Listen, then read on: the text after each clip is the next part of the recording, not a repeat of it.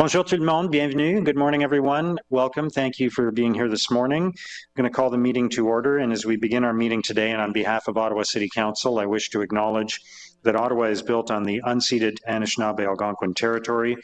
Les peuples de la nation Algonquin Anishinaabe. The people of the Anishinaabe-Algonquin Nation have lived on this territory for millennia. Their culture and present have nurtured and continue to nurture this land. The City of Ottawa honors the people and land of the Anishinaabe-Algonquin Nation. The City of Ottawa honors all First Nation, Inuit, and Métis peoples and their valuable past and present contributions to this land. For those who are able, please rise for a moment of personal reflection.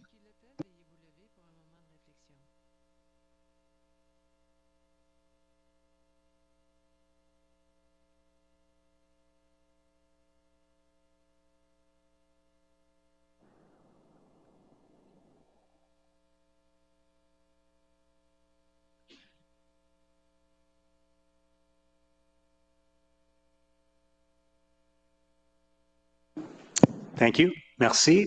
Please remain standing, and I will ask Councillor Kavanagh to introduce the performer of our national anthem this morning. Thank you, Mr. Mayor. It's my pleasure to introduce an Ottawa-born talent of who is a pop and gospel singer, Shauna Holder. Shauna's deep connection to the national anthem began in early childhood under challenging circumstances. At 4 years old, she experienced systematic exclusion when her kindergarten teacher kept her outside the classroom during the morning anthem. Demonstrating remarkable resilience, she used that time on the bench to teach herself the national anthem by listening to the speakers from afar. Today, Shauna proudly wears red and white as she finds healing and pride in the anthem, representing her country loud and proud, as a proud Canadian. She has performed at numerous high-profile events, including Ottawa's Martin Luther King Day and a commemorative hockey game where she was escorted onto the ice by Ron MacLean. Sustained by her faith, her ultimate dreams are to perform the anthem at Parliament Hill for Canada Day and at an Ottawa Senators opening game. Maybe the charge game too. I think that would be a good idea. You can also hear her original tracks on SoundCloud under the name Rainbow Star. Shauna wishes to extend her sincere thanks to City Council for this opportunity, and I'd like to welcome Shauna as she performs her a cappella rendition of the national anthem.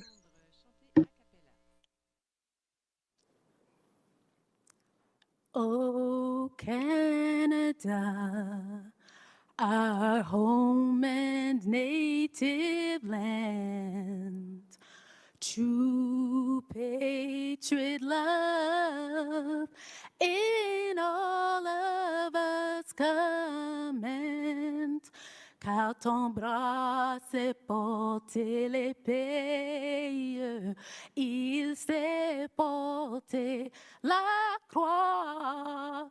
Ton histoire est une épopée des plus brillants exploits.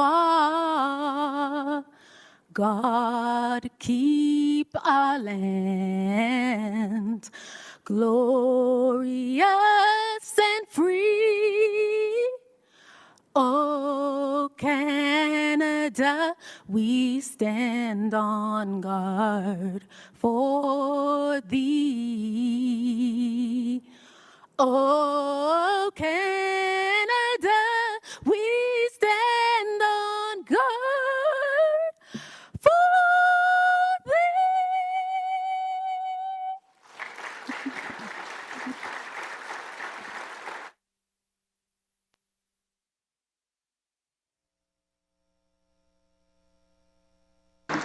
Thank you very much, Shauna. Thank you, Councillor Kavanagh. I'll ask now for the roll call, please. Councillor Luloff. Bonjour. Councillor Dudas. Present. Councillor Hill. Present. Councillor Curry. Here. Councillor Kelly. Present. Councillor Gower. Here. Councillor Kavanagh. Present. Councillor Johnson. Here. Councillor Devine. Here. Councillor Bradley. Here. Councillor Tierney. Present.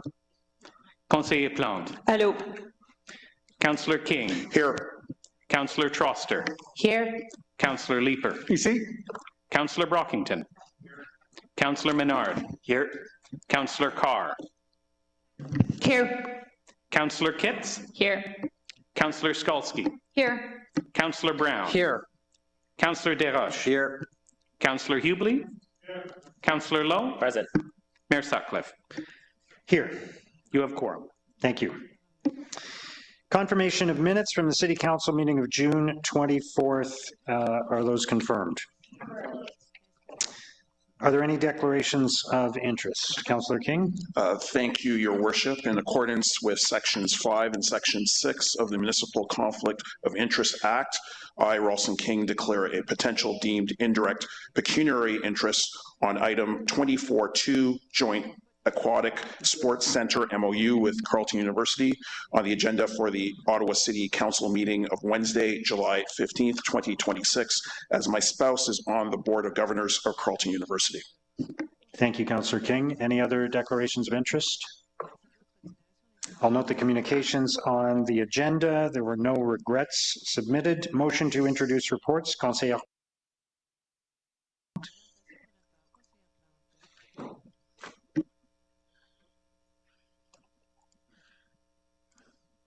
The report from the Ottawa Police Service Board entitled Ottawa Police Service Board Annual Report 2025, the report for Finance and Corporate Services Department entitled Development Charge Reduction Program, the report from Strategic Initiative Department entitled Transportation and Mobility Strategy and Action Plan, Agriculture and Rural Affairs Committee Report 37, Community Service Committee Report 23, Planning and Housing Committee Report 68, Public Works and Infrastructure Committee Report 27, be received and considered.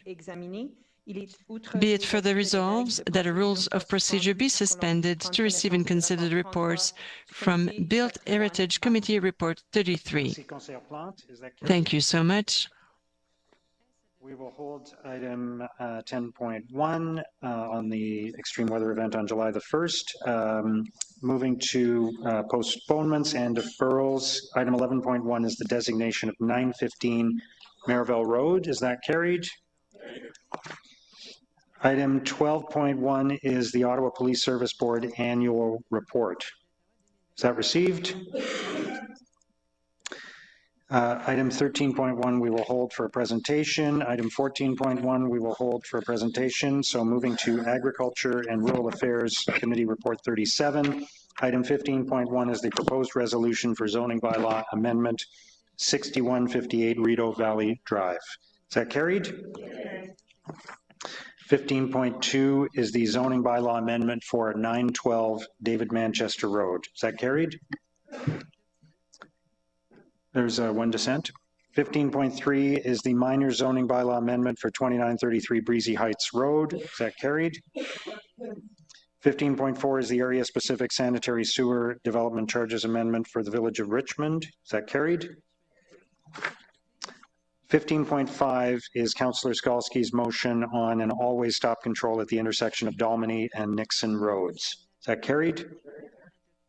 15.6 is Councillor Skalski's motion on Country Hill Estates in Osgood. Is that carried? 15.7 is the motion from Councillor Brown on speed reduction on Manotick Main Street. Is that carried? From Built Heritage, item 16.1 is the designation of the Golden Triangle Heritage Conservation District. Is that carried? Item 16.2 is the designation of 701 Montreal Road. Is that carried? 16.3 is the application to demolish the accessory structure of 66 Bradford Street. Is that carried? 16.4 is the motion from Councillor King on the stewardship of the Canadian Register of Historic Places. Is that carried? From Community Services, we have item 17.1, the motion from Councillor King on a data framework for unsheltered homelessness outreach model. Is that carried? We will hold item 18.1. There's a couple of directions related to that. For item 18.2, we have a technical amendment. I believe, Councillor Leeper, you have a technical amendment for the official plan amendment and zoning bylaw amendment on Loretta and Hickory. Is that right? Yeah, thank you, Mayor. Whereas Planning and Housing Committee recommended approval of an official plan amendment for 287-299 Laurier Avenue South and 153-157 Hickory Street on July 8th, and whereas the report inadvertently did not include all details of the desired policy revision, therefore be it resolved that recommendation 1A to the report be replaced with the following: approve the amendment to the West Downtown Core Secondary Plan in Volume 2A of the official plan for 287-299 Laurier Avenue South and 153-157 Hickory Street, as shown on document 1, to amend Schedule E in Chapter 1, Policy 4118 of the West Downtown Secondary Plan to permit a 12-story building as detailed in document 2. Therefore, be it resolved that document 2, details of recommended official plan amendment to the report, be amended by replacing paragraph 2.2 of Part B, the amendment with the following: 2.2, replace Policy 4118 in Chapter 1 of the West Downtown Core Secondary Plan with the following: development up to a height of 12 stories with a built form sympathetic to the surrounding neighborhood may be permitted at the northeast corner of Laurier Avenue and Hickory Street. My understanding is that's necessary just due to a mistake in the report originally. Okay, thank you, Councillor Leeper. On the technical amendment, is that carried? And the item as amended, is that carried? 18.3 is public notification for 267 O'Connor. Is that received? 18.4 is the official plan amendment for Stittsville West urban boundary expansion. Is that carried? 18.5 is the secondary plan update. Is that carried? 18.6 is the omnibus zoning bylaw amendments and updates on motions and directions concerning the new zoning bylaw. Is that carried? Dissent on item 8. Okay, noted. 18.7 is the area specific development charges amendment for Millennium Park. Is that carried? And from Public Works and Infrastructure, 19.1 is the School Street Pilot Agreement. Is that carried?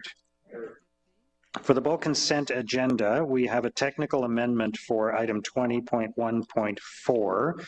So I'll ask Councillor Gower to read in that technical amendment, please. Thank you, Mayor. Whereas the City of Ottawa's current site plan control bylaw was updated to exempt residential and mixed-use buildings of up to 12 dwelling units from requiring a site plan control application, pursuant to motion number 2025-6605 in the context of the Housing Innovation Task Force report, and whereas planned unit developments of multiple residential buildings on a lot are exempt from site plan control if they contain up to 10 units, and whereas staff recommend a consistent application of the 12-unit exemption for residential construction on a lot, therefore, be it resolved that document 1 of the report be amended to increase the exemption to a maximum of 12 residential dwellings in a planned unit development as follows in document 1, section 442, following the words, is part of a planned unit development, add the words that contains more than 12 dwelling units. Thank you, Councillor Gower. So the technical amendment, is that carried? And the bulk consent agenda, with including the amendment, is that carried? Okay, colleagues, we'll move back to item 10.1 on the agenda, which is the extreme weather event update from July the 1st. And we'll start with a presentation from staff, followed by the introduction of some motions. And I'll turn things over now to our city manager. Thank you very much. Merci, Monsieur le Maire, and good morning, everyone. As we begin today's presentation, I want to acknowledge the profound impact that the July 1st extreme weather event had on residents, on businesses, and communities across Ottawa. Avant de commencer, je tiens à souligner l'impact. I would like to mention the impact of the extreme weather event on July 1st, the impact on resident and community within Ottawa. This was far more than a storm. It meant flooded homes, prolonged power outages, damaged property, downed trees, debris, and days of uncertainty and disruption. For some, it means the loss of cherished possessions, displacement from homes, and difficult decisions on how to recover and rebuild. Hearing firsthand about the impacts on residents and their families has been heartbreaking. Behind every flooded basement and damaged or uninhabitable home are people and families whose sense of safety and normalcy was disrupted. These impacts, they're deeply personal, and I recognize the emotional, physical, and financial toll that they have taken on our community. On July 1st, approximately 118 millimeters of rain fell in Ottawa in a period of approximately 4 hours, which is equivalent of more than an entire month's worth of rain in our city, setting a new record rainfall event. It's important to note that this is unprecedented in terms of the rainfall event that severely impacted many homes that never had experienced flooding before. And some neighborhoods were hit particularly hard, where up to 167 millimeters of rain fell, including the residents of Bay Ward, of College Ward, of Knoxdale-Merivale Ward, and Canada North Ward, where water entered homes within minutes of the most severe downpours. In addition, the impacts were compounded by the extreme heat that persisted in Ottawa for more than a week, creating additional health and safety risks, particularly for older adults, for people with disabilities, families with young children, and those with medical needs. City staff and I remain deeply aware of the hardships and the disruptions that these events have caused, and of the challenges many residents and their families continue to experience. And on behalf of the city, I want to acknowledge the resilience, the patience, and the determination shown by those affected, as well as the efforts of neighbors, community organizations, elected officials, first responders, and city staff who stepped up to support one another during a very difficult time. Aujourd'hui, nous ferons le point sur la réponse de la ville et les solutions aux résidents. Today's presentation will provide an update on the city's response to the extreme weather event, including the actions taken to support residents, protect critical infrastructure, restore services, and begin recovery efforts. On July 1st, the city was mobilized in the National Capital Region Coordination Center as part of our normal Canada Day operations. And in the days leading up to Canada Day, Environment and Climate Change Canada warned that Ottawa would experience a prolonged period of extreme heat, with daytime highs of reaching approximately 35 degrees and humidex values of above 40. Given this information, one of the city's main priorities at the time was to make cooling facilities and relief locations available to residents to help manage through the period of extreme heat. And later that day, Environment and Climate Change Canada issued a severe thunderstorm warning around 1:19 p.m. for Ottawa, as in line of intense storms approached. Reports indicated that Ottawa was under a yellow severe thunderstorm warning with heavy wind gusts and heavy rain expected. When the cluster of severe storms hit, it was much worse than anyone could have anticipated, with the torrential rain, lightning, strong winds, flooding, and power outages. The city's Canada Day Emergency Command Center quickly shifted its focus and mobilized city staff to focus on 3 immediate priorities: life safety, access to roads and critical transportation corridors, and impacts to municipal infrastructure and essential services. As of July 1st, Ottawa Fire Services responded to nearly 700 emergency calls. The city's 311 call center received more than 7,000 calls, and more than 36,000 residents lost power. And city crews responded to hundreds of service requests involving flooded roads, traffic signal issues, downed trees, and damaged infrastructure. As the extent of residential impacts became clearer in the hours and days that followed, the city's response expanded beyond that immediate emergency operations and ramped up to focus increasingly on directing and supporting residents.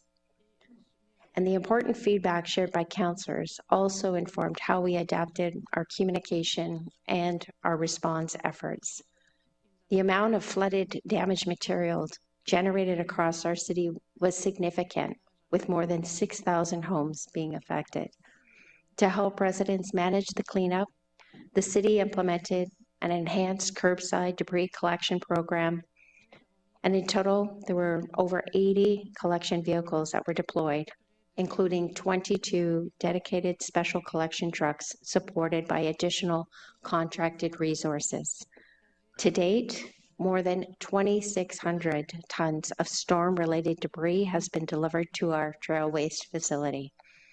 In addition, an emergency reception and lodging site was established at J.A. Duluth Arena to assist residents temporarily displaced from an apartment building on McEwen Avenue that was severely impacted by flooding.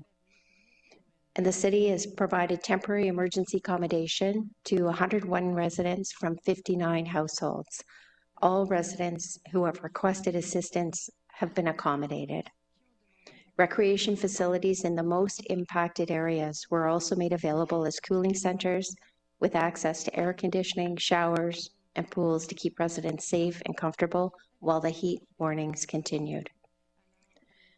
As reports continued to flow from across the city, staff worked around the clock to better understand the scale and the geographic distribution of the impacts, identifying emerging risks and assessing what services and resources were most urgently needed. As mentioned previously, the first priority was to ensure life safety. Emergency social services and accommodation teams were mobilized to provide support to residents whose homes were no longer safe or habitable. Particular attention was given to older adults living alone, people with disabilities, and tenants living in basement apartments, many of whom experienced disproportionate impacts from the flooding and faced additional barriers during recovery. To date, Ottawa Fire Services, supported by St. John's Ambulance and the OVSIR, have concluded more than 3,100 door-to-door wellness visits in impacted communities. Our partners at Ottawa Police, alongside bylaw officers, have also been deployed to affected neighborhoods to gather and provide information and remind residents of potential health risks associated with sorting through or salvaging materials from storm debris and discarded waste. All of the information gathered from the wellness visits, the neighborhood walkabouts, and the feedback from councillors subsequently informed our approach for the community hubs and the information sessions that followed. The city opened 5 community information hubs with staff on site to answer resident questions and provide the latest information and programs, including resources and safety. Information and feedback gathered through these hubs really helped shape the community information sessions, where city staff and community partners provided detailed guidance on flood recovery, including waste disposal, cleanup safety, permits, infrastructure damage reporting, support programs, and insurance claims. And to date, more than 1,000 residents have attended the information hubs and the community sessions. After working closely with the Ministry of Municipal Affairs and Housing, the province has confirmed that the Disaster Recovery Assistance for Ontario's program will be activated for residents in eligible areas for Ottawa affected by this significant flooding. With that, I want to take a moment to acknowledge a reality that many residents have expressed. While city staff response teams were immediately deployed for some time, it felt as though the city was not moving quickly enough during the earliest stages of the event. And it is very important that we listen to that feedback. As with any large-scale emergency, there is always an understandable expectation for immediate action and support. Every emergency is different. Each one has its own challenges, its difficulties, uniqueness, and complexities. And in this case, one of our early challenges was determining the very full scope and severity of impacts, given a lot of the damage was inside people's homes. But through the information coming through our call centers, our counselors, service channels, field operations, and community partners, That evolved rapidly over the first several days, and the picture became clearer, and the city adapted and evolved its response accordingly. That context does not diminish the frustration experienced by residents. Rather, it underscores the importance of continuously addressing our response, learning from each event, identifying opportunities to strengthen how we support our residents during future emergencies. In today's presentation, we'll provide Council with a more detailed overview of the response, the actions that have been taken across city departments, the ongoing supports provided to residents, and the lessons learned that we are already beginning to adjust. I want to reinforce that the city is here for residents and will support the community for as long as it is needed. And before I pass off, I would like to recognize the role of Mayor Sutcliffe and members of Council during this event. Avant de terminer, je tiens à remercier le maire Sutcliffe. I'd like to thank Mayor Sutcliffe and members of Council for the roles they play during this event. For managing significant impacts in their wards while also experiencing the consequences of the storm personally. Some faced flooding and property damage themselves as they worked long hours to support residents, communicate local concerns, and really help connect the communities with city services. Your leadership and advocacy were important throughout this response. Thank you. I also want to take a moment and recognize and thank city staff. Je veux aussi remercier le personnel de I la also ville. want to thank city staff. Employees have stepped up in extraordinary ways. Many were working extended hours under very difficult conditions. Some too were dealing with flooding, power outages, and disruptions in their own homes and neighborhoods while continuing to serve our community. Despite those personal challenges, they remained focused on helping residents, supporting one another, and delivering the services that our community relies on during a very difficult time. Their professionalism, compassion, and dedication reflected the very best of municipal service. To all of our staff, emergency responders, community partners, volunteers who contributed to this effort, thank you. Encore un grand fois, un grand merci. Once again, a big thank you. Over to Ryan. Thank you. Thank you, Wendy. Good morning, Mr. Mayor and members of Council. I'm going to walk you through the operational response, how we prepared, how we responded, and how the response expanded as the impacts became known. I will also speak to the work that continues today to support residents through recovery. Je vais vous présenter comment nous sommes préparés. I will present to you how we got prepared for this, how we reacted, and how we expanded our operations as soon as the impacts became clearer. Next slide, please. The city entered Canada Day with a coordinated emergency management structure in place. Planning began approximately 6 months in advance through the Special Event Advisory Team, or also commonly referred to as SEAT. That planning brought together city services, Ottawa Police, federal partners, and event organizers. It established the operational structures required to coordinate and support the largest annual special event in the National Capital Region. The city's emergency management program, including the Municipal Emergency Plan, uses an all hazards function-based approach.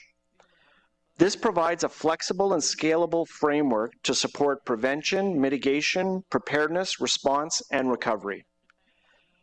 On April 14th, approximately 11 weeks before July 1st, the Office of Emergency Management led a tabletop exercise focused specifically on an extreme weather event affecting Canada Day activities at LeBreton Flats.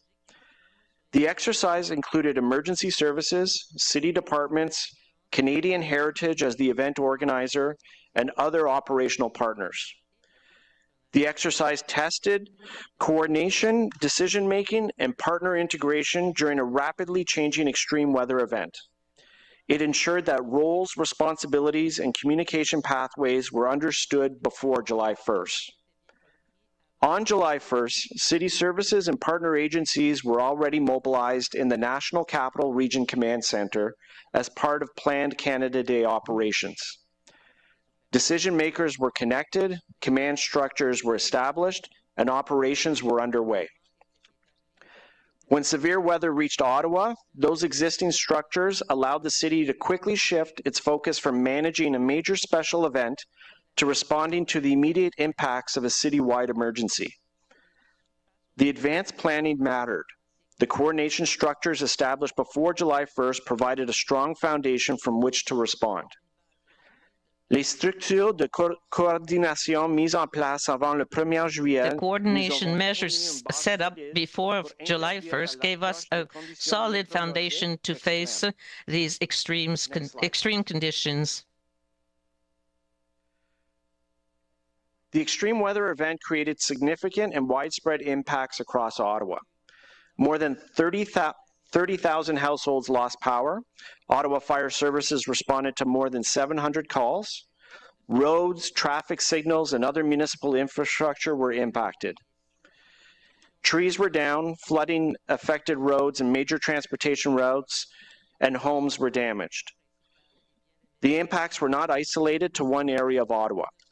Service requests were received from every ward, although several communities experienced a much greater concentration and severity of damage. The initial response focused on immediate public safety concerns, emergency calls, and critical infrastructure impacts. La réponse initiale s'est concentrée. The initial response focused on urgent cases and the impacts on the essential infrastructure. At the same time, information from residents began to identify a broader recovery need, particularly related to basement flooding and residential damage. The full extent of impacts could not be determined from rainfall data or initial field observations alone. The picture developed through multiple sources, including 311 reports, emergency calls, counselors' feedback, field assessments, infrastructure inspections, and direct engagement with residents. By July 2nd, the city had received more than 3,000 reports of basement flooding. That number continued to increase over the following days and now exceeds 6,000. This was an emergency where the scale and severity of impacts became clearer over time. As new information emerged, the city adapted its response and increased resources where they were needed most. An emergency reception and lodging site was established to support residents displaced from an apartment building on McEwen Avenue, and emergency social services were mobilized to assist residents who could not safely remain in their homes. To date, the city has provided emergency accommodation to more than 100 residents, and every known request for emergency accommodation has been met. Next slide, please. On this slide, I want to highlight how the city coordinates a response of this scale. During an emergency like this, many city services and partners respond at the same time, each with their own responsibilities. The Emergency Coordination Center brings those efforts together. It creates a common operating picture and provides a place for operational leads and key partners to share information, identify emerging risks, and establish shared priorities, all with the objective of supporting our residents. The Emergency Coordination Center does not replace departmental operations. Departments continue to lead their areas of responsibility. The center connects those efforts and ensures services are working together rather than responding to shared challenges in isolation. The city uses the Incident Command System, also commonly referred to as ICS, to organize this work. ICS is a nationally recognized framework that provides a standardized but flexible structure that can expand or contract depending on the size and complexity of the incident. For this event, the city mobilized the Emergency Coordination Center and has maintained an enhanced operation posture. This allows decision makers to maintain situational awareness, coordinate resources, and adjust operations as the impacts became clearer. Based on the operational environment, the authorities available to the city, and the ability to coordinate resources through existing emergency management structures, including the ECC and ICS, as well as enhanced coordination across departments and partners, declaring a state of emergency has not been recommended at this time. However, to be clear, this does not mean the situation is not an emergency. Significant response actions are underway, and the city continues to actively coordinate resources, manage impacts, and support the community through established emergency management processes. The ECC and ICS structures ensures that the city remains connected, resources are coordinated, and decisions are made quickly to support residents throughout the response and recovery. Next slide, please. As the extent of residential impacts became clear, the city expanded its response beyond immediate emergency operations and increased direct support to affected residents. To date, the city has received more than 7,000 storm-related service requests, including more than 6,000 reports related to basement flooding. Ottawa Fire Services and community partners have completed more than 3,100 door-to-door wellness visits. More than 1,000 residents have also attended community information hubs and community information sessions, which provide direct access to city staff, information, and available supports. Our outreach was active and targeted. We went into the affected neighborhoods, knocked on doors, spoke directly with residents, and identified households requiring additional assistance.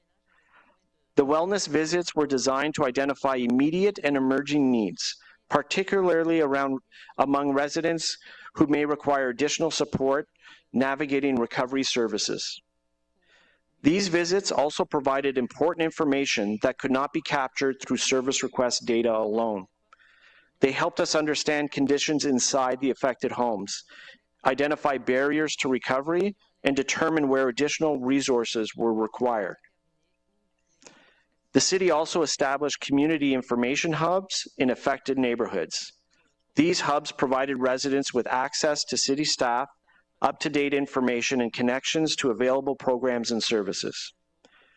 The information gathered through these interactions helped shape the next phase of our outreach.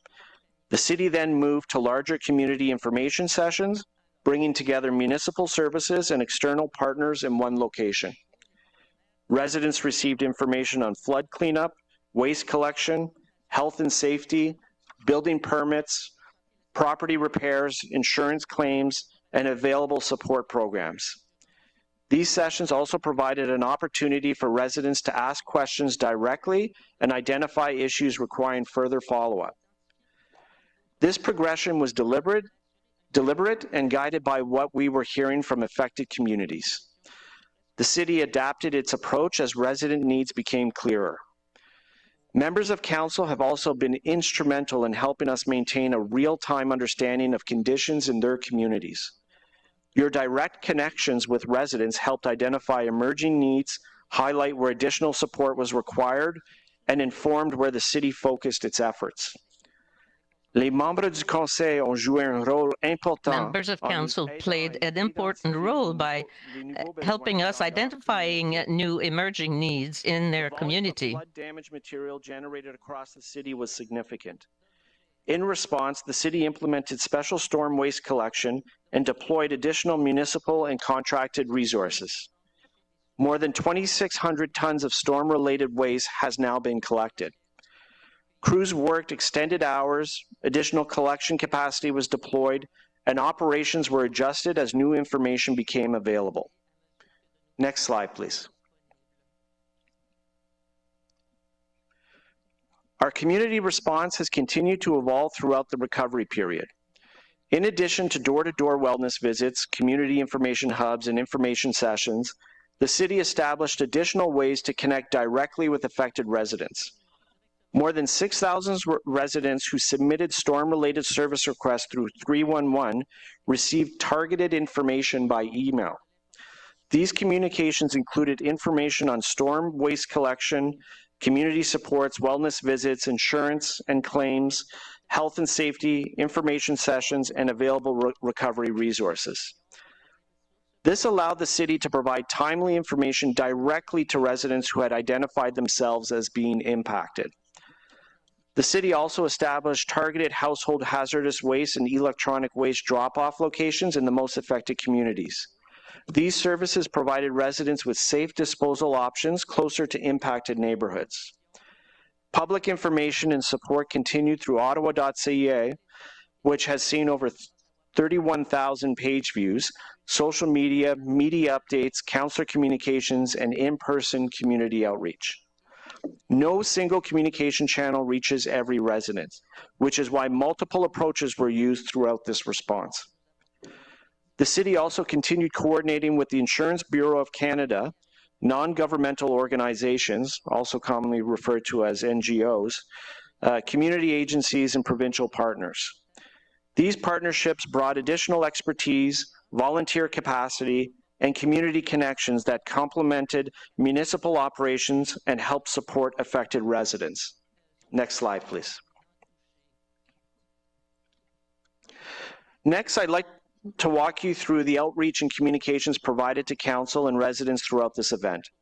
This timeline shows how communications evolved, from advanced preparedness messaging through emergency response and into sustained recovery. Throughout every phase, the city maintained regular communication using a range of channels to keep residents and council informed. This included public service announcements, media availabilities, a dedicated extreme weather event page on Ottawa.ca, councillor updates, proactive and targeted email communications, social media, and direct community outreach. Our objective was to provide timely, accurate information and ensure residents had access to the information they needed. Communications began before the extreme weather event, with proactive messaging on June 30th regarding the extreme heat expected over the Canada Day holiday. Councillors received advance notice, followed by public messaging advising residents where they could access cooling spaces, extended facility hours, and available supports. When the extreme weather arrived, the city was already in a strong operational posture.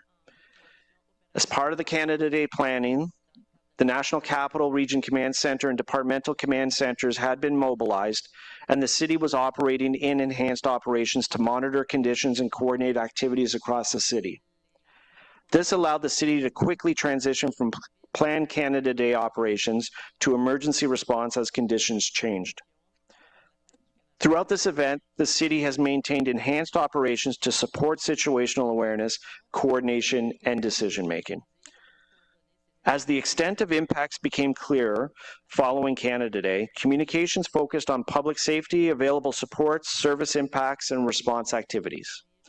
The priority was providing residents with accurate information to help them understand what had occurred, what services were available, and where they could access support. By July 2nd, reporting through 311 confirmed this was a significant citywide event.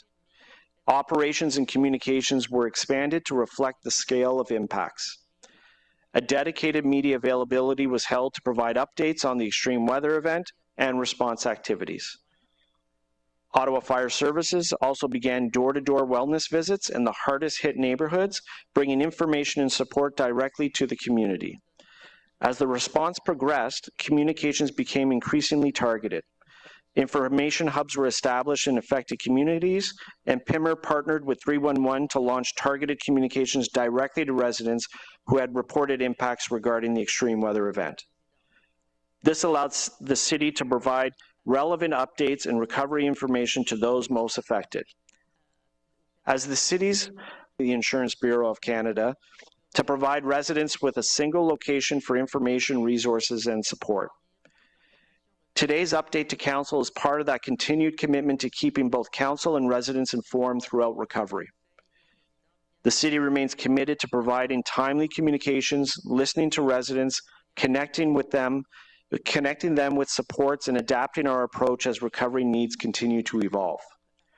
La ville demeure déterminée à communiquer The city is rapidement, determined to communicate quickly, to assist the residents and to put them in contact with support services and to adapt our approach as the new needs emerge. Next slide, please. The city engaged the Provincial Emergency Operations Center on the evening of July 1st. That engagement continued as the extent of the residential and community impacts became clearer. The city continues to have active requests for provincial assistance focused on supporting affected residents. On Monday, July 13th, the province of Ontario confirmed that the Disaster Recovery Assistance for Ontarians program will be activated for eligible residents affected by significant flooding in Ottawa. Eligible residents will be able to apply for financial assistance for losses not covered by insurance once the program is formally activated and application details are released. Residents are encouraged to monitor ottawa.ca for updates, information on eligibility, the application process, and available supports will be shared as soon as details are provided by the province. At the same time, the city continues to track municipal response costs and assess damage to municipal infrastructure. This work will inform any potential requests under the Municipal Disaster Recovery Assistance Program.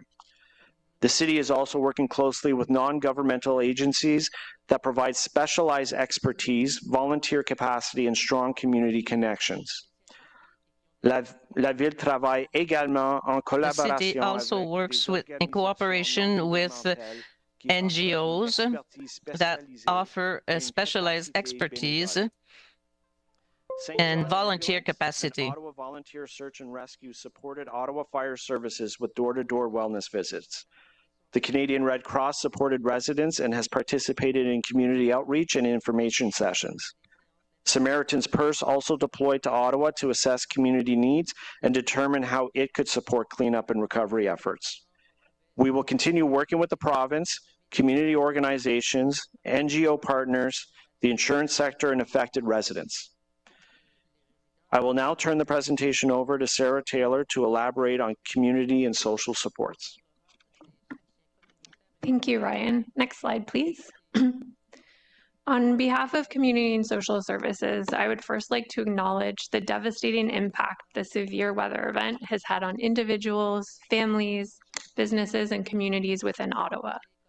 I would also like to thank the councillors, city staff, volunteers, community agencies, and neighbors who have been working tirelessly to respond. Through the city's emergency management plan, Community and Social Services works in partnership across city departments and with community agencies to respond to the social needs of those impacted. This includes through the ECC, supporting the Emergency Social Service function, participating in the Community Support and Wellness Visits Task Force, and working with city departments and community agencies to collaborate and coordinate with the dissemination of information, services, and social supports for residents affected by the extreme weather event. We continue to maintain access to essential services while providing outreach and assistance to individuals and families experiencing displacement or other flood-related challenges, with a focus on supporting residents who may face additional barriers and disproportionate impacts, including older adults, people experiencing homelessness, individuals with disabilities, and low-income households. Community and Social Services is helping connect residents with temporary emergency accommodations, community supports, information on financial assistance program, as well as wellness resources. Since July 2nd, 46 emergency assistance applications have been completed, with the majority related to food loss resulting from extended power outages or personal items not covered by insurance. As Ryan mentioned, we've supported over 100 residents from approximately 60 households with temporary emergency accommodations and emergency social service supports. As well as part of the Wellness Visit Task Force, staff have completed over 200 follow-up calls from wellness visits to impacted residents who requested additional support. I would also like to acknowledge the work of community resource centers and 211, who are key partners in the response effort, leveraging their local connections to support residents across affected neighborhoods. They provide system navigation assistance and help connect residents to available resources. In closing, I would like to thank again all those currently responding to the extreme weather event for their collaborative approach, ongoing dedication, and efforts that continue. I will now turn the presentation to Alain Gontier to elaborate on the Public Works response. Merci, Sarah. So before I begin, I also want to acknowledge the significant impact this extreme weather event has had on residents and communities across Ottawa. Some neighborhoods experience extensive flooding and damage, and I know many residents are still working through the recovery process. On behalf of Public Works, I want to thank residents and councillors for their patience. I also want to recognize our teams who have worked tirelessly since this event began. Au nom des travaux publics, je tiens à remercier on behalf of Public Works, I want to thank the residents and councillors for their understanding and patience. Because many of our teams were already deployed supporting the July 1st celebrations, we were able to respond in real time as the storm unfolded. Now, our first priority was and continues to be public safety and the safe operations of the city. The absolute priority has always been the public safety and the good operation of the city. While our operations work to address the needs of our community, many teams behind the scenes drafted and distributed timely updates to council, ensuring accurate and critical information was available as quickly as possible.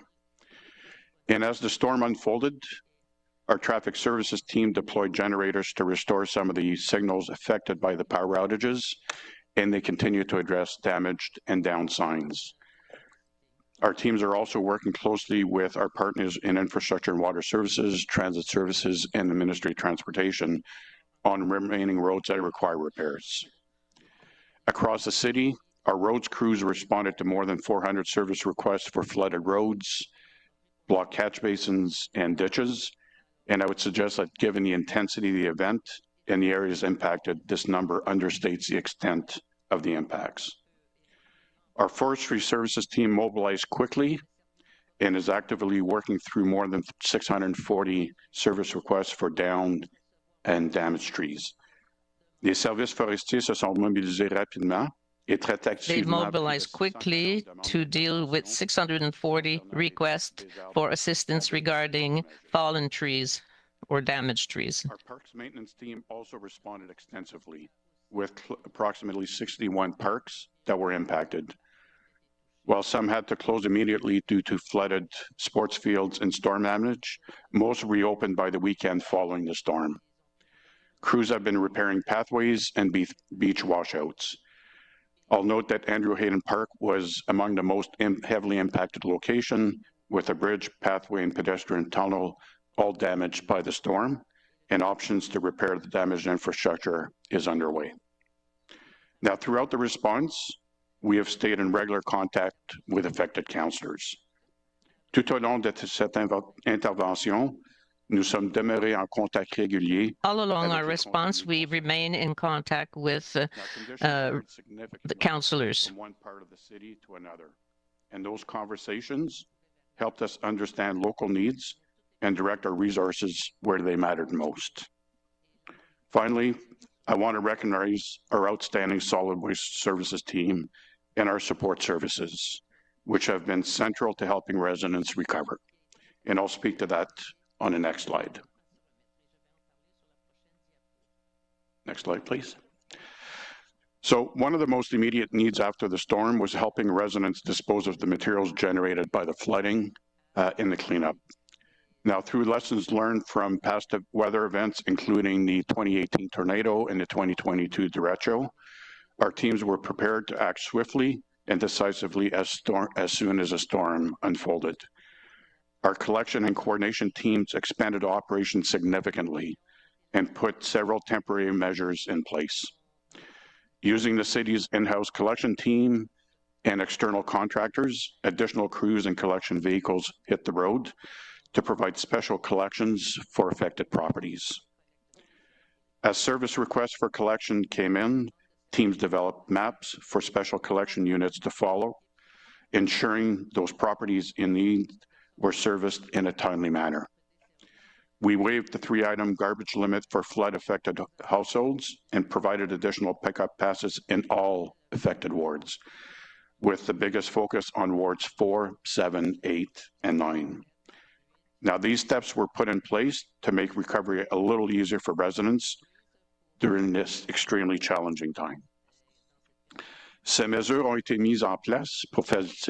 measures have been put in place to help residents recover in this very difficult moment. As was noted, our teams have collected more than 2,600 tons of storm-related waste.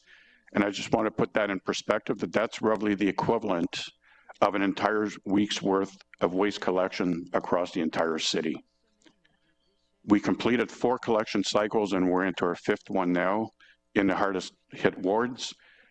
We've also made 2 collection cycles in wards with known impacts, and our efforts continue. We also expanded curbside acceptance to include small quantities of construction and demolition waste. We waived the tipping fee for flood-impacted homes for the disposal of waste at the trail waste facility, and we extended the days of operation to accommodate more residents. Recognize that some materials can't go through the regular curbside collection. We've also held dedicated drop-off events for household hazardous waste and electronic waste. And having visited some of these sites, I can confirm that they were well attended and very much appreciated by residents. Now, we continue to collect waste citywide with a focus on the areas that were hardest hit. We are collecting the waste everywhere throughout the city, but we're focusing on some sectors. We still require storm-related waste to submit a request through 311. That helps us know where the needs are so we can direct our resources accordingly. And for the most current information, residents should visit the extreme weather page on ottawa.ca. I'll close by once again thanking residents and councillors for their patience and their outreach. I also want to thank our dedicated staff and partners for their tremendous work helping Ottawa recover. We're not going anywhere until the cleanup is done. We will be there until the cleanup is finished. I'll pass it on to my colleague, Tammy Rose, for her update. Merci beaucoup, Alain. Before speaking to the technical aspects of this extreme weather event, I want to acknowledge as well the very real impact on residents, businesses, and communities across Canada, across Ottawa, apologies. Many residents experienced flooding in their homes, property damage, extended cleanup efforts, and significant disruption on what should have been a day spent celebrating Canada Day with family and friends. Before giving you more technical information about its storm, I would like to explain what happened to residents and to businesses. Many residents were flooded, their households damaged, and they were this Canada Day celebration were disturbed by this very big storm. And looking for answers. Those feelings are understandable. Our focus since July 1st has been on supporting the response and recovery efforts, understanding what happened, and identifying what we can learn moving forward. On July 1st, Ottawa experienced an extreme and highly localized weather event. While some areas of the city received modest rainfall, other locations experienced extraordinary volumes of rain over a short period. Our analysis shows rainfall totals ranging from about 15 millimeters to as much as 167 millimeters. The highest totals were recorded in the West End, including 167 millimeters at the Britannia Gauge, 151 millimeters at Colonnade, and 144 millimeters in Nepean. To put that in context, a typical rainfall event may produce only 5 to 15 millimeters of rain. In some areas, rainfall levels approached or exceeded what is typically associated with a 1 in 200-year storm event. Municipalities across Canada have experienced similarly intense rainfall events in recent years, often resulting in significant impacts to residents, infrastructure, and transportation networks. In July 2024, parts of Toronto and Southern Ontario received more than 100 millimeters of rain within a matter of hours. The event resulted in more than 700 basement calls on that first day alone. Approximately 167,000 customers lost power, and major transportation corridors, including the Don Valley Parkway and Union Station, were flooded, and insured losses are currently estimated at nearly $1 billion. Similarly, in July 2023, the Halifax Regional Municipality experienced rainfalls totals exceeding 200 millimeters in many areas over approximately 24 hours. The flooding displaced hundreds of residents, damaged approximately 500 road sections, 48 bridges, with several needed replacements across Nova Scotia, and resulted in significant economic and community impacts. These recent events illustrate the increasing frequency and severity of extreme rainfall across Canadian municipalities. They also reinforce the importance of continuing to invest in resilient infrastructure, emergency response capabilities, and community preparedness.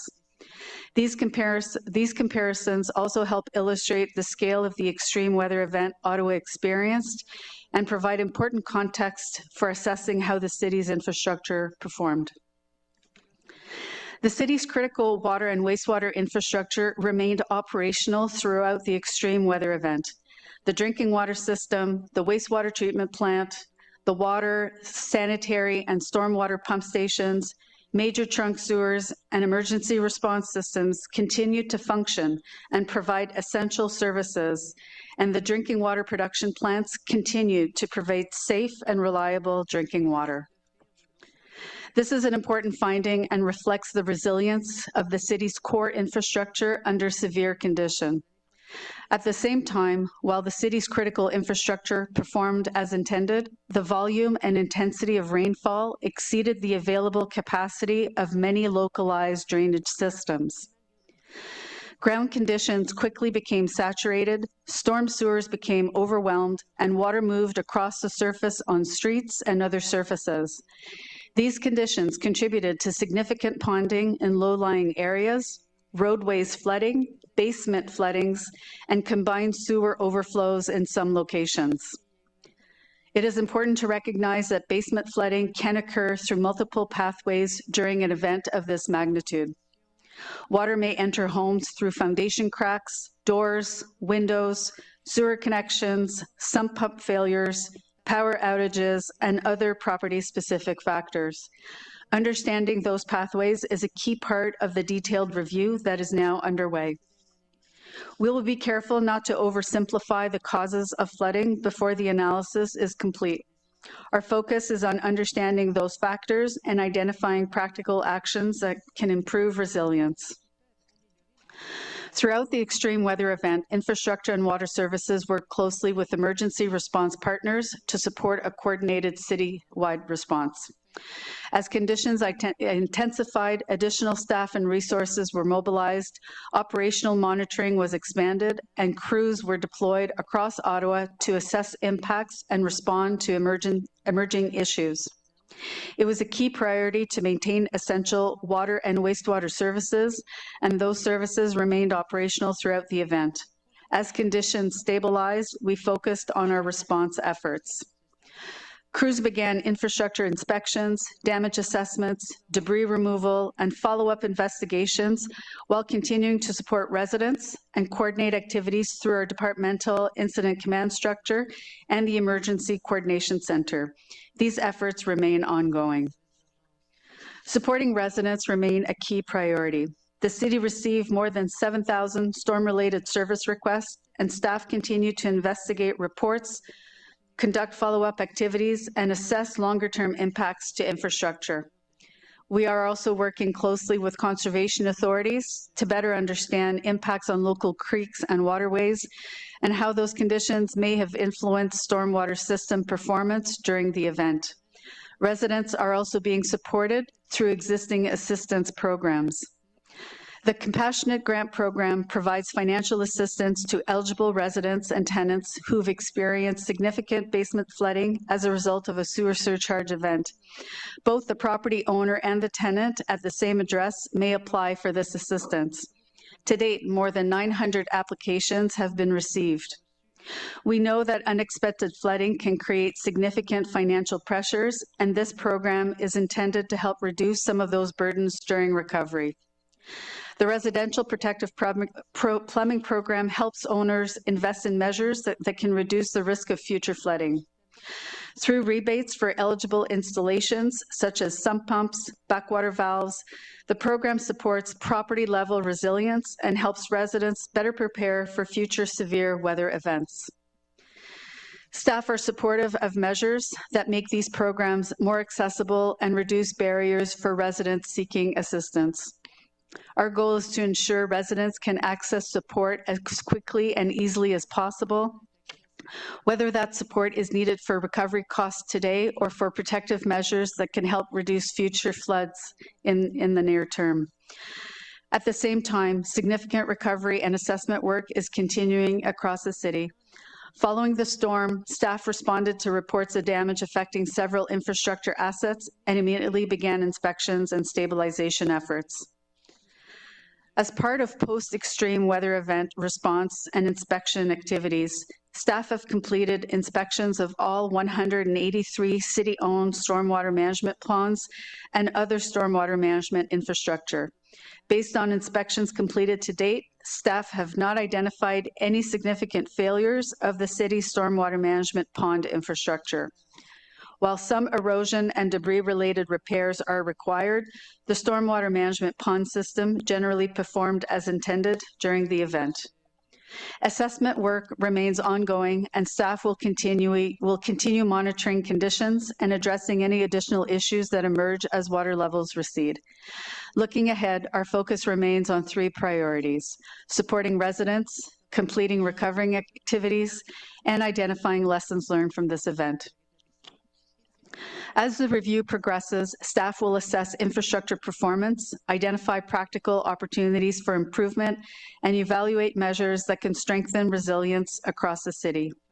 Findings and recommendations will be reported back to Council and shared publicly. Thank you. I will now pass the presentation over to Dan. Bonjour, Monsieur le Maire, membres du Conseil. Hello, I'm going to everyone. speak to you about the impact of the extreme weather event on city facilities. 28 of our facilities were impacted significantly by the weather event. Some of these sites were open, delivering programs or supporting Canada Day events on that day, and implemented emergency closure and shelter-in-place protocols to deal with the rapid onset of the heavy rain, the thunder, and lightning. Of the 28 impacted sites, 25 facilities experienced only minor flooding, wind-driven leaks into the facility, as well as power failures. And in all cases for those 25, staff were able to address the concerns and have the facility reopened July 2nd to provide services. However, 3 of our facilities, Ben Franklin Place, the Carlingwood Public Library branch, and Corkstown Outdoor Pool experienced significant flooding that resulted in damages and the requirement to close. On July 1st, facility operations staff were activated across the city at approximately 3:15 p.m. to respond to reports of various flooding and power outage issues in our buildings. On-call staff were immediately dispatched to assess facility conditions, implement flood mitigation measures and cleanup, protect the building and its system, and then coordinate our response resource and mobilize contractors and restoration specialists. Since July 1st, over 525 direct labor hours supplemented by contracted services have been employed to address building impacts. And I'd like to recognize our facility operations team, trade staff, contractors, and partners who mobilized very quickly and worked around the clock to protect our facilities and restore services to minimize impact to service. Let me speak a bit about Ben Franklin Place. Dewatering began in that facility within 2 hours of flooding. The lower level of Meridian Theatre and the library were the most significantly impacted, with up to 6 feet of water filling these areas. Impacted areas included the main and small theatre stages, the orchestra pit, the main stage lift, the front row seats of the theatre, and the lower studio and its lobby. Impacted equipment included speakers, cables, electronics, a grand piano, and specialized flooring. In the library area, flooring and furnishings on the lower level were impacted. All areas have had floodwaters removed, and work is underway to remove the material and equipment from the impacted areas of the theatre, and reinstatement is scheduled to begin July 24th, with reopening to be determined once contractors have fully scoped out the work to be completed. There has been ongoing outreach to theatre rental clients and ticket holders to advise them of impacts. The main administrative tower of Ben Franklin Place was not directly impacted, but was closed for a few days to the public and staff, and reopened this Monday, July 13th. And this was because of the impact on the building's ventilation and life safety systems that had to be restored. The Carlingwood Library was also impacted with significant water infiltration on the ground level. This resulted in damage to flooring, furnishing, and fixtures and equipment. Dewatering was initiated that evening and continued on July 2nd. The flooring for the entire ground floor became too saturated to remediate and has been removed. A restoration plan has been developed and will commence July 20th. For both Nepean, Centrepoint, and Carlingwood branches, OPL staff are leading communications on service impacts and reopening plans. Corkstown Pool and the surrounding park were severely impacted by the flood. Impacts include the asphalt parking lot that was mostly washed away. This is the picture that you see on the slide that makes the parking look like a lake. The pool pavilion, the pool's mechanical and electrical system, as well as the tennis court and fencing were also impacted. The tennis court is now reopened. The parking lot is being reconstructed and will reopen as a gravel parking lot surface for now, and remediation is being completed on the pool building and equipment. The pool will reopen Monday, July 20th. Other impacts include 4 splash pads that were impacted by lightning strikes in the area. 2 pads at Eastvale and Billy Bishop Park have been repaired and are back in service, while 2 others, Boothfield and Atrium, received serious damage to the electronic circuitry and require new components. New parts have been ordered, and it's expected that this may take until mid-August. 4 wading pools were also temporarily closed because of branches that fell in the vicinity and opened quickly. As well, 10 ball diamonds were flooded out, but were able to reopen July 2nd because of the standing water on the field. Now turn it over to Rick for his update. Thank you, Dan. I too would like to extend my personal condolences to those in the city that were impacted by the storm. I'd also like Council to understand that OC Transport staff did their very best to keep people moving during the storm as well. That said, the extreme weather event did impact areas of the Stage 2 West Extension construction project. East and West Connectors, or EWC, our contractor, is now focused on completing a comprehensive assessment of the damage and repairs required. I'd let you know that this is going to take some time to complete, as all affected aspects of the West Extension construction project must be carefully inspected. It's also too early to comment on how long the repairs may take or what this will mean to the overall project schedule. We'll let you know that we intended to provide an updated schedule review in early 2027, but I'd let you know now that as we do get information comes available, Council will be advised on the weather assessment. It'll be the assessment of damage, the scope of work, supply chain, and stage repairs. Now, flooding was seen in several areas, including the section of the guideway near Moody Drive, within the tunnel along the Kitchizivi, at the stations of New Orchard, Sherbourne, Queensview, and Pinecrest stations. So far, I have received some preliminary information in the Moody Station area, and it appears that a significant amount of the electrical systems and equipment, ballast, sections of the track, as well as troughs and cabling are all impacted and need to be repaired.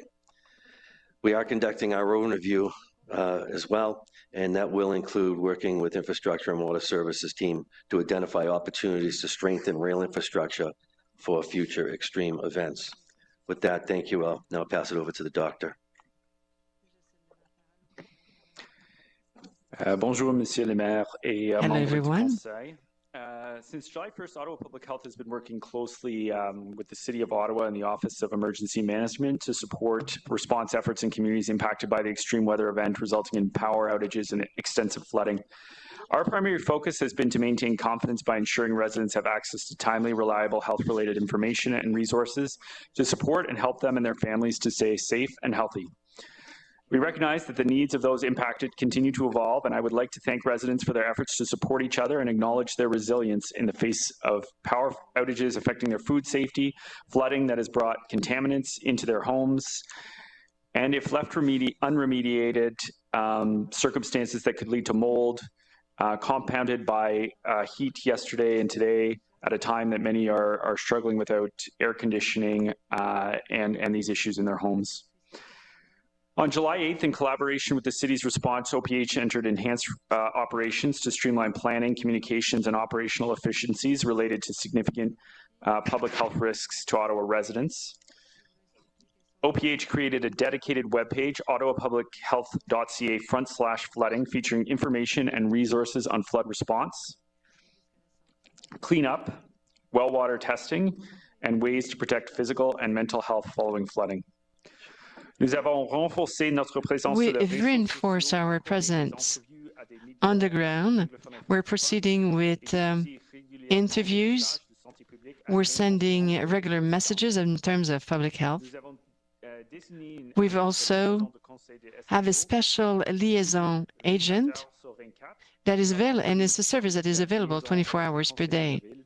We have also a liaison person responsible to talk to councillors. In addition, our public health inspectors have been present at the city's information hubs and information sessions in affected wards to provide public health information and answer residents' questions directly. As residents continue their recovery, there are several important public health messages that I would like to emphasize today. Floodwaters can contain debris, sewage, chemicals, and other contaminants, increasing the risk of exposure to harmful bacteria and pollutants. It is important that water-damaged materials and belongings are assessed, cleaned, dried, or discarded to help prevent mold growth and other potential health risks. Mold should not be painted over or covered, as it will continue to grow underneath, and large areas of mold or more behind walls may require professional remediation. Residents are also reminded not to collect discarded items left at the curb. These items may have been contaminated by floodwater, sewage, or mold and could pose a risk to health and safety. Please leave them for collection by the appropriate waste management teams as described earlier. Les efforts d'intervention et de reconstruction ne se limitent pas à nos Recovery efforts are not just limited to households and neighborhood. We need also to take measures in terms of physical and mental health. And this can be impacted by flooding. I encourage residents to reach out for support. Please visit OPH's Responding to Stressful Events webpage to learn how to talk to children and youth about their feelings during these stressful events, recognize signs of stress, and learn about strategies to cope, and know where and when to seek help. I encourage members of council to continue sharing these resources with your communities and your networks, and I thank you for doing that so far. Compassion, empathy, and social connection are important parts of this response, and your leadership plays a crucial role in helping residents access the information and support they need. Thank you for the opportunity to provide this update. I would also like to again thank the residents of our community, our frontline staff, emergency responders, community partners, and city colleagues, including everyone around this table, for their continued dedication. Merci beaucoup. Thank you very much, Dr. Arneson, and I just want to say thank you to my colleagues this morning for the presentation and update on the extreme weather situation here in the City of Ottawa. I also want to say thank you again to Mayor and members of Council for your continued leadership and your support throughout this event. You know, you've heard about the significant progress that's been made, but we recognize that for many, the journey to recovery is far from over. You know, residents and families are still cleaning up. They're repairing their homes. They're navigating insurance claims and working to regain a sense of normalcy. And we know that recovery does not end once the emergency has passed, and neither does our commitment in terms of supporting residents. And I want to reinforce this morning that the city remains here for our residents and for the community. We're going to continue to work closely with councillors, affected residents, local community organizations and partners, as well as the province, to ensure that people can access the information and the resources and supports that they need throughout this recovery process. And I also recognize that every emergency provides an opportunity to learn. You know, we've heard feedback from residents, community leaders, members of council, and we will continue to listen. As the community needs evolve, our response will revolve as well. And most importantly, I want residents to know that they are not alone. The city remains committed to supporting our community and helping residents access available assistance and doing everything that we can do to support a safe and resilient recovery for everyone affected by this storm. Thank you very much. This is the end of our presentation. C'est la fin de cette présentation. Merci, le maire. That's the end of our presentation. Thank you very much, Mr. Mayor. Thank you so much to everyone for this detailed presentation. Before going further, we do have some motion. I would like to introduce a few motions. I know my colleagues have some motions to introduce as well. What I'd like to do is put all those motions on the table. They will require suspension of the rules of procedure, which I will ask for for all of the motions at the same time.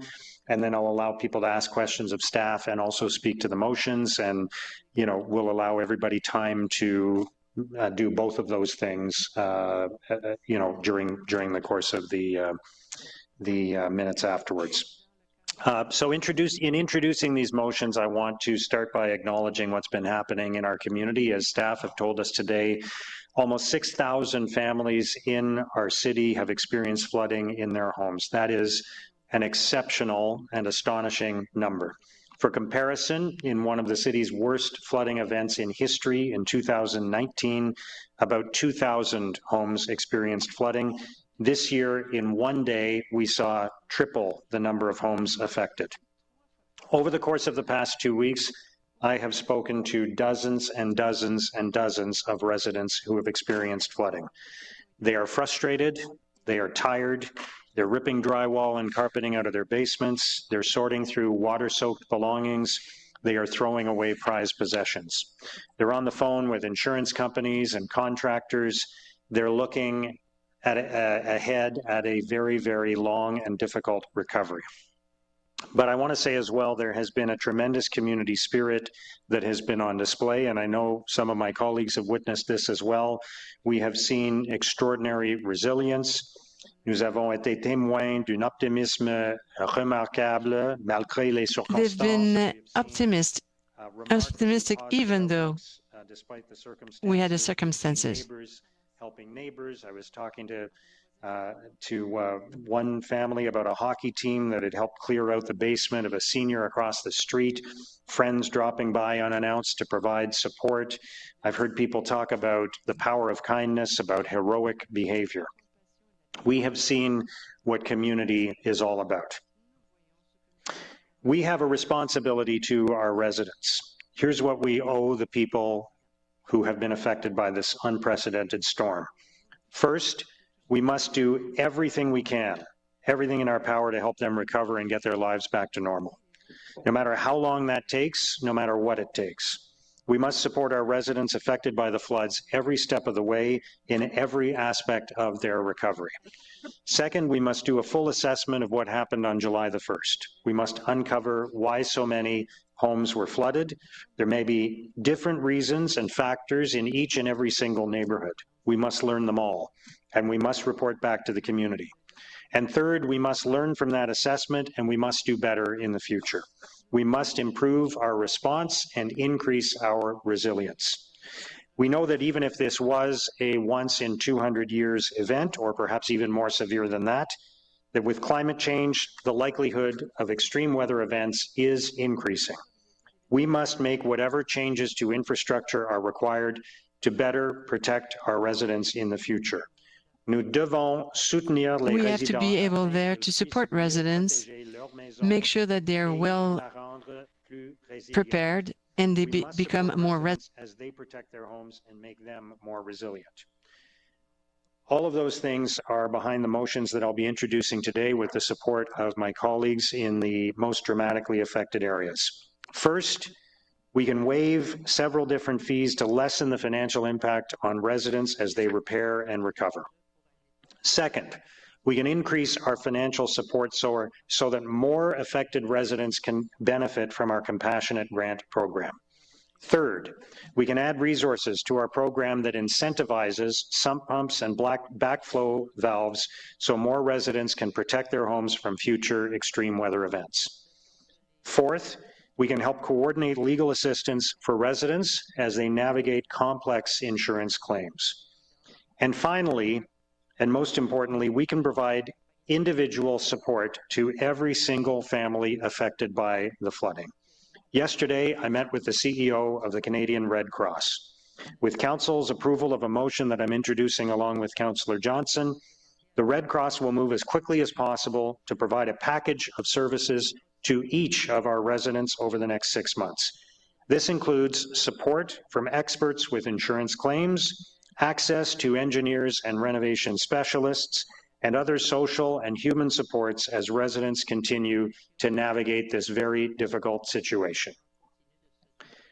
No one should have to navigate these difficult days and decisions alone.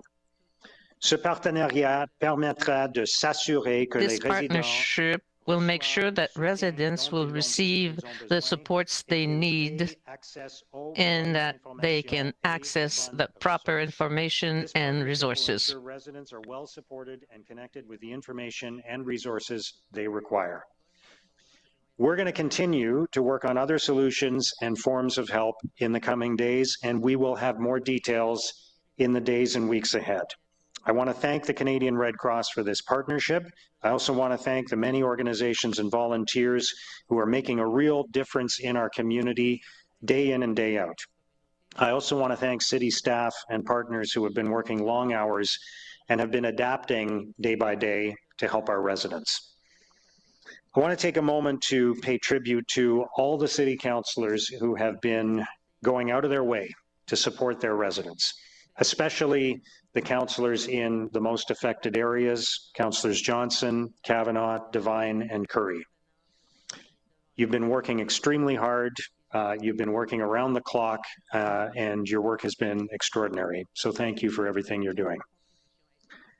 Colleagues, we have a big opportunity today. We have an opportunity to significantly increase support for our residents. We have an opportunity to give them hope, to help them with their recovery, and to help them rebuild their homes and rebuild their lives. So let's do that. So I'll ask just on all the motions we're going to introduce today on suspension of the rules, is that carried? So I will just introduce a couple of motions and then hand it over to my colleagues who have motions as well. So first, motion on compassionate grant and residential, have I got the right one here? Yeah, compassionate grant and residential protective plumbing program. I'll just go to the therefore be it resolved that Council waive the eligibility requirement that applicants must not have received a compassionate grant within the previous 5 years, and the requirement that the flooding be attributable to a sewer surcharge event, for claims arising from the July 1st, 2026 storm event, and be it further resolved that Council delegate authority to the General Manager of Infrastructure and Water Services to grant exceptions to the Compassionate Grant Program eligibility requirement where deemed appropriate for applications arising from the July 1st, 2026 storm event. And be it further resolved that if applications for financial assistance exceed the current capital funding budgets of the Residential Protective Plumbing Program and the Compassionate Grant Program, that staff report back to Committee and Council on the financial implications as part of the 2027 capital adjustments and closing of projects, city tax and rate supported report. And be it further resolved that the City's Public Information and Media Relations Unit establish and launch a promotional awareness campaign to ensure all flood-impacted residents, as well as residents citywide, learn about these programs, their benefits, and how they can apply. And I want to thank Councillor Johnson for seconding that motion. Next, a motion on the waiver of city fees for flood-impacted residents, which is seconded by Councillor Kavanagh. Thank you. And again, therefore be it resolved that Council delegate the authority to the General Manager, Planning, Development and Building Services to suspend the following fees that may be incurred as a direct result of damage inflicted by the extreme weather event of July 1st, 2026. 1, demolition fees. 2, building permit fees. 3, fees relating to accessing historic building permit records. And 4, temporary encroachment fees related to the installation of dumpsters in the right-of-way. Next, a motion regarding legal assistance in dealing with insurance matters, seconded by Councillor Johnson. Therefore, be it resolved that the City Solicitor, on behalf of Council, be directed to engage members of Ottawa's legal community, including through organizations such as the County of Carleton Law Association and Pro Bono Ontario, to request that legal professionals with expertise in insurance coverage support affected residents by assisting community legal clinics and participating in any future public information sessions with the goal of improving residents' access to timely legal information, guidance, and independent legal advice, respecting insurance coverage disputes, claim processes, and related recovery challenges arising from the flooding event.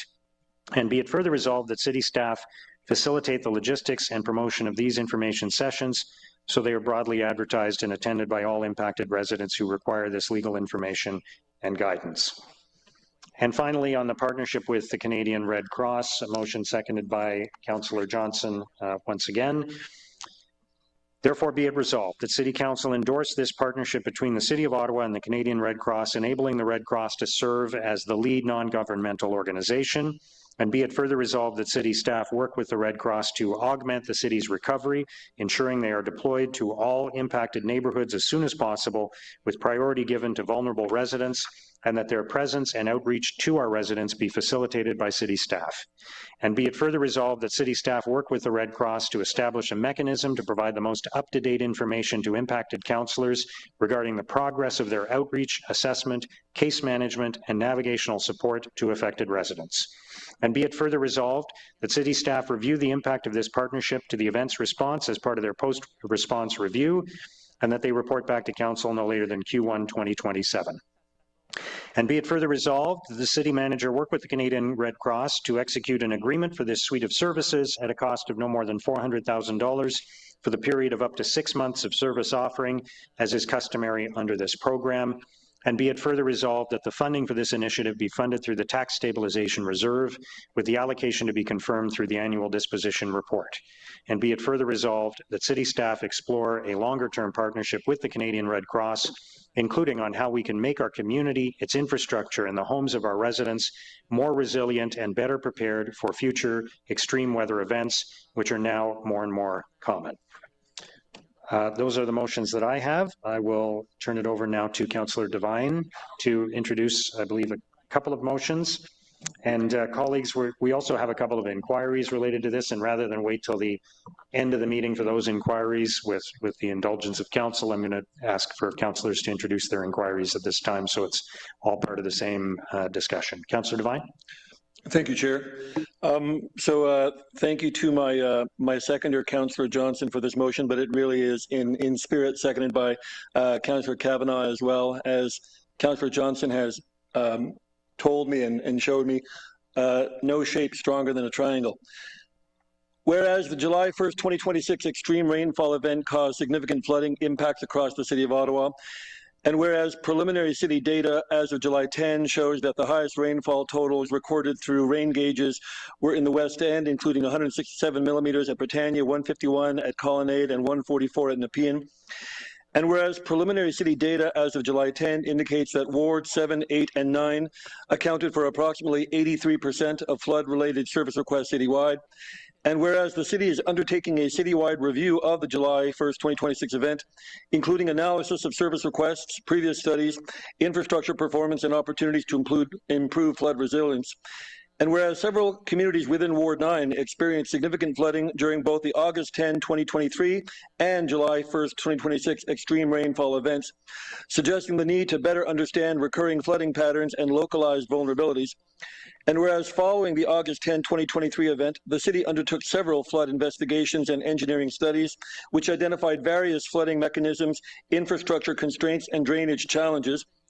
And whereas residents, community organizations, and previous city-led investigations have raised concerns regarding a range of factors that may contribute to flood risk, including infrastructure performance, drainage patterns, overland flow, redevelopment, intensification, site alteration, grading changes, and increasing impervious surfaces.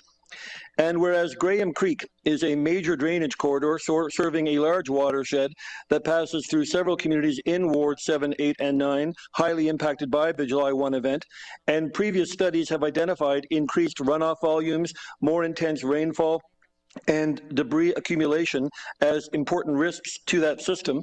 And whereas the May 2017 Graham Creek Stormwater Infrastructure Public Infrastructure Engineering Vulnerability Committee, PIVEX study, identified climate-related vulnerabilities within the Graham Creek system, while also recommending that future planning be informed by updated climate information, continued analysis, and considerations for system improvements as new information becomes available.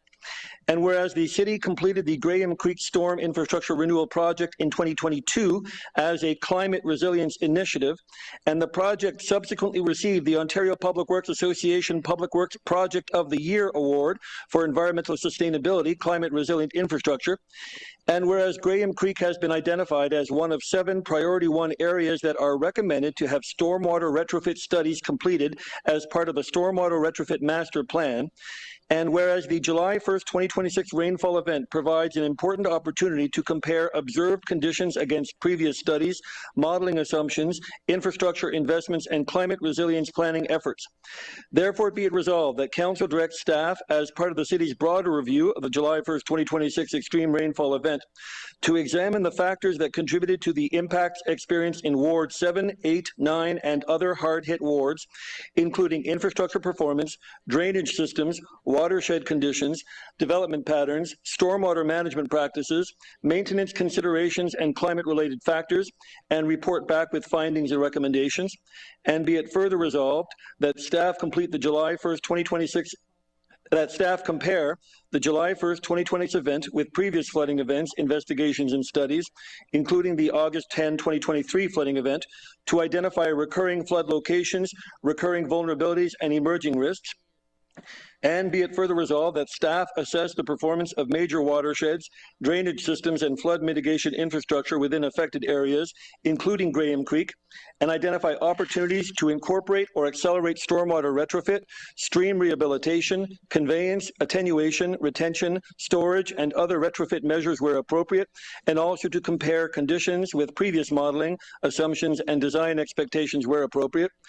And be it further resolved that staff review whether current planning, drainage review, stormwater management, site alteration processes remain appropriate to identify and mitigate flood risks associated with redevelopment, intensification, and changing drainage conditions in established neighborhoods. And be it further resolved that staff identify opportunities to improve flood resilience through operational, planning, policy, infrastructure, watershed management, and climate adaptation measures, including both localized and watershed scale solutions. And be it further resolved that staff report back as soon as practicable with recommended short, medium, and long-term actions, including any required future studies, infrastructure priorities, policy considerations, interagency coordination opportunities, and budget implications. May I go to the second motion, Mayor? Please go ahead, yeah. Thank you, and thank you, Mayor, for seconding this motion. Whereas the Insurance Bureau of Canada has reported that insured losses from severe weather events have increased from an annual average of approximately $700 million between 2001 and 2010 to a record $8.5 billion in 2024. And whereas the property and casualty insurance sector is actively engaged with governments and municipalities across Canada through initiatives related to flood risk management, climate adaptation, resilience planning, risk analysis, loss prevention, and municipal risk management programs intended to reduce the human and financial impacts of extreme weather events. Therefore, be it resolved that staff, as part of ongoing work related to flood resilience, climate adaptation, stormwater management, and disaster mitigation, explore opportunities to engage representatives of the property and casualty insurance sector, including organizations such as the Insurance Bureau of Canada, as well as through the Association of Ontario Municipalities, and report back through future relevant reports, where appropriate, on emerging best practices, partnerships, funding opportunities, risk analysis tools, and data sources that may assist municipalities in reducing flood-related risks and losses. Thank you, Chair. Thank you, Councillor Devine. Councillor Kavanagh, did you want to introduce your motion? Thank you. Whereas extreme weather events are becoming increasingly frequent and severe, requiring the city to enhance its emergency preparedness, response, and recovery capabilities. Whereas on July 1st, 2026, the City of Ottawa experienced an unprecedented extreme weather event, with Britannia recording 167 millimeters of rain, a volume that exceeded the 1 in 200-year event. Whereas the severity of the extreme weather event led to widespread flooding and significant property damage, resulting in more than 5,700 service requests relating to flooding and weather impacts as of July 13, 2026, with the most impacted neighborhoods being in Wards 7, 8, 9, and 4. Whereas city staff provided updates and outreach to individual councillors representing impacted neighborhoods following the July 1st, 2026 extreme weather event, and a coordinated operational recovery briefing, bringing together councillors from the most affected impacted wards, was held on July 7th, 6 days following the event on July 1st, whereas community information hubs were set up July 9th, 8 days after the event, to support residents affected by the flooding and assist with recovery needs, whereas major weather events are dynamic situations where the nature and scale of impacts, resident needs, and recovery requirements continue to evolve following the initial emergency response, requiring flexibility and coordinated approaches across city services, community partners, and all levels of government. Whereas the city's Solid Waste Services Department responded to support residents throughout the targeted special collections and impacted neighborhoods, timely adjustments to organic waste collection, and operational flexibility to support residents with cleanup following the event. Whereas questions have arisen regarding the coordination of communications, resident supports, volunteer coordination, and recovery services provided by the city and community partners. Whereas effective emergency planning requires coordinated planning action across the full emergency planning cycle, including preparedness, response, and recovery, with clear processes to support the transition from immediate emergency response operations to long-term community recovery. Whereas Ontario has specific emergency management requirements set out under the provincial legislation and regulations that are mandatory for municipalities as per the Emergency Management and Civil Protection Act. Therefore, be it resolved that Council directs staff to undertake a comprehensive review of the city's emergency response and recovery functions following July 1st extreme weather event, including a review of the emergency management protocols and coordinated response procedures to assure alignment with the requirements of the Emergency Management and Civil Protection Act, and that the review include timely establishment of community information hubs to address resident immediate needs following an emergency response, a clear path for connecting seniors and vulnerable residents requiring assistance with available supports during cleanup and recovery, a plan for coordinating volunteers and offers of assistance from non-government organizations, community groups, and private sector during the recovery phase of the extreme weather event, detailed analysis of the operational timeline following the July 1st extreme weather event, including when the province of Ontario was first notified and any requests for provincial assistance, the coordination of volunteers, community organization, NGOs, and residents wanting to assist their neighbors. Be it further resolved that this review includes specific recommendations to improve coordination between city staff, community partners, members of council throughout the recovery from an extreme weather event. Thank you. Thank you, Councillor Kavanagh. Councillor Johnson. Thank you very much, Mr. Mayor, and thank you to my council colleagues for working with me on this motion in Wards 7 and 9, but in conversations with other councillors, I'm understanding some of the language might feel exclusive to 7, 8, 9, so if there's friendly amendments, I would certainly welcome them to make sure that everybody's feeling like this motion gets it right for all 25 neighborhoods affected, okay? All right, so whereas the storm on July 1st devastated thousands of homes in the city of Ottawa by flooding with an intensity and volume of water not before seen in the city of Ottawa, and whereas the flooding experience was due to a combination of factors including overland flooding, sanitary and stormwater surcharges, and others, and whereas Infrastructure and Water Services has committed to a comprehensive review of this extreme weather event to better understand impacts, assess system performance, and identify areas for improvement, quoted from the memo sent on July 11th, 2026 to Council. And whereas College Ward has received the greatest number of flood-related service requests across the city with 2,282 requests, followed by Bay Ward with 1,512 requests, and Knoxdale-Merivale with 684 requests. And whereas affected neighborhoods are concerned about specific variables in their neighborhoods that could have compounded or exacerbated the flooding experienced in their homes, including ditch maintenance and rehabilitation, aging and stormwater infrastructure, increased infill development, major construction projects, and parkland saturation. Therefore, be it resolved that the review by Infrastructure and Water Services assess and report back on the following, with a particular focus on the areas of the city most impacted by the extreme weather event on July 1st, namely 7, 8, and 9. 1. Maintenance and renewal of both public and private ditches and culverts, including exploring options to prioritize and expedite work in ditched areas that reported flooding during the July 1st storm, including to, but not limited to, City View, Crestview, Lakeview, Wood Park, Queensway Terrace North areas. Actions taken by the city with respect to infill development and stormwater management, and what measures the city is implementing to ensure future development supports effective drainage and flood resilience. Maintenance of Graham Creek and options for preventing overflow. Review of construction contract specifications to ensure all bypass, sedimentation, and erosion requirements were upheld, and any recommendations for future projects. Surrounding NCC lands on-site stormwater management and outlets into city lands.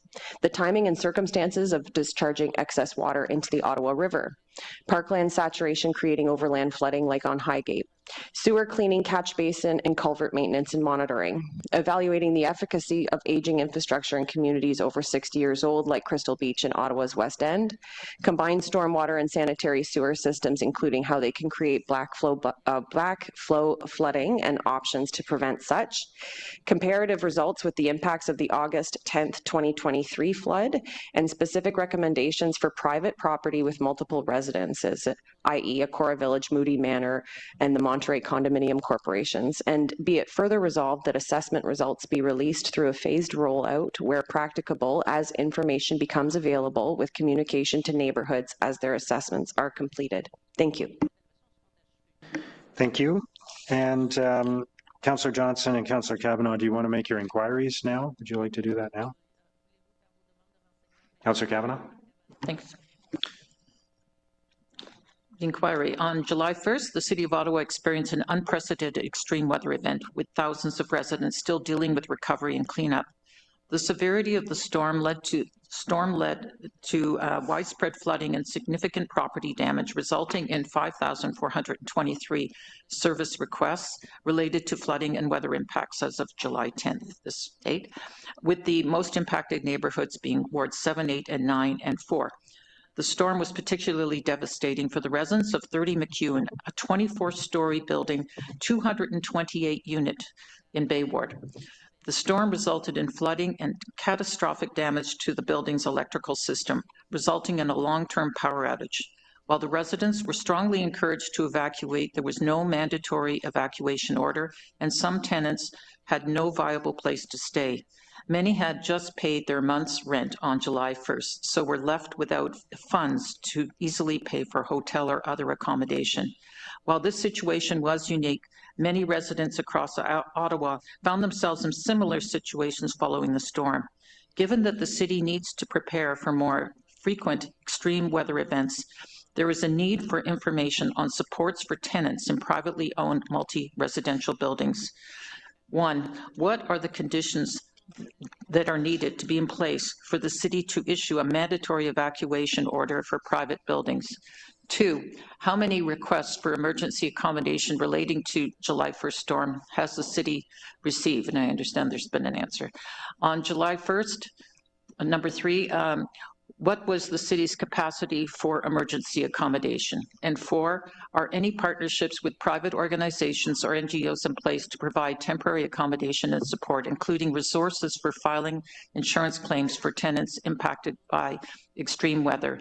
And I'm asking for a response by the end of Q4 2026. Thank you. Thank you, Councillor Kavanagh. Councillor Johnson. Thank you, Mr. Mayor. On July 1st, the City of Ottawa experienced a severe weather event that impacted and continues to impact thousands of residents, with 2,500 homes flooded in College Ward.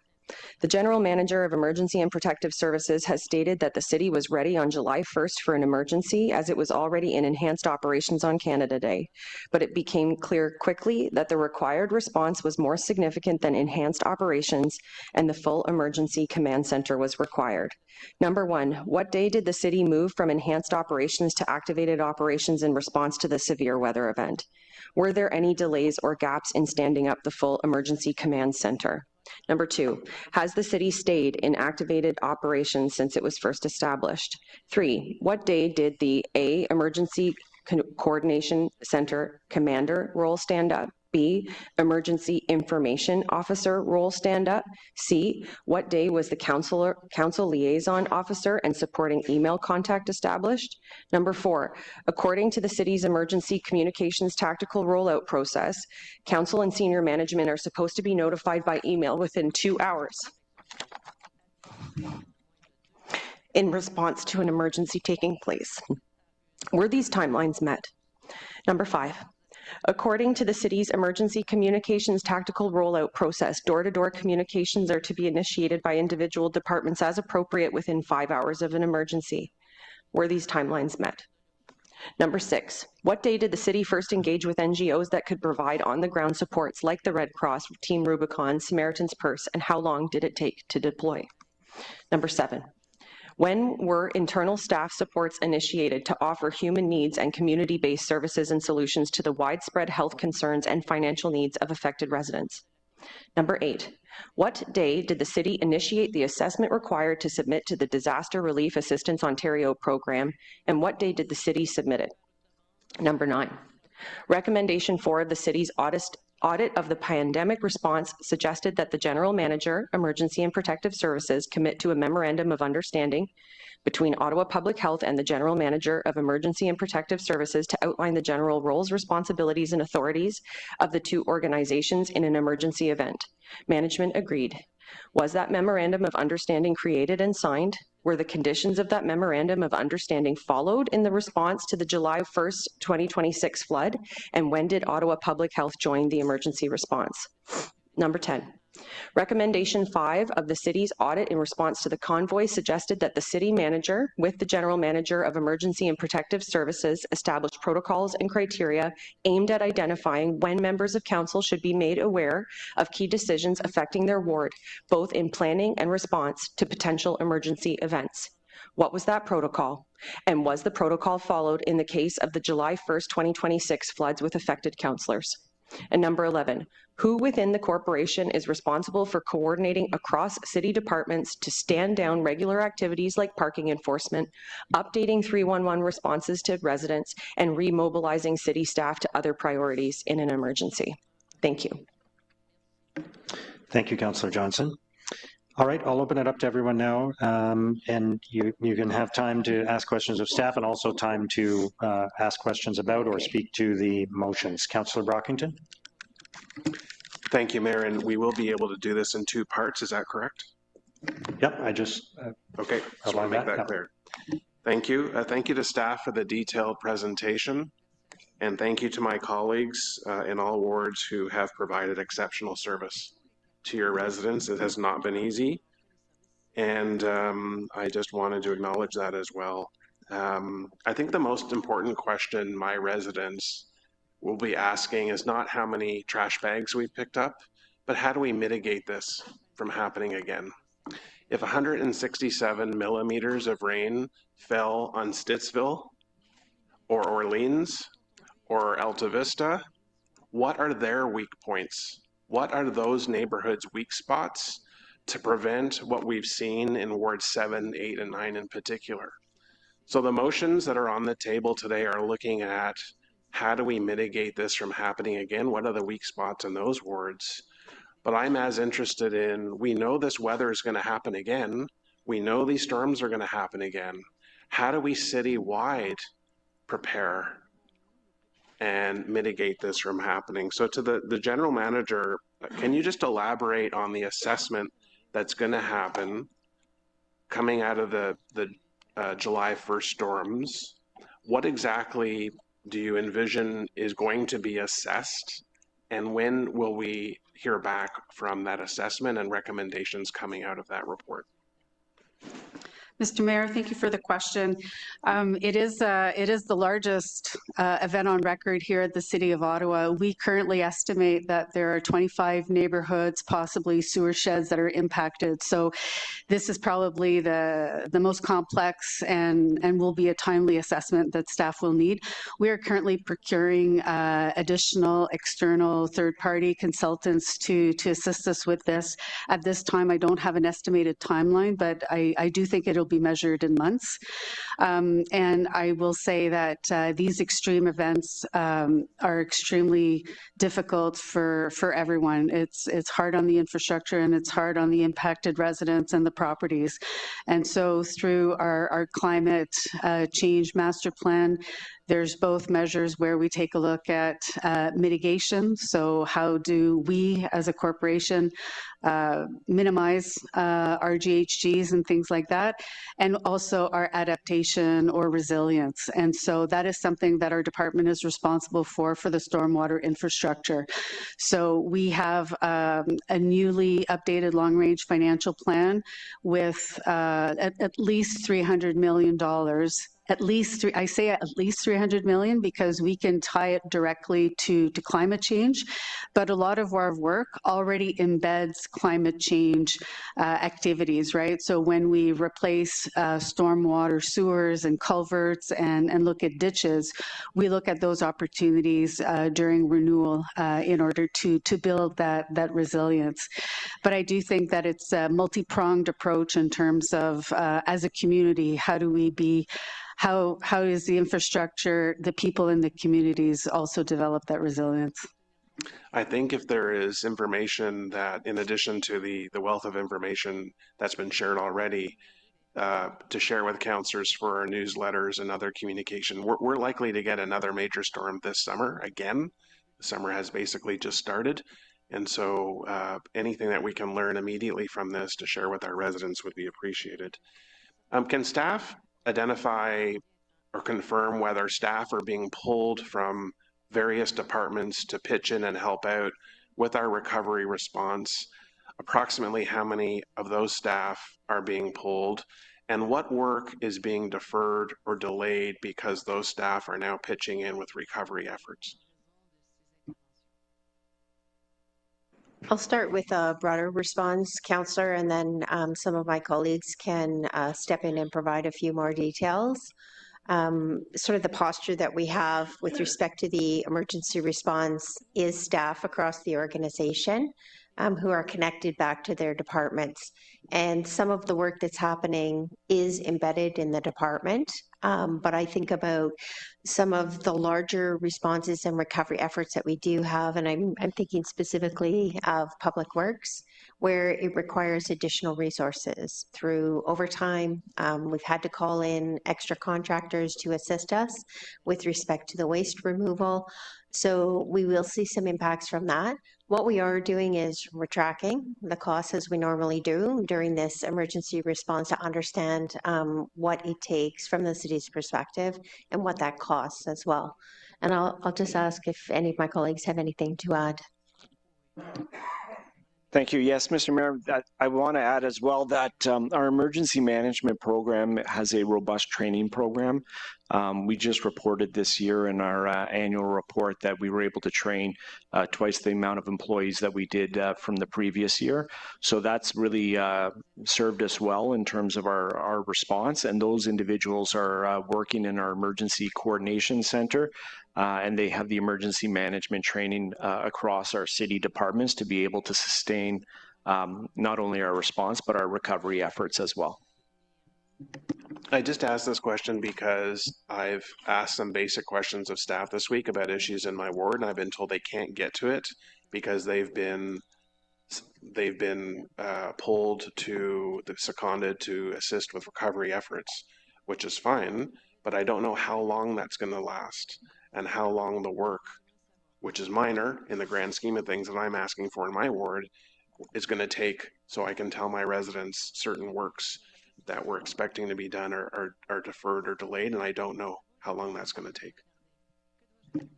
Mr. Mayor, maybe if I can expand, I'm not sure what element specifically, Councillor, you're referring to, but I could say from a public works perspective, there have been significant impacts in terms of being able to manage both basically the response and the recovery process and also maintaining services. Like the rest of the city still needs to continue to run and function.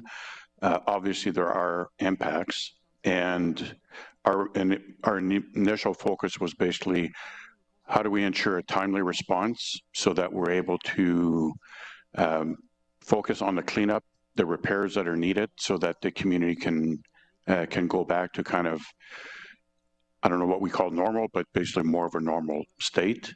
I would suggest that basically over the coming days and weeks, we're going to be able to redeploy those additional resources back to their normal operation. But right now, we're not there yet because we still have some cleanup to do. And the cleanup is basically related to the curbside, but it's also the creeks that we're also cleaning up. There's pathways that have been damaged that we're also focused on. So, but if we can take offline, if there's a specific concern that you have, we can certainly address that. Thank you. Have staff been added to the 311 call center to ensure that the high volume of calls are coming in, people aren't waiting too long for those calls to be taken? Mr. Mayor, yes, we're watching it closely. We're keeping our staffing levels elevated. And as the days go by, we're making sure that we do, not only do we have it elevated, but we have our folks on call just in case there's a spike. What we've seen in the past week is a little bit of up and down. As more communication comes out and evolves, we get more calls. So the team has been directed to make sure that we have as many on call as possible to stand up if the volumes kind of pop up. Thank you for that. Finally, for this round from me, Mr. Leary, thank you for your brief update regarding what you acknowledge as damage to what I characterize as the western extension. I've seen video that looked or was from more or less the Moody Maintenance Center, high volumes of water flowing downhill or eastbound. Can you just confirm, is the damage that you listed contained to that area, the Moody Drive area, or is it in multiple areas along the western extension? Through the mayor, that's correct. The stations along the western extension did have a few feet of water in them as well. They're being pumped out, and that whole area has to be assessed. The contractors are bringing people, the subcontractors in, sub-suppliers and material management staff to do this review for them. Okay, so if I understand correctly, first assess the scope of damage across the line and then agree on next steps on fixing that damage. That's correct. Okay, fair enough. The last thing I'll just say is coming out of the 2023 August storm that impacted my ward significantly, staff did a lot of good work following that storm and trying to understand water flow, low-lying areas, mitigation steps, which we're now implementing. So I want to thank staff that there was significant undertaking of some of the root causes of water penetration. We've had some repeat events this month, same areas being impacted. I'm going to speak to that when I speak to the motions, but I do want to say there has been some good work in that regard, and I hope that work will continue. So thank you, Mayor.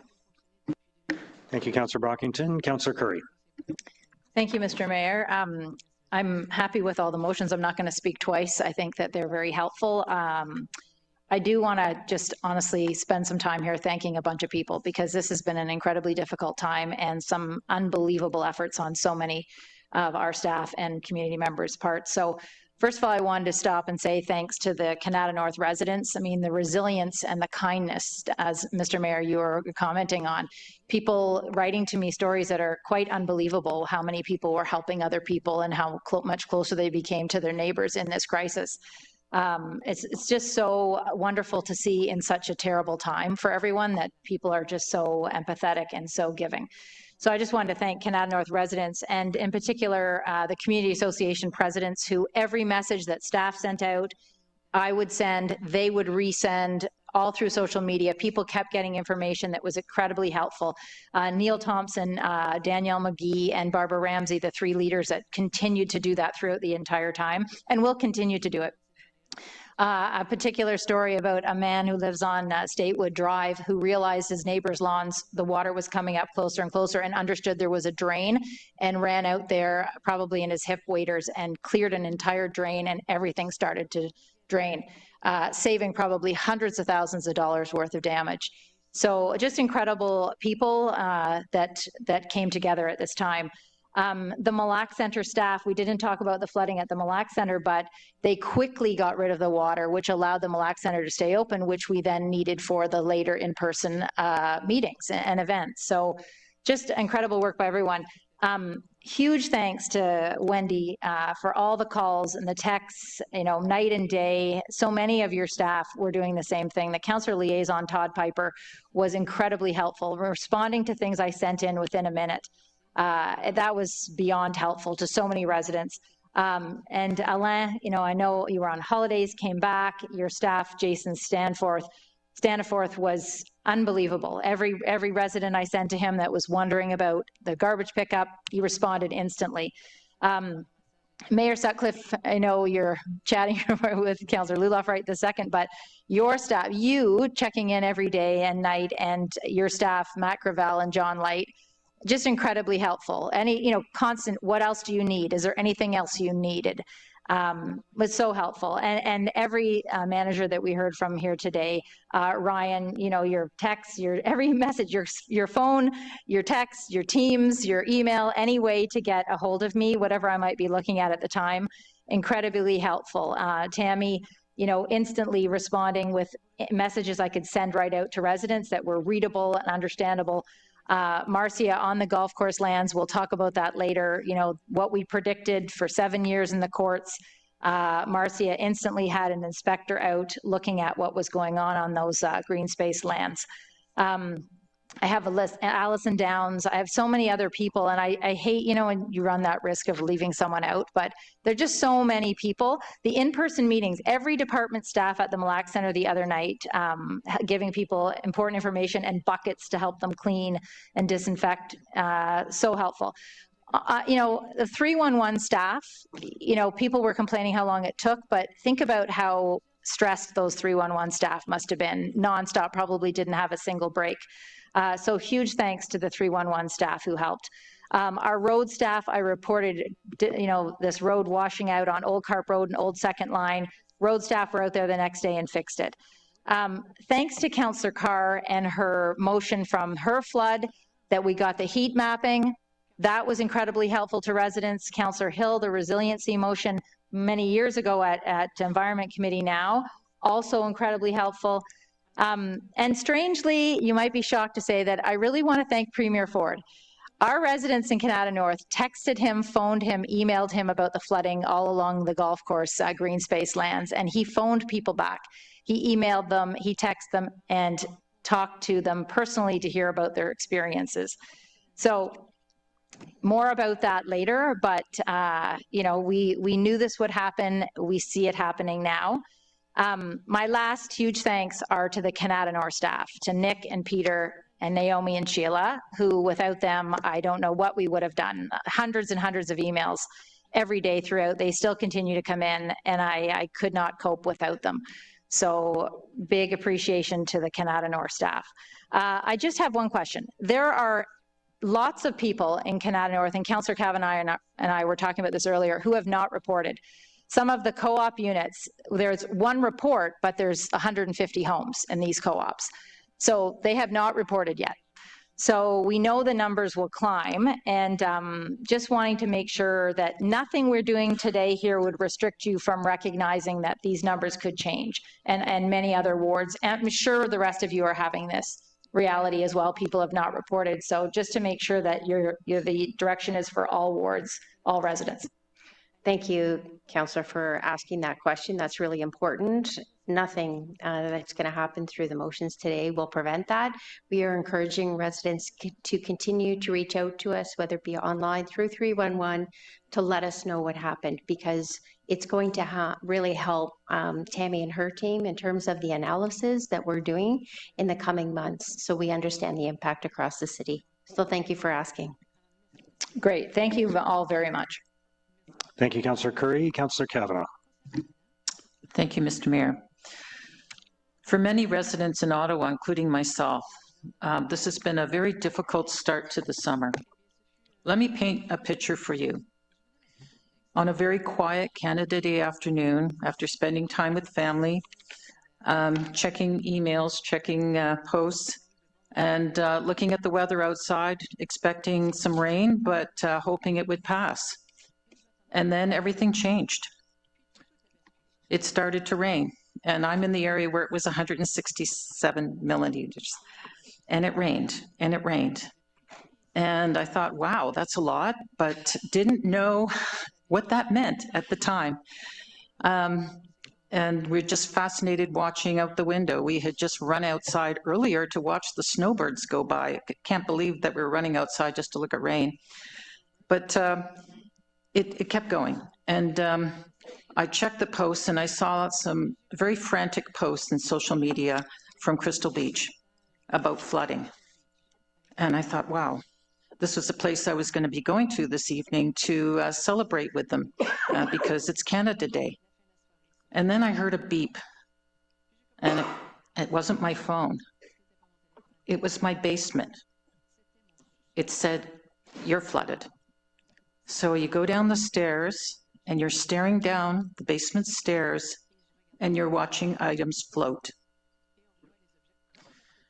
And then you look around the corner, and you see gushing drains, gushing dirty water from every drain on the floor of a pretty much brand new basement, including gushing from a toilet and from a shower. That's the picture. I was stunned. Luckily, I had family members there as well, because it was Canada Day. And I just didn't know what to do. And I want to thank the staff that helped. I did call Tammy. I spoke to Alain and Wendy. Honestly, it was just like, what do I do first? And to the mayor himself as well. It was absolutely overwhelming. And here I am immediately getting emails and messages from residents saying, what do I do? Let me figure it out myself first. And here it was Canada Day.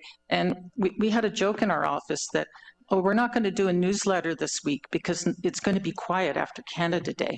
So we'll take a little pause. I want to thank my Bay Ward team who came back from vacation and went right into the email box and helped me out.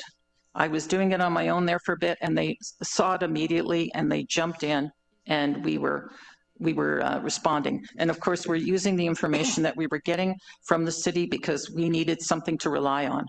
And it was coming in fast and furious, not just the rain, not just the water, but the information, because it was constantly changing. And we started to realize the extent of it. For myself and for many, many residents, we saw that our family photos and memorabilia was ruined and had to be thrown out. It was contaminated.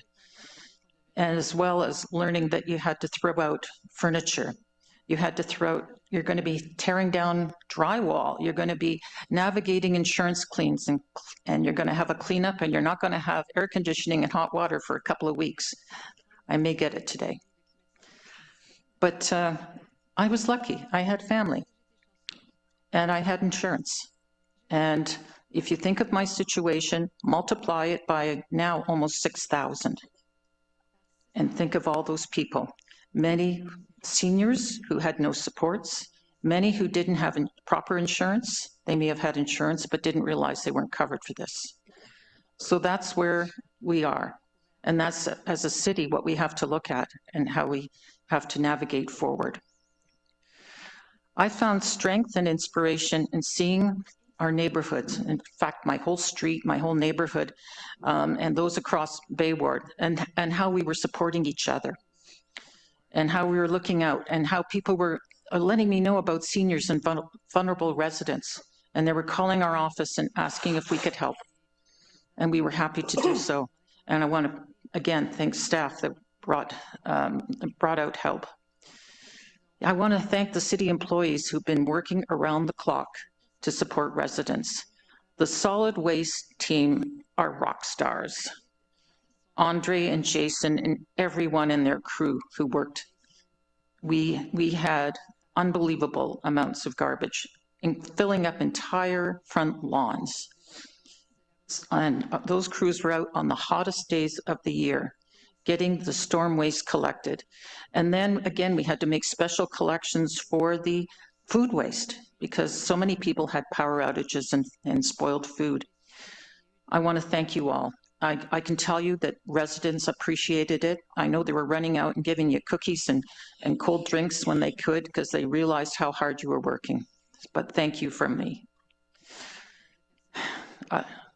I know for many of us, we're still trying to deal with the immediate impacts of the storm in our community, and we're also looking very much forward to the analysis, because that's the next step. There's first the fear, you know, and the sadness, and then comes the anger. Let's be honest.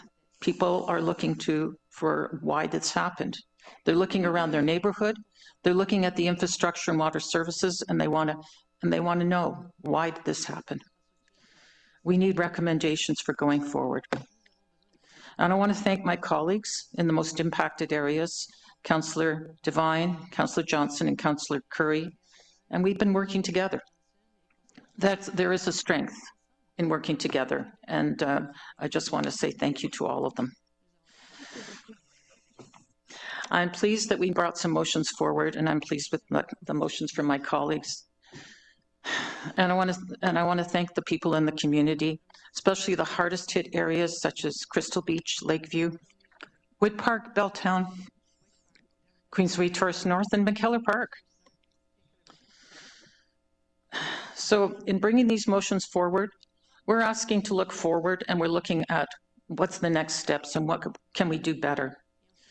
I know we're still in the midst of it, and it's going to take a little time, but I think that we could all benefit from looking at a post-event analysis and highlighting what did go well and what didn't, because this is something that could be experienced again, and I want to thank everybody.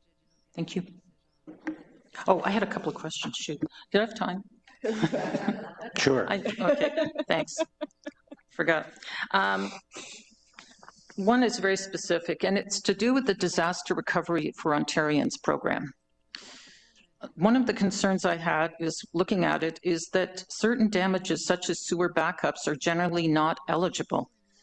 It strikes me that this is going to be a huge problem for residents, and how is that being dealt with? Is there any possibility of that being made an exception, because that is a grand majority of what's gone on? Mr. Mayor, thank you for the question. Yes, Councillor, we're having that conversation right now with the province of Ontario. There are, as you mentioned, it says generally sewer backups are not covered. However, there are eligibility requirements for low-income residents, and we're pushing for that to be included as part of the activation. Thank you. I have one more question, and that's related to the sanitary backwater valve, the backflow valve. There is a mention of a backflow valve, but it's not for the backflow valve for sewer lateral. That is a more extensive one, and it's not mentioned in the list. And my understanding is that it's more effective. I would like to know if this is going to be included and why it wasn't put on the list. Mr. Mayor, that might have been an oversight, but in the residential protective plumbing program, those devices are included. Okay, could I have more specifics on that? Because I'm getting a lot of people inquiring about that, and they didn't see it, and also just the explanation of the differences would be very helpful. Mr. Mayor, we can take that back. Thank you very much. Okay, I'm now done. Okay, thank you, Councillor Kavanagh. Thank you for sharing your own experience as well. Appreciate that. Councillor Dudas. Thank you, Mr. Mayor. I do have a direction that I wanted to read in, but before I say that, I just wanted to say, I think all of our hearts, my heart in particular, goes out to all the residents who are dealing with this traumatic experience. And I just wanted to say, in follow-up to hearing from Councillor Kavanagh, you know, I think all of us want to applaud our colleagues and the mayor and city staff who are on the front lines for their leadership in addressing this. You can hear the exhaustion in your voices, and you've been such phenomenal, leaders for your community while you're dealing with traumatic situations of your own. You must be exhausted, and we're all here to help you. So I just wanted to say that. Severe weather events are becoming more frequent and can generate significant demand on 311 services within a short period of time. During major storms, many resident reports involve important but non-life-threatening issues that require timely logging, assessment, and response by the city. Recent events, such as the July 1st, 2026 storm, demonstrated that high call volumes limit residents' ability to report both urgent concerns, such as severe flooding, and other less urgent, although still important issues, such as fallen trees blocking sidewalks, pathways, or park spaces. Providing residents with effective online reporting options for storm-related service requests would help improve access to city services while reducing pressure on 311 operations during emergency events. That staff be directed to review opportunities to enhance the city's use of online service requests and digital communications during emergency events in order to support emergency response efforts, improve the client experience, and reduce pressure on 311 operations, including the feasibility of rapidly deploying emergency-specific online reporting tools while operationally appropriate, opportunities to improve online reporting of non-life-threatening resident communications and self-service options during emergency events, measures to optimize 311 capacity while ensuring timely attention to both emergency-related and routine service requests. As part of this review, staff report on existing and planned initiatives that are improving the customer experience and reducing demand on 311 services, including the use of confirmation pages, emails, and other digital communications to provide residents with clear information on next steps, service expectations, and emergency-related updates. Thank you. Our staff okay with that direction? Yes, Mr. Mayor, we are. Okay. Thank you. Councillor Leeper. Thank you very much, Mayor. And I do want to extend a very heartfelt thanks to the many frontline staff across all of the city departments who responded to this emergency, and to thank residents, as Elaine did, for their patience. This will go down as another trauma in this city's recent history, and I think we owe residents all of our attention on this issue moving forward. I was fortunate. I did the quick math. Kitchissippi Ward was, I think, 0.1% of all the various different reports that came in. But when 311 was so massively overwhelmed at the beginning of this crisis, people were writing to my office trying to get the city's attention. I can only imagine what those councillors in the hardest hit areas were going through at that time. And for days, it did feel like the only source of trusted information that was out there was the councillors who were doing so much work to communicate with residents. And they were communicating information that acknowledged uncertainty. They were applying precision to language that was often unclear that was coming from the city. As far as I could see, they were the only ones who were acknowledging what residents' fears were. They were the ones who were helping residents understand that the city was working on it. I just didn't see the empathy coming from the city that would have reassured residents that we were on the case. And I found it heartbreaking as the days went on that those councillors continued to be the face of the city response to this, and they became more and more exhausted and overwhelmed. The first email that I got that indicated there was a councillor liaison function at the city was July 7th. I've been through the Westboro Beach floodings. I've been through multiple storms, ice storms, multi-day power outages, and the establishment of that councillor liaison to help councillors who are in that position has always been so much quicker. I really am extremely interested, and I would urge you to answer Councillor Johnson's inquiry at your earliest possible convenience, because the answers to that inquiry are, I hope, going to reassure me that we are not going to put councillors like Councillors Devine and Kavanagh and Curry and Johnson in this boat again. I really felt they were hung out to dry, and by proxy, we left residents of Ottawa without the support that they needed for days in this storm. The coordination and communications, from my perspective, were far too slow, and we owe residents much better. So I have one question regarding whether or not the city is insured for the facilities losses that Dan was describing earlier.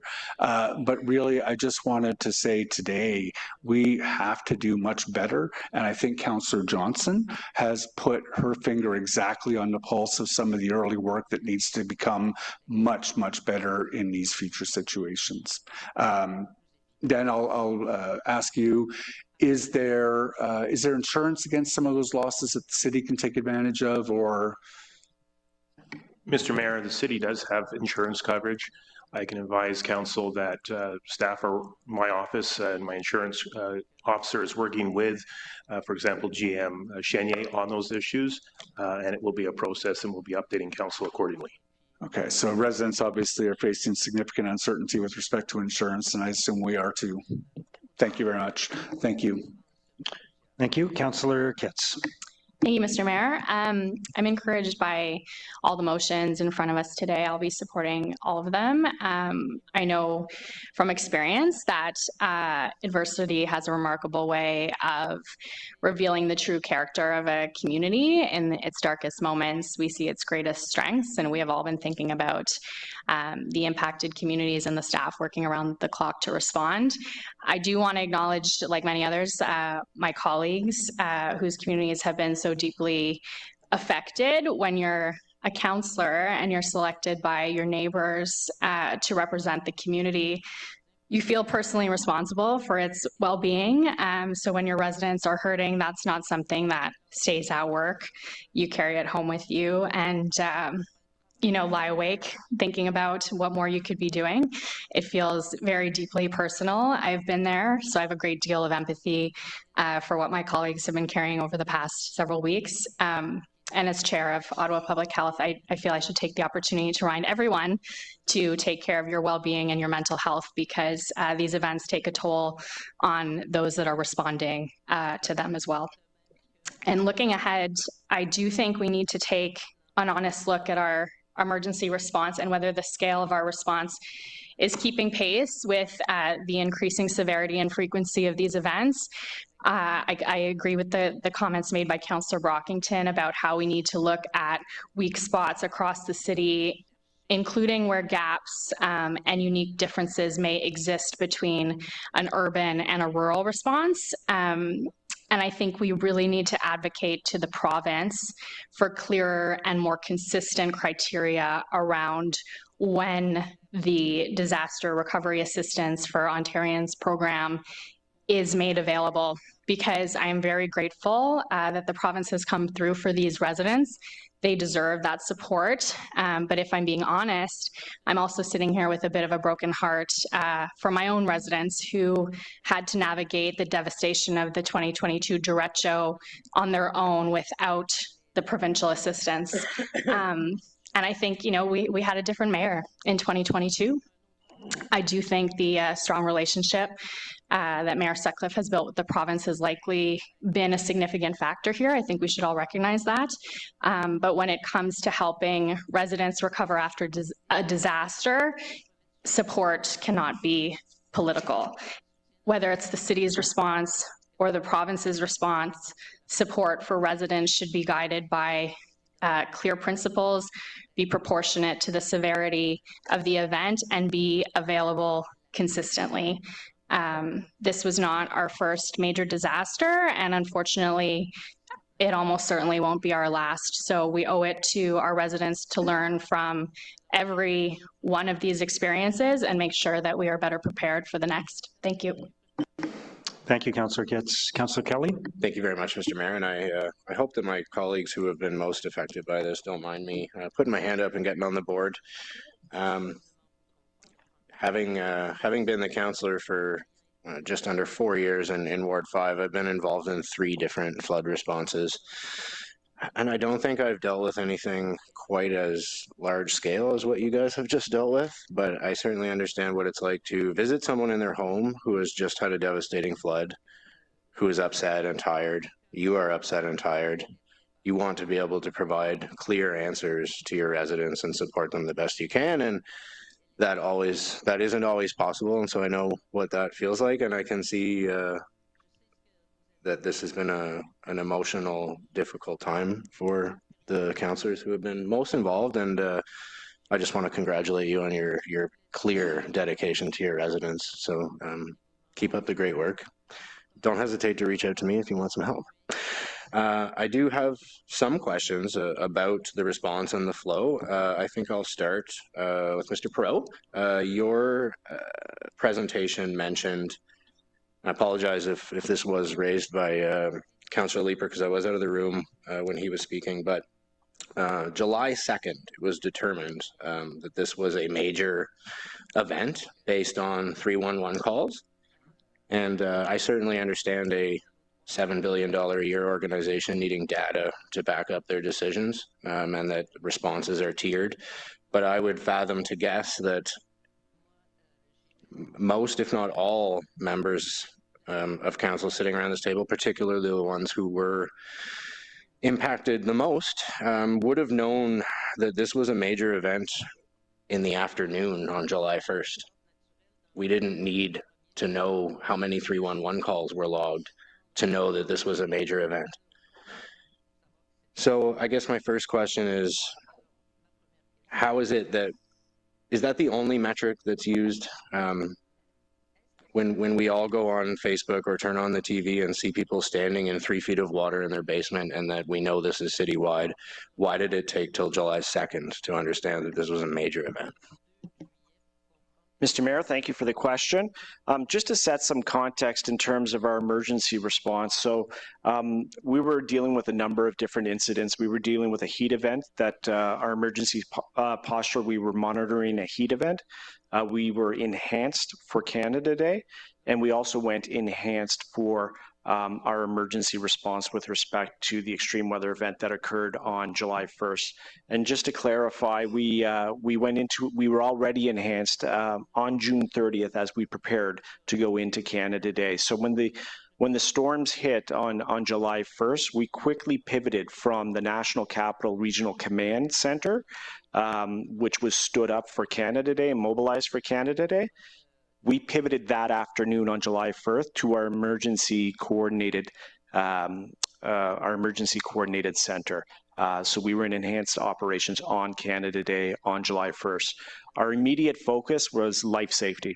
So our firefighters were out there and they responded to 700 calls, focused really on those 911 calls coming in, what we were seeing out on the roads, those big public safety issues that we had to zone in first on. That's what our focus was then. So on July 2nd, we were getting more intel and more data from our 311 calls on top of the 911 calls we received, and we just remained in enhanced operations. So we continued that throughout the response. Thank you. So July 2nd, I mean, I'm hearing that you were mobilized on the 1st, but on the 2nd, it was determined that this was a major event. But info sessions didn't start till the 12th. What's with the 10-day delay in that? Mr. Mayor, I believe in the councillors in inquiry and motion, we've committed to conducting a full after action review. That's a standard practice with all incidents in our city, of major incidents in our city. So we'll be conducting a comprehensive review to look at those timelines and see if things could have been stood up sooner.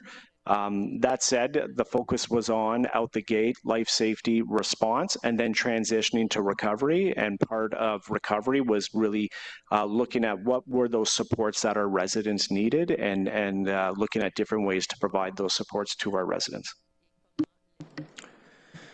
You had also mentioned, and I forget the full sentence you used, but you had mentioned the idea of a state of emergency. You mentioned that it was not called.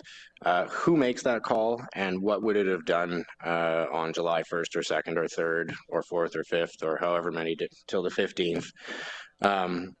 How would that have changed the response? Would it have provided more tools for the city to use? Would it have changed or enhanced operations? What would a state of emergency have done to the response, and who makes that decision? Mr. Mayor, thank you for the question. So our control group, which is the executive team here at the city, we would make that recommendation to the mayor. The mayor has the authority to declare a state of emergency. That said, we did not make that recommendation to the mayor because we were operating within our emergency management processes. We had the structure established. We had our emergency operations center in place, and we were, as I mentioned in my presentation earlier, we were using our incident command system. So we had all those processes in place to be able to respond to the emergency. Going into a state of emergency would mean that we'd be looking for extraordinary powers beyond the authorities that we currently had, and we had those authorities that were necessary to be able to deploy our resources and stand up our ECC. I'll just look over to Stuart to see if there's anything that he might want to add.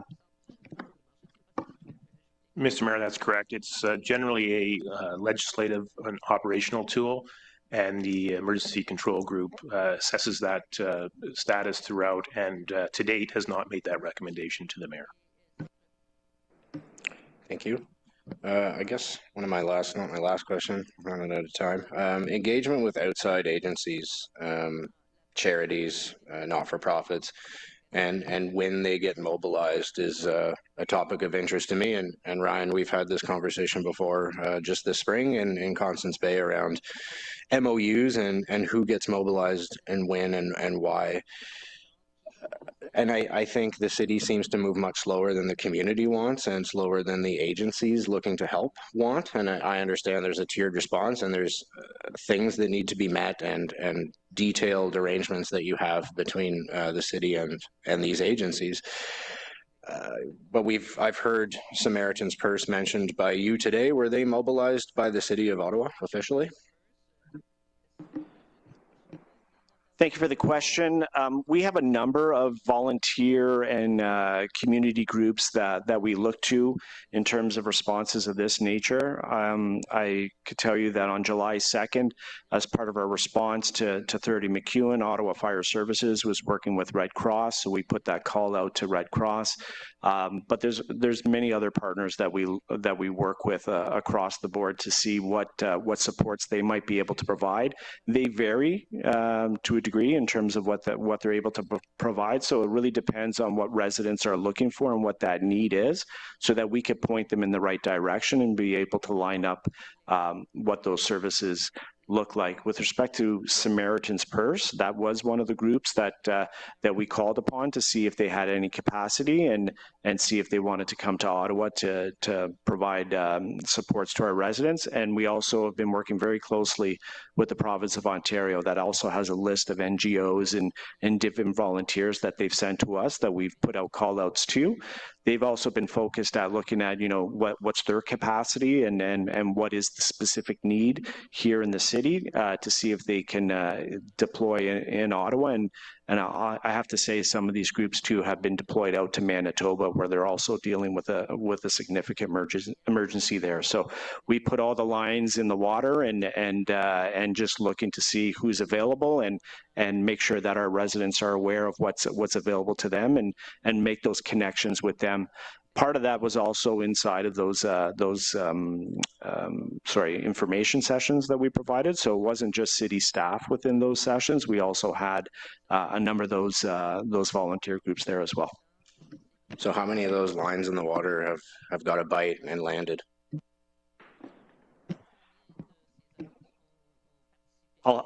I'll have to take that away to count the number. I'm just thinking we've been working with St. John's, we've been working with Red Cross, we have Samaritan's Purse here. I'm probably missing a few, but yeah, there's a number that we've been working with. We've chatted with other organizations too.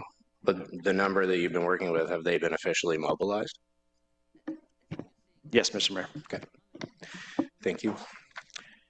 A couple, and this is language that gets used during overland flooding during spring freshet as well. I've heard descriptions of this particular event being considered a 1 in 100. I think I heard someone say 1 in 200. I can't remember what the actual number was. What was this considered? Mr. Mayor, our early analysis will put this extreme weather event greater than a 1 in 200 year. So, in 2024, carp received 144 milliliters of water in 4 hours or something.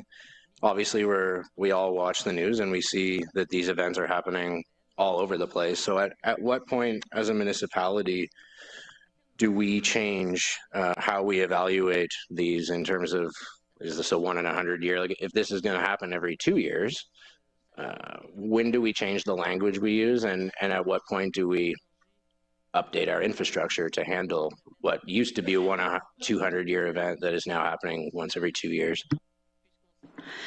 Mr. Mayor, the technicalities of that term is it can lead to confusion, right? So when you say a 1 in 100, you think that the next time is going to be in 100 years.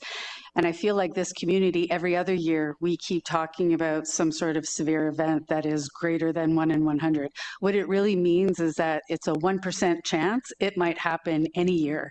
And so, but it just seems that we've been getting that 1% more often. Well, I don't know if we're more often, but it feels like it for us for sure.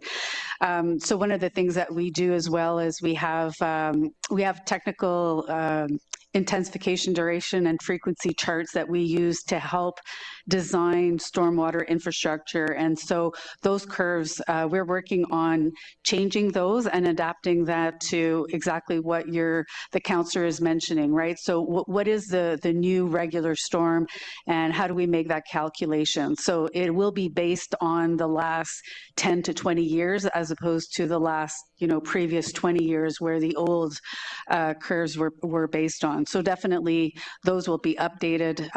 In spite of that information information not being completed, we continue to add that resiliency to our stormwater infrastructure. And we pulled the numbers this morning, and between the tax rate LRFP for stormwater, we're investing about $1 billion in the next 10 years.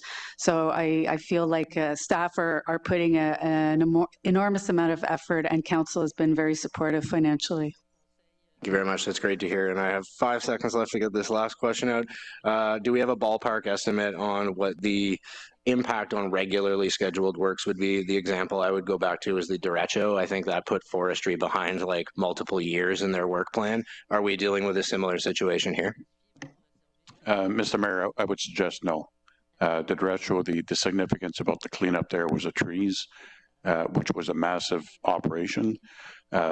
This one, fewer properties compared to derecho, but it's also something that we're able to put all resources that were available, because we appreciate that basically having soiled waste in basically people's front yards is not something that's safe, and we wanted to get that off people's property as quickly as we could.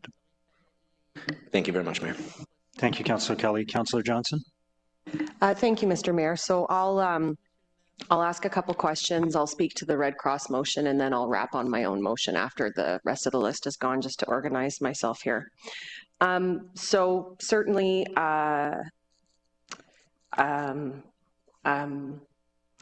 get emotional when I'm seeing kindness at this point. So this has been a very kind table today.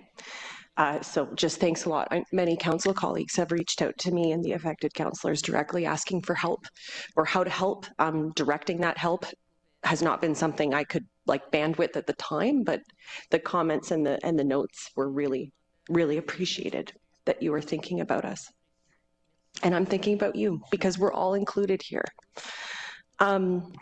So some questions regarding moving forward, because I'm conscious of the fact that the communications around some of the sessions are ending today, or the sessions are ending today. I just want to know, stretch forward a couple weeks as an expectation. So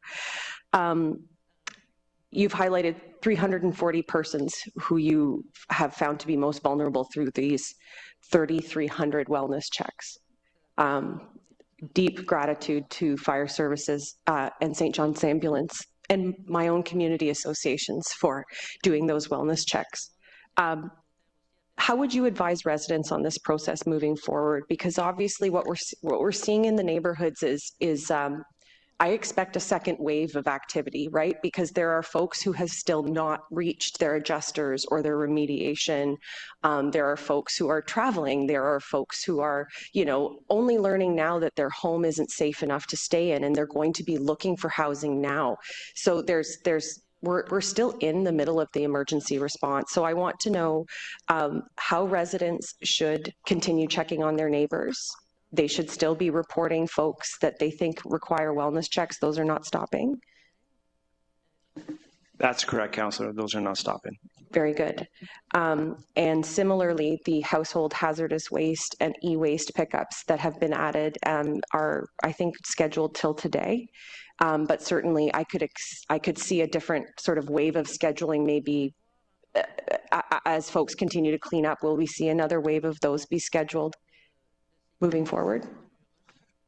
Yeah, Mr. Mayor, we've kind of been adjusting based on what the community needs have been. I think when it comes to e-waste, the trail road is always open and it's free for disposal. We also have another hazardous waste depot that's going to be taking place in Canada on the 25th. So that's an option. But if we see that the need is still there, we will make those adjustments accordingly. Okay, very good. The central locations at Mary Pitt have been wonderful, and I'll continue talking to you about that.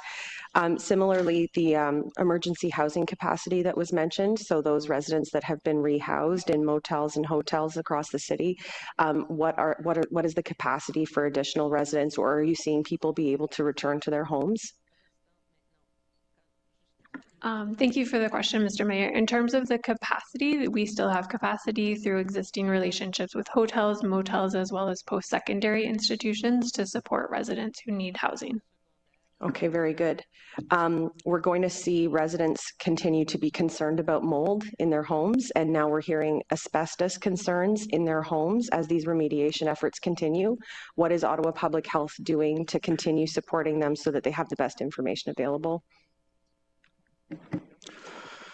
Yeah, thanks for the question through Mr. Mayor. The Ottawa Public Health is, we're still in an enhanced response in terms of fielding specific questions. We appreciate the questions that have been directed to us. We have our own Councillor Liaison for Public Health that is, as mentioned, available 24/7 for these specific questions, because some of the nature of the questions is very specific. So we're going to continue to respond to those. We're looking. We have resources on many of these topics already, and it's just the nature of what people are finding through remediation of their home and the hazards that are involved. So we're providing that information individually based on the questions and through the councillor offices and inquiries. Okay, thank you. I'd like to understand, why did the city not initiate a dumpster service in highly affected areas and just move to the special collections? Yeah, Mr. Mayor, our experience with the dumpsters in the past have not been successful, to be very blunt, because what happens is once we provide the dumpsters, basically they become essentially a community dumping ground, and often for needs other than those that really need it. So, i.e., a lot of the contractors use them as disposal areas.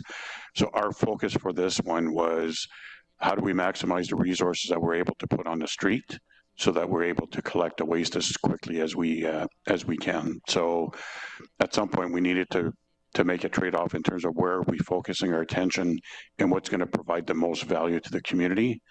And that's why we mobilized basically quickly the special collections, which remains to this day. And what engagement did private waste companies have with the City of Ottawa, or did you reach out to them for support? Yes, as of July 2nd in the morning, basically, we were reaching out to anybody any waste companies that basically had equipment that is available. And I have to say that our partner, Miller Waste, really stepped up and really has helped us through this process. If we look at basically additional capacity, I look at last weekend where on Saturday we had 35 additional vehicles on the road.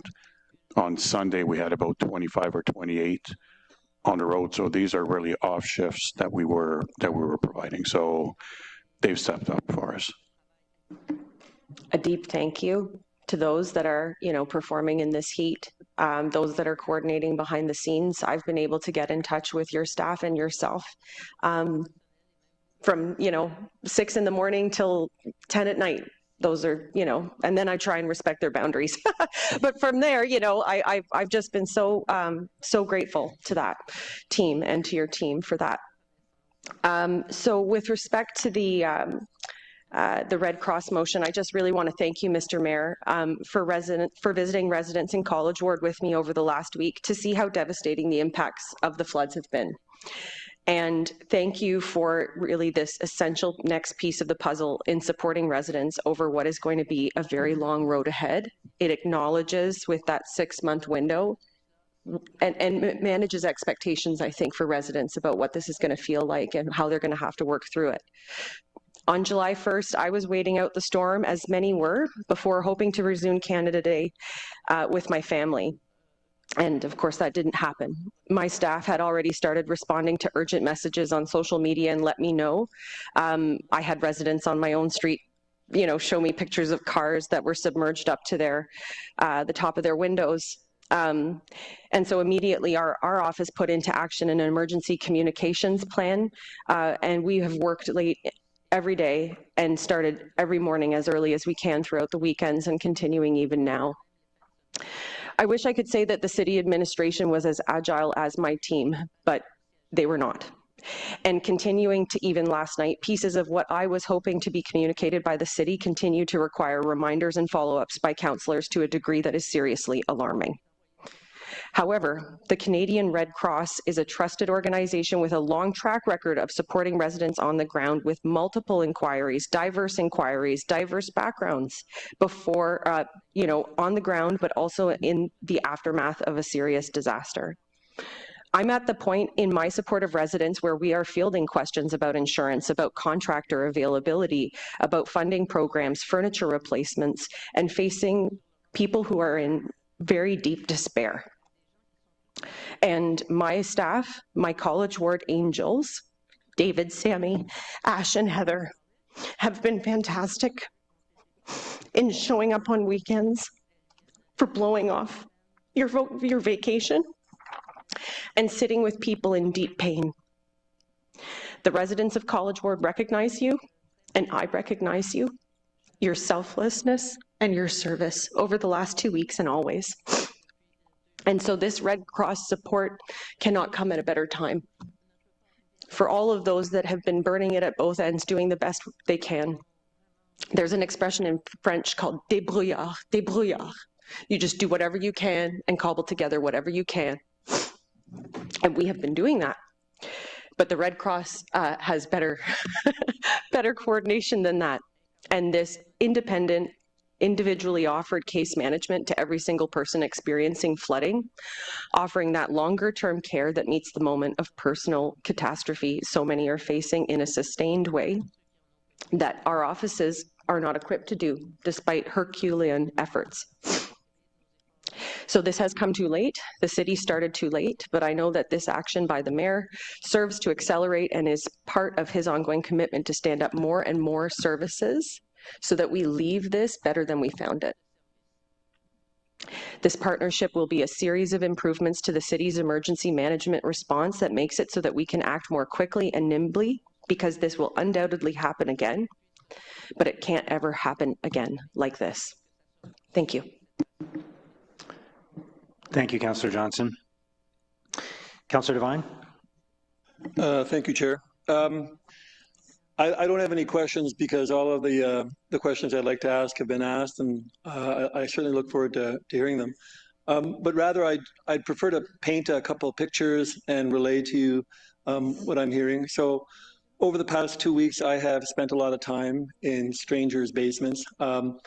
I've watched video after video of water pouring into residents' homes, and in one sense, the videos, they all do start to look the same, but then you turn the sound up, and you hear anguish, you hear panic, you hear people realizing in real time that everything that they have spent years building is destroyed in a matter of minutes.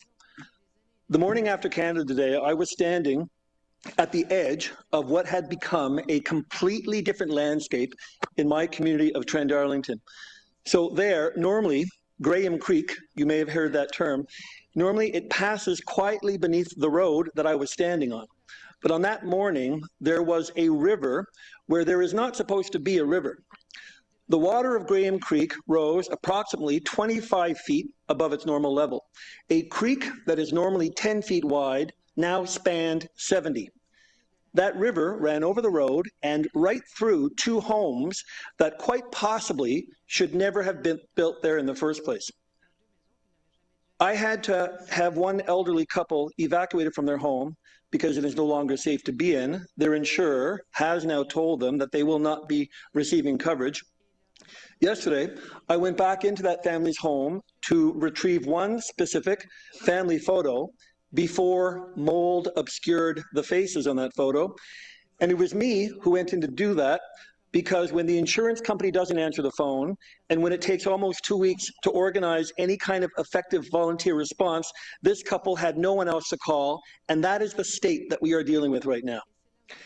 There's other sections of my ward, communities like Carlton Heights, General Burns, where residents have lived through this multiple times.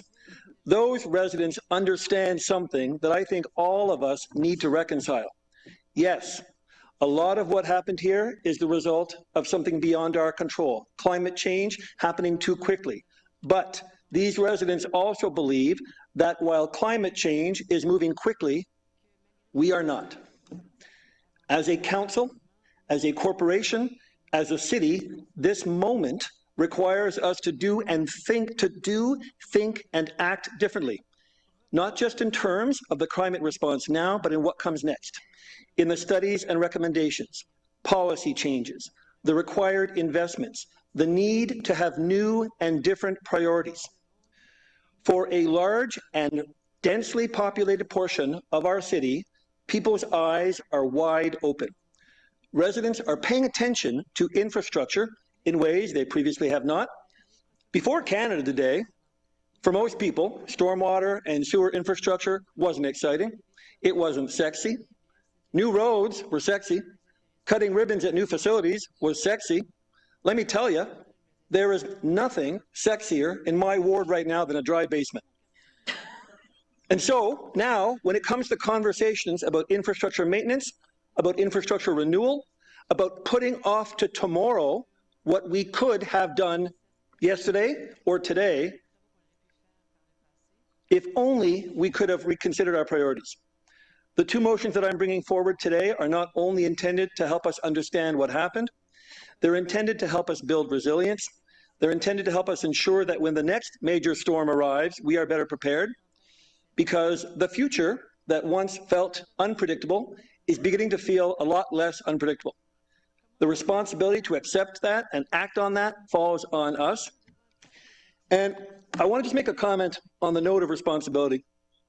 While I appreciate the sympathy and the kindness and the recognition of efforts that some of my colleagues and I have been engaged in, I have no doubt that improvements can be made. I have no doubt that mistakes were made, better decisions can be made. I just want to push back a little on what feels like an assumption that we need to hold staff accountable for the fact that we may be exhausted or that we may be over-relied on by our residents. To each their own opinion. But in mine, when we are elected to represent our wards, we are thereafter charged to be leaders of our wards. And that leadership, it happens here at the council table, it happens behind our keyboards, and it happens on our flooded streets.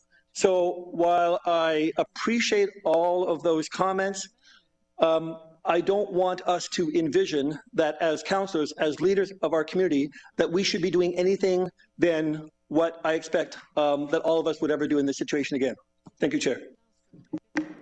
Thank you, Councillor Devine. Councillor Carr? Yeah, thanks very much. I've just got a small question, really. Difficult to follow the last two speakers, obviously, as my community did not have the impacts, but I certainly see you, spoke to most of you, and appreciate all the work that has been done.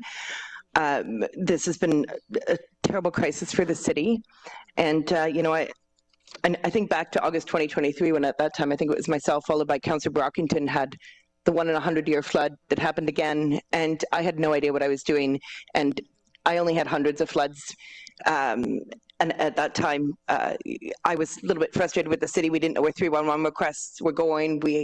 I had an information session that did not go well because I certainly wasn't prepared for the level of questions, and put forward that motion at the time. And we see improvements now in terms of 311 reporting, in terms of that flood mapping that didn't exist back then. But it's really hard to test the adequacy of that response when it wasn't sufficient enough for this 1 in a 200-year flood.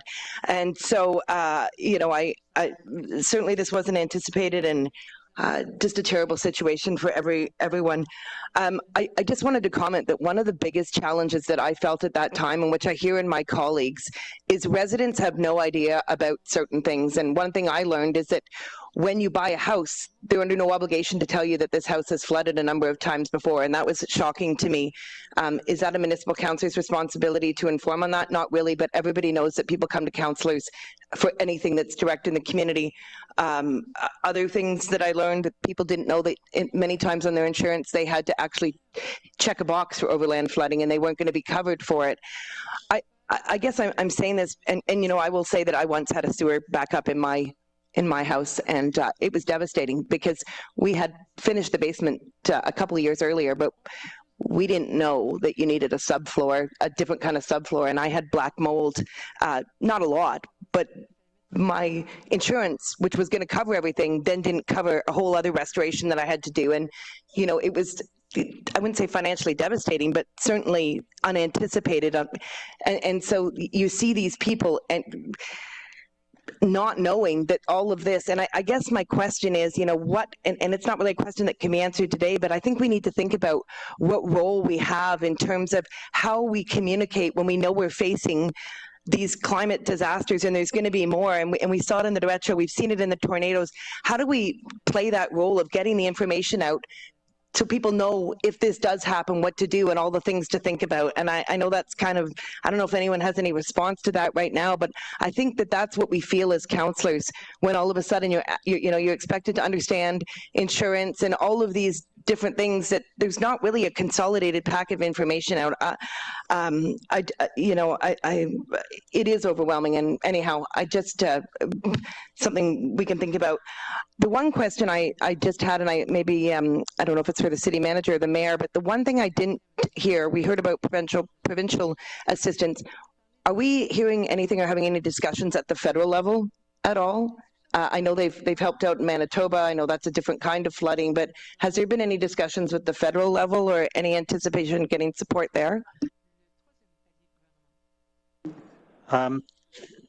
We've had some I would say, I guess the first line of support is from the provincial government in terms of disaster relief. We've had some preliminary conversations with the federal government, and we're looking at different ways that they can be helpful to us now and in the future. But it's early days. I hope to have more to say about that in the days ahead. Okay, thanks. I do think one thing that this current council is fortunate to have recently is the president of the Federation of Canadian Municipalities, which has in the past, but the FCM has done a lot of advocacy towards the federal government, and we now have the president of AMO. And I think that's, this is a topic that I'm hoping that we will continue to hear the results of their advocacy and what's being done, because this is something we're going to face in the future. So I don't have much else to add. I had a few low-level questions, but I'll ask those to staff outside of the meeting. But just huge thanks to my colleagues, and I think we all hear you and are with you across this table. Thank you. Thank you, Councillor Carr. Councillor Lowe. Thanks, Mayor. My questions are quick. I'm not gonna heap on to the comments that have been made. I think other councillors have covered that very well. The big motion from Councillor Devine about looking at Graham Creek. There's a lot of language in there. Well, I don't minimize the need for all of the work that's highlighted in the motion there, but I'm curious if there's a lot of language in there that talks about watershed and rivers and streams and stuff. I wonder if part of me wonders if that is more an RVCA thing. Thank you for the question. I believe in the resolutions to that motion where it talks about, I'm pretty sure, where it talks about exploring these, any of the measures contained within the motion through interagency processes and discussions. I believe that opens up to looking at how, whether it's the RVCA or the feds further upstream, that they could involve that. But just so you know, on the whole issue of what to do about creeks like Graham Creek, it is a great mystery about where the city's jurisdiction ends, where private property jurisdiction ends, where the RVCA ends. They certainly will have to be at the table. Yeah, and it certainly doesn't help that it goes under some houses or private property too. Okay, thank you, fair enough. Thank you. The second question, I think this might be for, I believe this will be for Ryan. The provincial, the DRAO, I know this is very much a provincial program, and they're going to be the ones who determine what the parameters are. I'm partly worried about areas that may be just on the periphery of the most affected areas, where, for example, I'm obviously thinking about my ward, where the impacts and the stresses of disaster recovery are no different from a household in my ward versus a household north of the Greenbelt. So I'm wondering if if there's any conversations with the province there on what that eligible area should look like, if we even have any input, and then if it gets activated and excludes certain areas where there was maybe just a cluster of houses, what do we do? What options do we have? Thank you for the question, Mr. Mayor. Yes, we are having those discussions with the province. There is a very there's specific requirements for the DRAO program that need to be met, and the province is assessing where they're going to activate the program in the city. So there's been some discussions with them, and they've asked us for some very specific information in terms of providing maps and information for them to be able to assess specifically where that's going to go. But we have been asking the province to really consider the broader impacts in terms of how they're doing that work. Okay, thanks very much. Third and last question. I was very grateful for the changes in the waste collection that was afforded to residents who had flood damaged items in their basements. Minor, I think this is a minor concern at this point, but the way that the information was communicated incrementally, sorry, the changes were made incrementally and then therefore it was communicated incrementally, it became challenging to make sure residents had the right and most current information. For example, at one point, it was just, we'll do it through 311 requests, and they'll be exempt from the 3-item limit. However, no construction waste, you can't bring it to the landfill, there's no fee waiver. And then both of those factors changed afterwards. Is there like a, perhaps, do you believe maybe perhaps it's time to create like a, I don't know, a standard type of response to flooding in general, where A, B, C, and D are done all at the same time rather than A followed by B and then C and maybe D? Yeah, Mr. Mayor, I want to pick up on a point that our city manager made, that every extreme event that we're dealing with, the response is always a little different. I think the challenge that we were dealing with this one was both getting us an idea of basically the size of the event, but also how every area was impacted differently. And it wasn't about coming up with a one-size-fits-all solution. It was trying to understand, okay, what do we need to tailor for the different areas? Some of the wards had more impacts from the power failures, and it was spoiled food waste, so that was a different response than people that had flooded basements. But even the flooded basements, we were trying to get a sense in terms of, okay, who's impacted and how do we deploy the resources as best as we can. And as we were getting more information, that's where we were adjusting our posture around, okay, what can we do to help the residents? Are there lessons learned? Absolutely. I think every event has lessons learned, and we will take that away and see, okay, how does this help us for the future?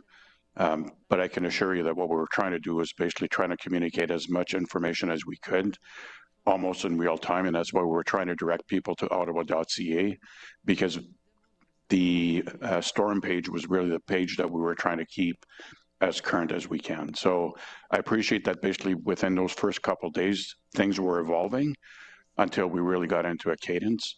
And that always makes it challenging in terms of communicating out. But I think by the Monday morning, we got to a place where we had clear communication and we had boots on the ground basically through all areas of the city.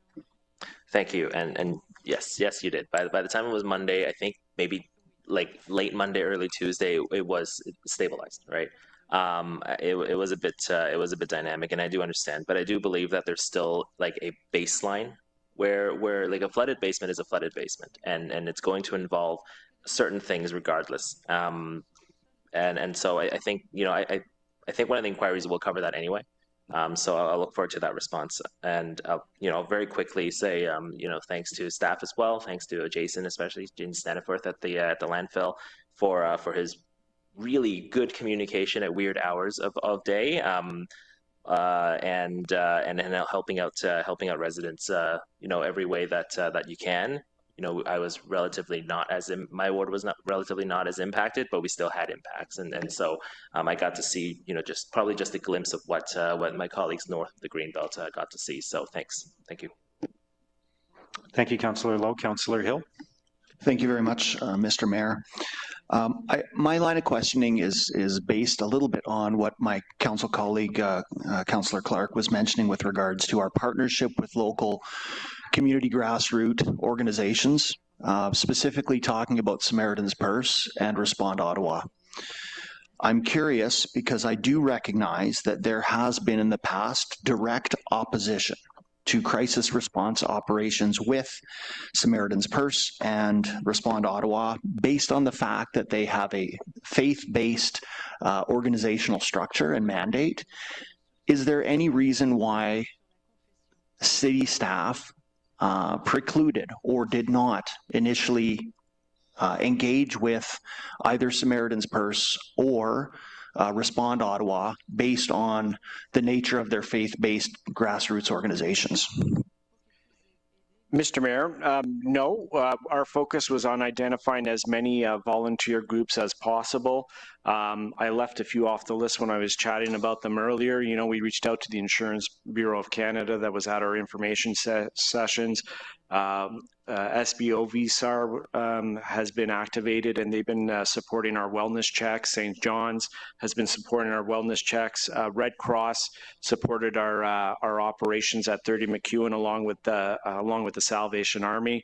We reached out to many others like Team Rubicon, who are fully activated in Manitoba right now, and as you mentioned, Samaritan's Purse. So for us, it's about getting as many volunteers as possible to support our residents, and then providing that back to our residents to identify what their needs are, and they can make the decision if they would like the support that we're facilitating. I appreciate that. And in the pre-crisis phase, do we have the adequate standing documentation in order to activate these entities? For example, standing agreements, memorandums of understanding, etc.? Many of them we do, Mr. Mayor. We have MOUs. Other organizations operate differently too, where you have to submit I'm trying to remember which organization it was.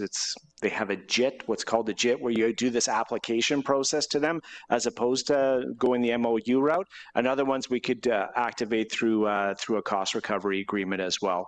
But that's something that I'm going to take away to the emergency management team, just to see if we could get as many MOUs as possible and continue to build off that. Thank you very much, Mr. Mayor. Thank you, Councillor David.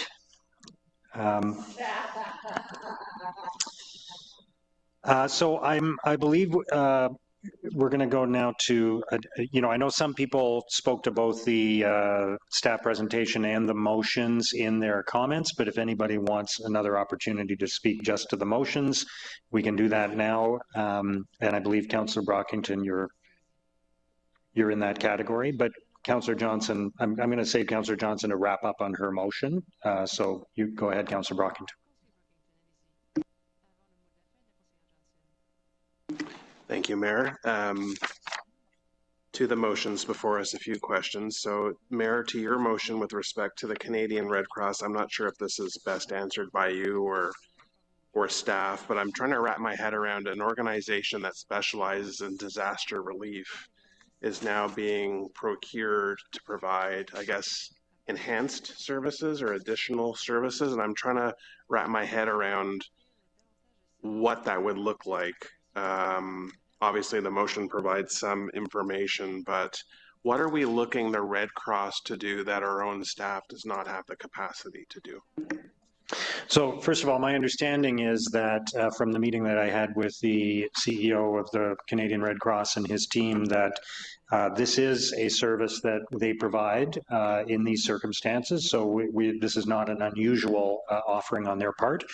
And that basically they are providing individual case management for each of the families that are affected by the flooding. So all, whatever number it is now, 5,900 or so families who are affected by the flooding, to the extent that they need support in navigating their insurance claims, in working with contractors, in dealing with the other effects and aftermaths of the trauma that they've been through. The Canadian Red Cross will work with each of those families and provide tools and solutions to help them over the course of the next 6 months. And certainly I think that is a level of service that is beyond the capacity of, or certainly supplemental to the capacity of the city to manage 5,800 different files at the same time. And for us to be able to do that through an agency with extraordinary experience in that area and at a reasonable level of investment, I think is a wise move on our part. Thank you very much for that. I think the number of households in River Ward who have been impacted is grossly underrepresented by the data that's been provided via 311. The door knocking I've done, people have not called in to report. One condo development known as the Carlton Square at Meadowlands and Fisher, we had 2 recorded impacts in our office, and yesterday we learned there are actually 67. So we think the numbers in my ward, probably across many other wards, are much higher. So I want to make sure there's capacity to provide that individual care and case management. So thank you for that information. May I just speak to that for a moment, Councillor? Yeah, just on that, I think you're absolutely right. I think there are many people who haven't reported. I think it's also worth noting that, you know, I have spoken to some residents who have said, you know, my basement was flooded. We're dealing with it. The insurance company's on side. We've got a contractor. We don't need anything from the city. So there are some people in that category too that may not need a lot of support from the Canadian Red Cross. So I think we're going to see a spectrum of needs in the community, from I'm good to I need a lot of help, and there may be more people who sign up as a result of hearing about this being available, but not every one of the 5,800 or 5,900 who have been identified so far may need as much help as the most extreme cases. Agreed. Thank you, Mayor. And I would just underscore the importance of calling 311 is to document the areas in the city where the flooding occurred. It may not necessarily require assistance from the city, but we need to know where these cases existed so that infrastructure can be assessed. So thank you. On the Devine Johnson motion, the building flood resilience, thank you for the changes in the motion to include other wards in addition to 7 and 8 and 9.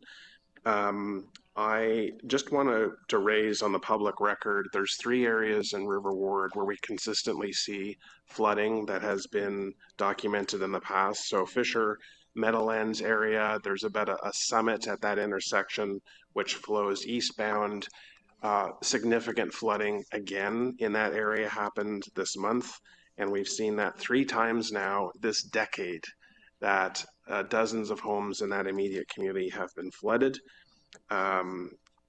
We have, and I'll address this in one of the other motions, but we have communities that abut school board properties where water travels across fields, does not get captured by sort of the boundary ditch and goes into other properties. So I'll address that in the other motion, but we have seen repeat issues in River Ward where flooding continues to happen. And again, that's part of my work with staff, is some work has been done to mitigate flooding, which is very good to see. There's even work scheduled as part of this year's budget, those mitigation tools, but there are other areas where people continue to ask, why does this continue to happen? With respect to the Kavanaugh Devine motion, that's evaluating and improving the city's emergency response. The motion asks for staff to undertake a comprehensive review of the response. Would we, I guess my question is to the city manager, who would do that type of assessment? Like, you wouldn't ask the people in the same department to assess themselves. So what type of independent lens would be provided to this assessment? Thanks very much for that question. I'll start the answer, and I'm sure Brian might have a little bit to add. So we typically do an after-action report with respect to every event or emergency that happens in the city, and we will engage with an outside consultant to conduct that review. Staff will input into it. They will be involved in that, so that's what you will see. Great, thank you, City Manager. And finally, Mayor, motion moved by Councillor Johnson and Kavanaugh. This is regarding the detailed review of the storm impact. The first therefore clause, I don't want to start adding ward numbers. I don't think that's helpful, but if Councillor Johnson feels this is friendly, it reads the third line there, extreme weather event on July 1st, namely, I'd like to add, comma, but not limited to, and then it says Ward 7, 8, and 9. So this, I just want to make sure staff are aware that it's not just those 3 wards. So I wanted to add the words, but not limited to, if that would be deemed as friendly. Thank you for making the motion better. It is friendly. Thank you. And then Part 5 of that motion talks about surrounding NCC lands. I just want to get staff's thought. Should we add something here about school board lands? There are hundreds of school sites in the city, large fields. They deal with stormwater differently. There may be impacts outside of River Ward about water infiltrating or penetrating abutting properties.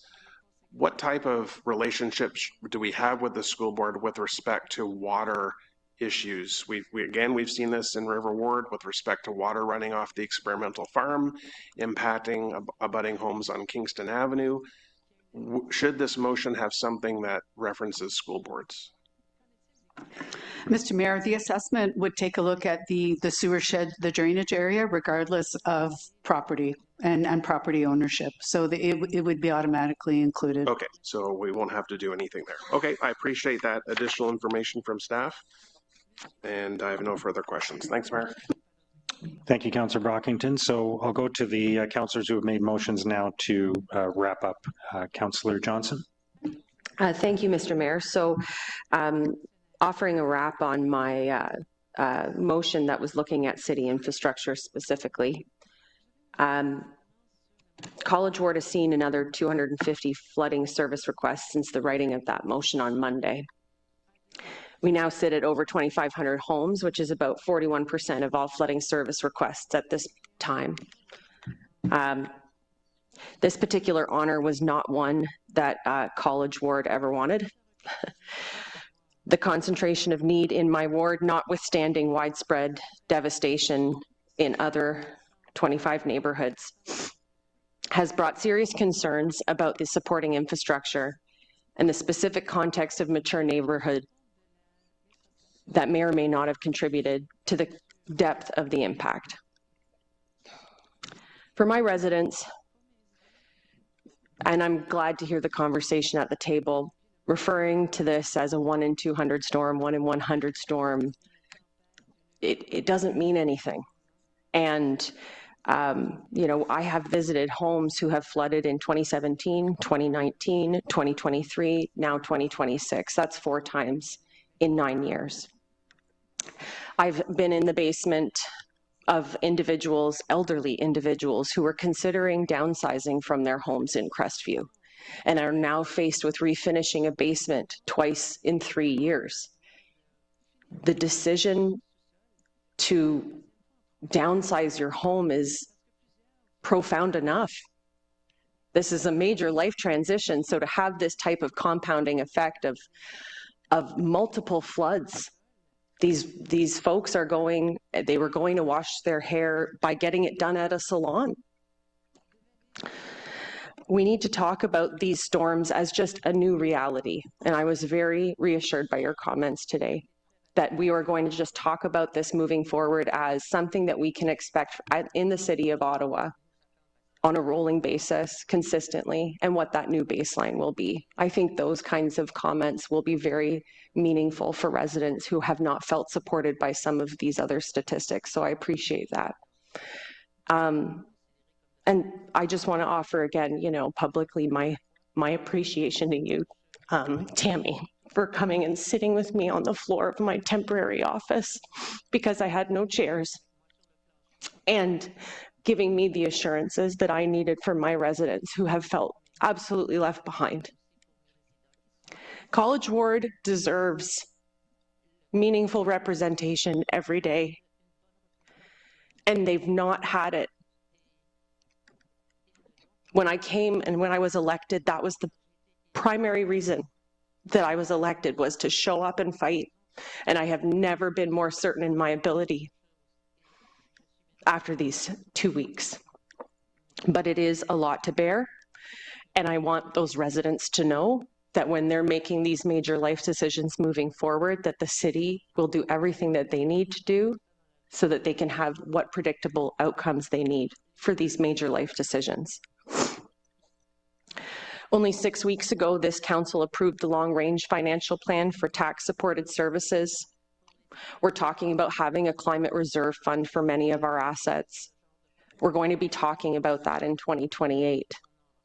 Although I appreciate that our stormwater and our water infrastructure was not included in that discussion, and it has its own programs, I assure you that I will fight like a tiger every chance I get to make sure these mature neighborhoods can respond in a modern way to climate change. Residents are fearful that they will not get the investments they need in the way that other neighborhoods do because of their lagging infrastructure and their slow density. Their modern standards are not being met, and I will continue to fight and show up and cry in public and be told 100 times how tired I look and how haggard I look in my videos, because that's what I was elected to do. I appreciate that there will be no system, even a modern one, that will be built for the amount of rain that we saw. And in Environment Canada's heat map, we can see in Bell's Corners a tiny little gray spot where accumulation looked like it was over 200 millimeters of rain. We can't verify that because we don't have a rain gauge nearby it, but you know my residents see it, and I see it, 200 millimeters of rain. And so this severity of the storm makes it even more crucial that we turn over every stone to make sure there are no additional pressures coming by way of factors within the city's control. So this motion lists many of those factors that I have heard and that we have heard in our travels with our residents, and it will be important in the general manager's neighborhood by neighborhood review that these factors are considered. And finally, this motion directs staff to release information in a phased rollout so that neighborhoods don't have to wait a minute longer than they have to make these important decisions on how they rebuild their lives. Thank you. Thank you, Councillor Johnson. Councillor Kavanaugh. Thank you. I wasn't expecting to speak again, but there's a couple of points I wanted to ask, and it's related to my motion and my inquiry. And that was and how we're doing the counting. We're talking about mostly homes, single-family homes, predominantly, and more. But we also had an entire building, and I refer to that 30 McEwen, where we had 224 units, 228, pardon me, and far more people than that. And we also had a core village where there was at least 300 units flooded. And I want to make sure that that's captured, because if it's one call from the office of a core village and it's not representing the number of actual homes that people live in, that so I want to make sure that that gets caught in the statistics, and I just want to check on that, because I think that's really important. We shouldn't treat it that people who are renting are considered less because we go by the property owner, and that was my concern. And is there a way to do that?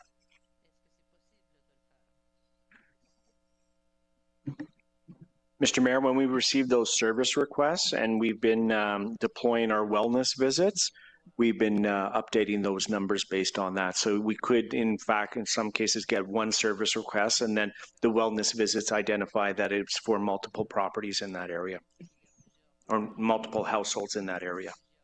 Okay, but we're not capturing how many were flooded. Like in terms of, okay, I'll switch over to Core Village because they're townhouses and also the bottom floors of apartment buildings, but are we capturing those as well? We are through the wellness visits, but I will confirm with my team, Councillor. Okay, thank you. It's already been raised about climate change, and when I go, to people's doors, they say it too, but it seems frankly such a big, vague term, and we have to look at the future. We have to look at what we're doing to make our infrastructure better. I think that people are realizing that in these older communities, and that's what is happening across the 3 wards that were mostly hit, these are communities that are roughly about 60 years old plus, and their infrastructure is that age too.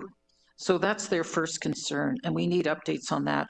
We've already heard about Lakeview is supposed to get new ditch maintenance. That's been in the works. I've been working on that for 7 years, and we can't see it postponed anymore. this would be a factor. We need to have that focus on drainage.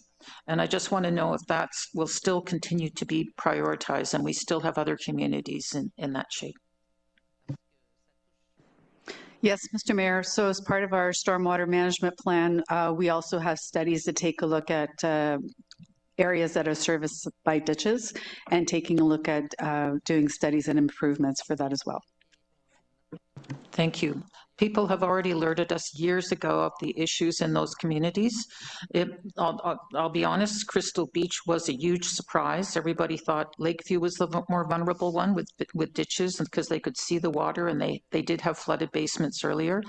But now we're seeing something even more critical. So lots of work to do, and I hope we take a strong focus on that. Thank you. Thank you. Councillor Devine.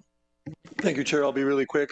On the insurance motion, I just want my colleagues to understand that, just remember that number I said where annual payouts for the industry had been around 700 million, and then in 2024 it went to 8.5 billion. I believe we have a sector, an industry that is motivated to get involved and to help this. I know we have very good reason to look at the insurance industry with anger, absolutely, but they are motivated to help this. They're going to look at their bottom line. They're going to be innovative. And so that motion, Ottawa can actually be in a leadership position.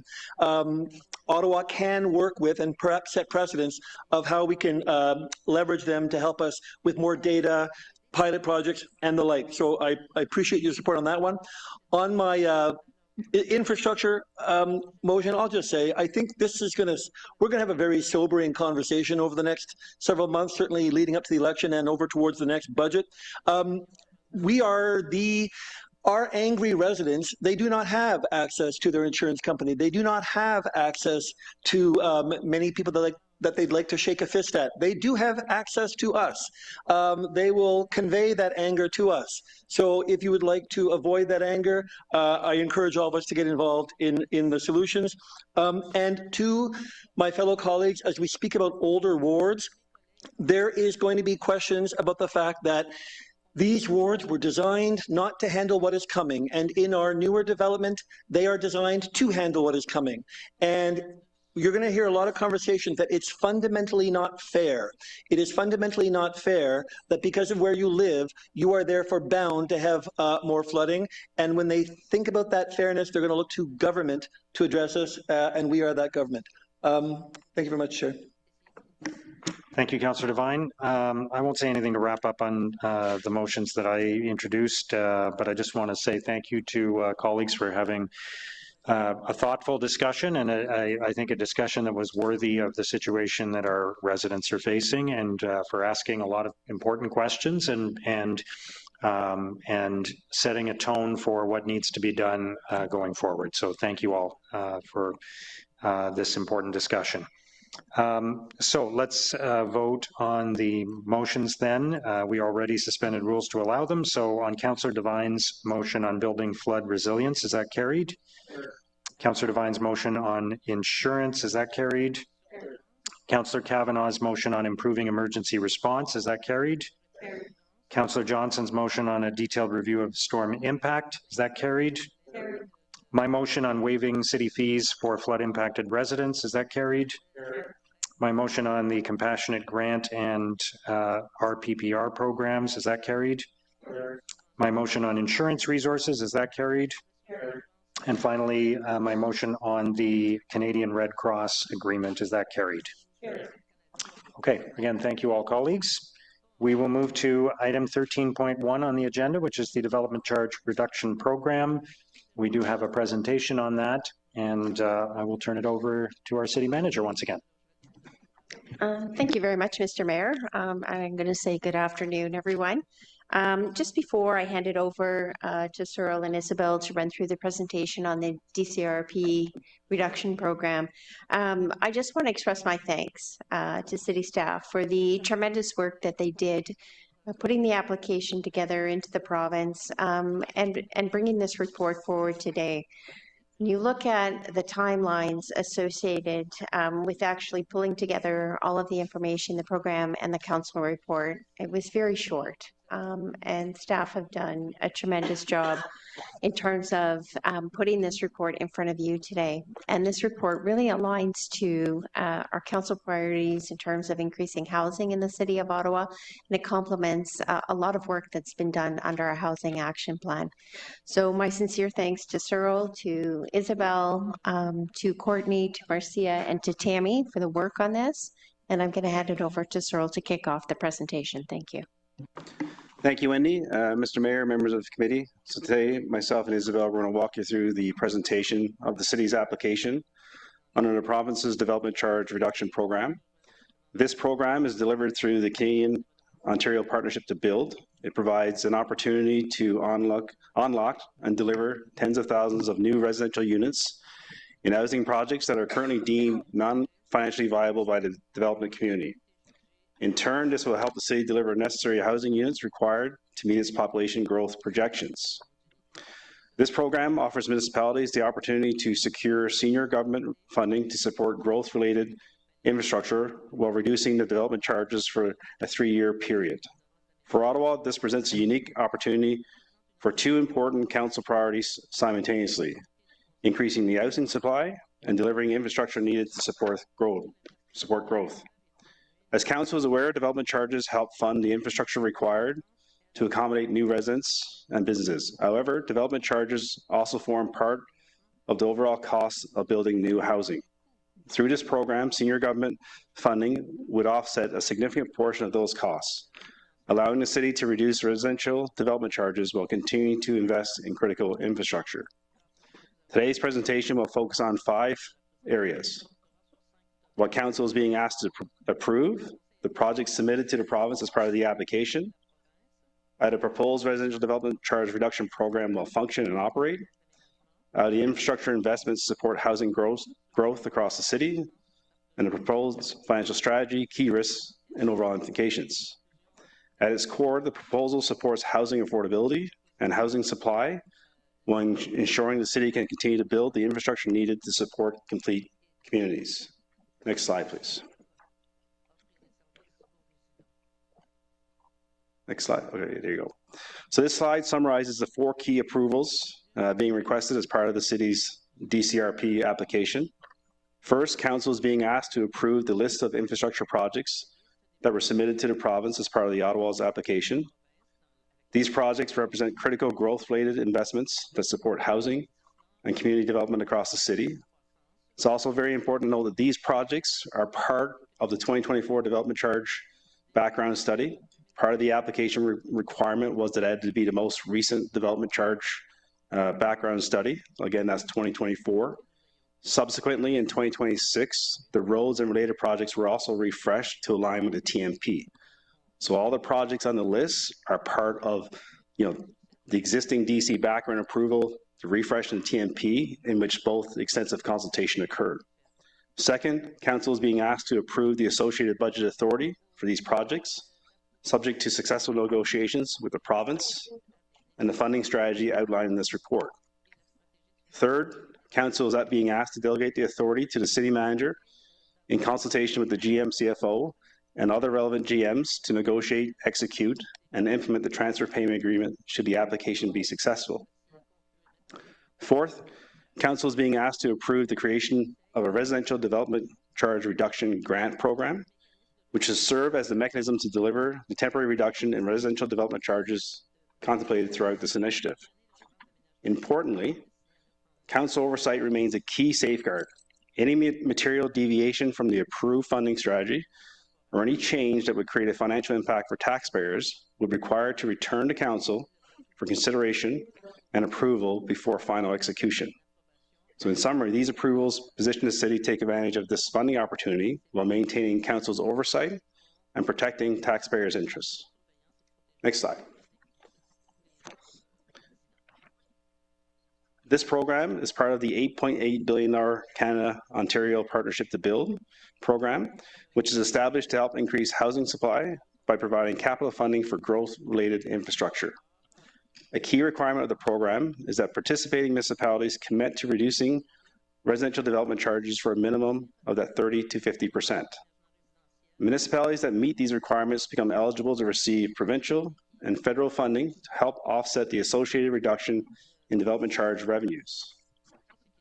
To ensure Ottawa was positioned to participate, staff submitted a conditional application to the province on June 19, the required deadline, and that was followed up with a memo to Council on June 22, providing an update on that application.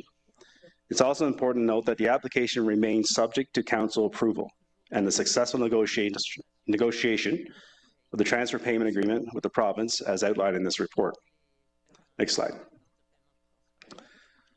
The approach before Council responds directly to the provincial incentive by pursuing senior government funding to help reduce development charges while maintaining investment in growth-related infrastructure. It also reflects Council's direction that the municipality remain financially whole.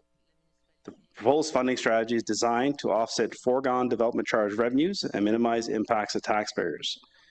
The infrastructure package focuses on projects that support housing growth, help remove barriers to future development across Ottawa. The application also seeks to maximize the housing benefits that can be achieved through available provincial and federal funding. Finally, the application is leveraging the opportunity to further expedite the upload of the LRT. So in summary, the recommendations advance Council's housing objectives while maintaining fiscal responsibility and supporting infrastructure needed to accommodate growth. Next slide, and I will now pass it over to Isabel. Thank you, Cyril. So the city is proposing a 54% reduction to development charge fees. The Development Charge Reduction Program, or DCRP, is replacing lost development charge revenue due to the reduction, which was based on a city estimate of the increase in building permits expected over the next 3 years as a result of the program. La Ville propose une réduction de 54% des frais d'aménagement. Le programme de réduction des frais d'aménagement PRFA. The program of temporary reduction will compensate for the loss of revenue, which is based on a municipal estimate of the increase of number of building permits for the next 3 years, thanks to this program. Funding can be used to recover eligible construction costs incurred for projects that were included in our most recent background study. We were able to identify enough shovel-ready projects with sufficient dollar value to maximize the level of funding required to achieve a development charge reduction at the top of the range required to participate in this program. Applications for this program will be prioritized based on the depth of DC rate reduction and the number of housing units that would benefit. The development charge reduction must be retroactive to March 30th, 2026, and fees must be frozen for 3 years. Furthermore, the motion approved by Council on May 13th backdates this reduction even further to January 1. We have included in our application an amount to make us whole up to January 1, 2026. Next slide. Staff propose that the reduction be implemented as a grant agreement with residential developers rather than making any changes to the DC bylaw. This is permitted per the DCRP guidelines provided by the province. This will allow us to implement the reduction more quickly and gives us much more flexibility to limit the time during which this reduction would be in effect. The program will only reimburse us for the 3-year period, and we can limit the effective date of the grant to March 2029 and require occupancy by March 2030. This approach mitigates the impact of development applications freezing at the lower DC bylaw amendment rate under Section 26.2 of the Act, which could extend the freeze by potentially many more years. Next slide. The report in front of you today includes document 2, which is a list of the current rates by housing type and what the new rate will be once the 54% reduction grant is applied. This chart compares the City of Ottawa's development charge rates for a single-family home, including education DCs, inside and outside Greenbelt. The City of Ottawa has one of the lowest DC rates in the province, and the 54% grant will reduce the DC rate for a single-family home inside Greenbelt, for example, excluding education DCs, from $56,000 to $25,800. Next slide. Typically, the city accumulates development charge revenue before proceeding with a project. The DCRP funding allows growth infrastructure enabling new housing units to advance more quickly. The total cost of the project submitted is $692.2 million, and the DCRP eligible costs on these projects and the total funding requested was $478.3 million. As will be described later, the difference is funded from other sources which would otherwise have been paid for these projects, such that the city is kept whole. The total cost of the project is $692.2 million, and $478 million will come from the DCRP funding. As we'll see later on, the difference will be funded by other sources that would normally have covered these projects, so that the city will not spend more than needed. Eligible cost overruns or costs not covered by the funding will be recovered from DCs as per the regulations. Next slide. So this map provides an overview of the projects submitted and where they are located across the city. Each project was selected specifically to advance infrastructure that would enable more housing or support complete communities as required by the DCRP guidelines. Next slide. The 5 project bundles are expected to accelerate the development of more than 65,000 housing units over the next 10 years. The city's application for the Development Charge Reduction Program funding included multiple projects grouped into 5 categories. We were limited to submitting 5 projects per application, but were able to bundle similar projects into each. The list of projects are provided in Table 1 of the report. They include 2 projects for wastewater infrastructure, namely the Airport Parkway Diversion Sewer and the Acres Pump Station Phase 2 and 3. 3 roads projects, Brian Coburn Widening and Extension, Green Bank Realignment, and Carp Road Widening. 20 intersections, 1 park and ride at Beausville, and 1 recreation facility and park in Riverside South. Next slide. It is important to understand that the DCRP funding of $478.3 million will only cover some of the DC eligible costs of each project, but they are providing sufficient funding to make up for the anticipated revenue shortfall due to the reduction. Therefore, this program should be cost neutral for the city. The DCRP will only cover construction costs and land. The remaining DC revenue, which will now be the 46% of the current fees, will cover the remaining DC eligible costs such as soft costs, HST, financing, and staff costs. The city's contribution would include the benefit to existing share already accounted for in each project. The $50 million in estimated DC exemptions for Build Canada homes was also included for consideration as an additional contribution from the city in the overall assessment of our application, increasing our overall contribution to 16.2%, which is well over the 10% required by the program and at no additional cost to the city. To keep the city whole, the application also included $41.4 million for the retroactive reduction to January 1. We also included indexing of $136.6 million to fund all projects based on 2026 dollars, not the historical cost included in the background study. Because the program requires that the DC rates be frozen for 3 years, there will be $31 million of foregone indexing revenue over the 3 years. But because we aren't updating the bylaw and using a grant to reduce the fees, we will continue to index the fees and simply increase the DC reduction grant each year to maintain the fees at the same level. At the end of the 3 years, the grant will be eliminated and the fees that have been indexed for 3 years will then come into effect. Next slide. As requested by the motion approved by Council on June 2nd, we included an ask in the application to further reduce the DC rates by an additional 10 to 30% if the province were to advance a payment to reimburse the cost of LRT currently in the background study that is funded by development charges over the next 10 years. And additional funding for bus rapid transit projects that have been delayed because of the cost of LRT. That would equate to $1.5 billion.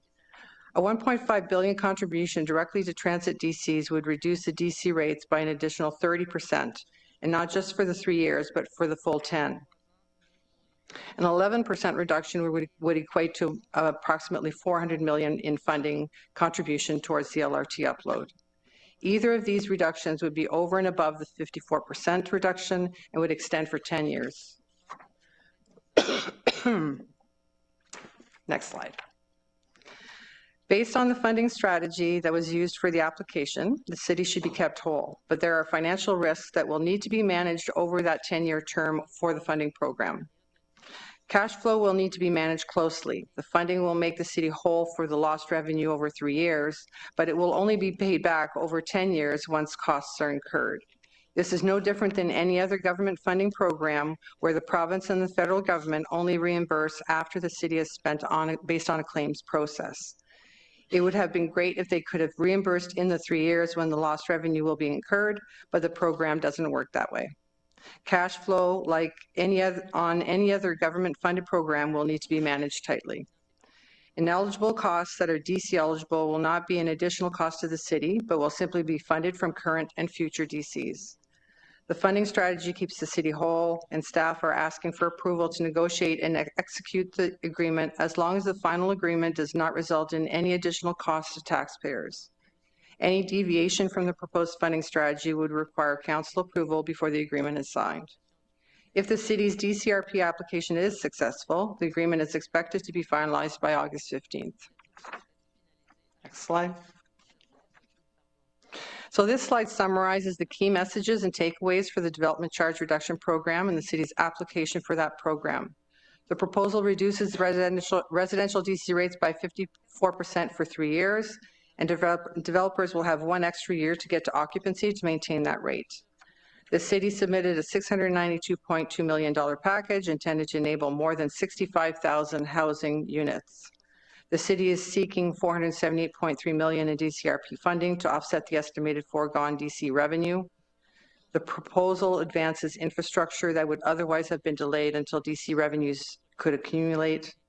Using the DC reduction grant helps to keep the reduction time limited. The city's contribution from benefit to existing funding and Build Canada Homes exemptions strengthens Ottawa's application. The LRT upload ask could support more permanent DC reductions in addition to the 54% of between 11 to 30%.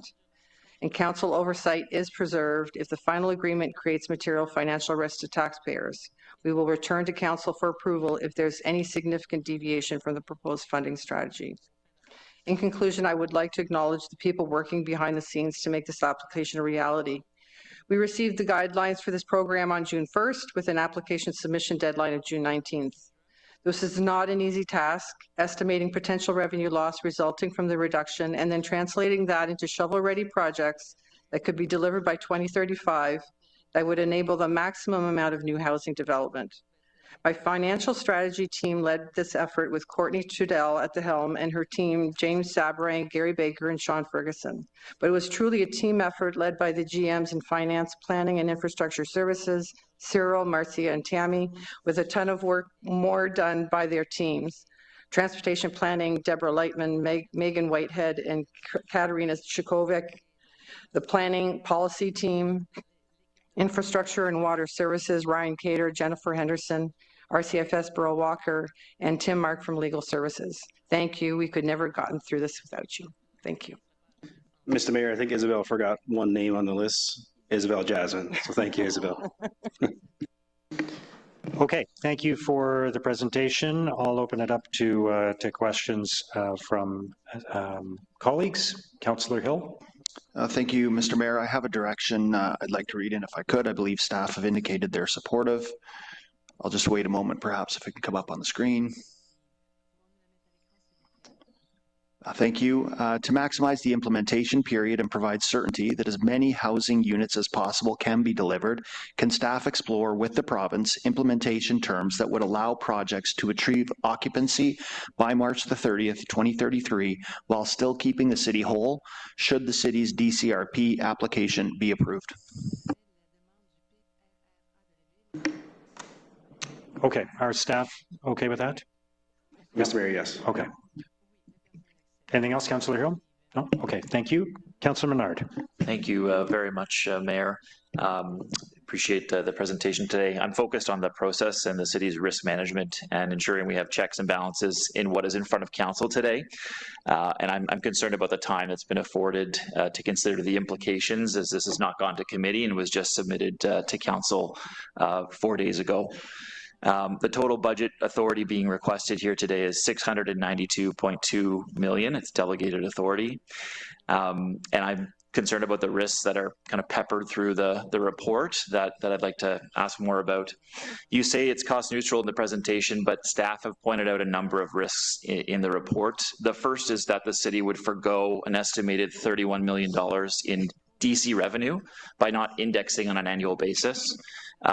That's not been included in the $478.3 million ask or application. Why is it not in there? So the program tells us that we have to freeze for 3 years, and we can't make that up, but we're able to include indexing on the projects. So the fact that we added $136.6 million in indexing to the projects that are on the background study helps to make up for it. And the fact that we're implementing a grant rather than changing the DC bylaw itself, we will continue to index those fees so that when the 3 years are over, those fees will be at the indexed level. That's another concern that staff pointed out, is when those 3 years are over, the immense pressure that will be on the municipality not to increase those DCs. I'm sure the development industry will be pushing us to not get back up to that level. And it's not just that, it's the development charge structure comprehensive review that was supposed to come back in 2027. There was going to be increases as part of that. I was on the DC working group that we were looking at increases coming there as part of the new infrastructure required for a growing city. That cost to municipalities not allocated here. We're not going to get back what would have been charged or increased DCs in the 2027 period. We have to wait until this program is over until we can consider that comprehensive review. Is that accurate? Yes, that's accurate. We have to freeze for 3 years, but we're maintaining assurances throughout so that we can recover eventually. There are a number of little parameters in here that I have concerns about. For example, we're lowering so significantly single unit homes, particularly outside the green belt, their DCs by 54%, when we know that these are built in expansion greenfield lands and undesirable for city finances. Do we have an option of different categories as a global figure, or every single DC is just going down by that same percentage amount? So we had to do across the board reduction as part of the application program. And the program requires across the board reductions? Correct. I thought I saw different figures in there. All residential types. Yeah, because there's outside, inside, and there's different parameters for each one. We have different rates right now, right? So the percentage reduction will differ for each one. The percentage is the same. The reduction is the difference. The reduction is the dollar value. The amount, not the percentage. Correct. Sorry, but the amount reduced is different. All I'm saying is we're reducing these undesirable DCs where we're going to get greenfield development, and that's going to cost the municipality a lot of money in the future because of the new infrastructure that this is going to spur potentially for those single unit homes. So it's not ideal for us. Staff say in the report that the rate reductions could spur some increased development, but they say it's difficult to predict that would actually occur. Why is it difficult to predict? Through the chair, so trying to predict the amount of units that would be generated. I mean, what we have seen with the housing acceleration changes that council approved last fall and the analysis we got from Bloomberg about the market, we are doing better in Ottawa than nearly every other city in Ontario, but the market is still not strong enough and to see the kind of starts. So if the development charge program is what makes the difference, and if you talk to developers, they'll say this is the thing that would tip the balance and make the difference, then we will see the units come online. And so we have taken a conservative estimate of the total number of units that we think could be generated from this. And so that's the risk we're flagging in this. We don't control the actual building of homes. That's appreciated. There's a number of risks that if they built more, for example, than we're anticipating, if more housing units are realized than forecast, the provincial funding would not offset those DC revenue losses. It's another risk outlined in the report. So the shortfalls could be recovered, let's say, in subsequent DC background studies with higher DC rates and the reduction period ends. I'm just very concerned that after 3 years, there's not going to be that provincial federal funding, and our DCs may not return to where they would have been indexed and the comprehensive report. That's a massive potential increase from where we're going down to right now. And I know we're saying we're making ourselves whole here, but is the actual end goal of what we're trying to accomplish really going to do that supply to affordability to pass on to homeowners? I'm not convinced we're gonna actually see that. So it's a big risk to be taking because of the cash flow that we're not going to be having. We're saying we could be borrowing as a result as well to maintain that DC reserve, as I understand it. So there are a number of risks here, Mayor, that need to be discussed, and there are some parameters. If we're going ahead with the application, let's put some parameters about it to make sure that the city is fully made whole. The DCRP only requires retroactive adjustments to March 30th, 2026, and the motion from Council adds that additional 3 months. That's an additional $26.5 million in foregone revenue. Now, we've put that in the application. I'll see if the application is accepted by the federal government. I know that part's in there, but I think given we're putting that in there and we're not putting in the indexing, we're not putting in the comprehensive review, I think as a part of that negotiation within those payments, those TPAs with the provinces, this is the transfer payment agreements. That's the type of thing we should be negotiating as part of the program. The memo. Oh, sorry. Did you want to reply? So Mayor, I have a motion that this goes to committee first. I think this could work out fine. But there's a whole bunch of things that have to be discussed, and that parameter should be put around this, including the DC charges. So I want to make sure that we're doing our due diligence here. This just came to council 4 days ago, and there's a lot of diligence to be done to make sure that the municipality is not getting into a situation where we have a lot of risk coming to us after this program is done. So Mayor, I'll put the motion on the screen.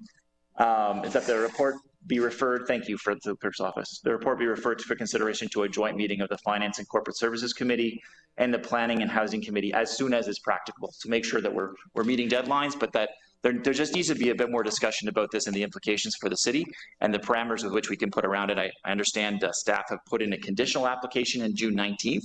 So that waits to be confirmed by council, and what council decides is part of that discussion with the through the application. So I'll just leave that there. This is a procedural motion, so we're now debating the motion to refer this to a joint committee of finance and planning. So we're not debating the main item anymore or commenting on that. So if anybody would like to speak to the referral motion, please put up your hand. Otherwise, and Mayor, I could do that after people have had a chance to speak on the main item. I can put that forward after people have had a chance to speak on the main item. That's fine. Okay. Yeah. I think it'd be easier to deal with this first if you're okay with that. No, yeah. I mean, I'm happy to have other. I just don't want people to not be able to speak to their issues on the main item. So I can wait for it to come forward till after people have a chance to speak on the main item. Okay. I'd rather know whether we're moving forward with this or not today. So I'd like to deal with the motion to refer. So if your hand is up now, I'm going to go to you on the motion to refer. But maybe I'll just ask staff from a practical perspective. I know there's some deadlines associated with the application. So my understanding is if we would have to schedule a joint meeting of planning and housing, which, and then we would have to schedule another council meeting to take place for the item to rise from committee to council, and all of that would have to take place before August 15th for us to get this application in. Is that correct? Mr. Mayor, I would say probably even before that. August 15th is the timestamp that the program, the province and the feds have put on this to negotiate the application submission. So really what we're looking forward to as a staff is to negotiate with MMHAH to get that done by August 15th. So putting in a committee and a council meeting, it's a tight timeline there. Okay, but we'd have to schedule a committee meeting and a council meeting and still leave time after that for the application to be prepared and submitted before August 15th. Mr. Mayor, that is correct, yes. Okay, thank you. Councillor Devine?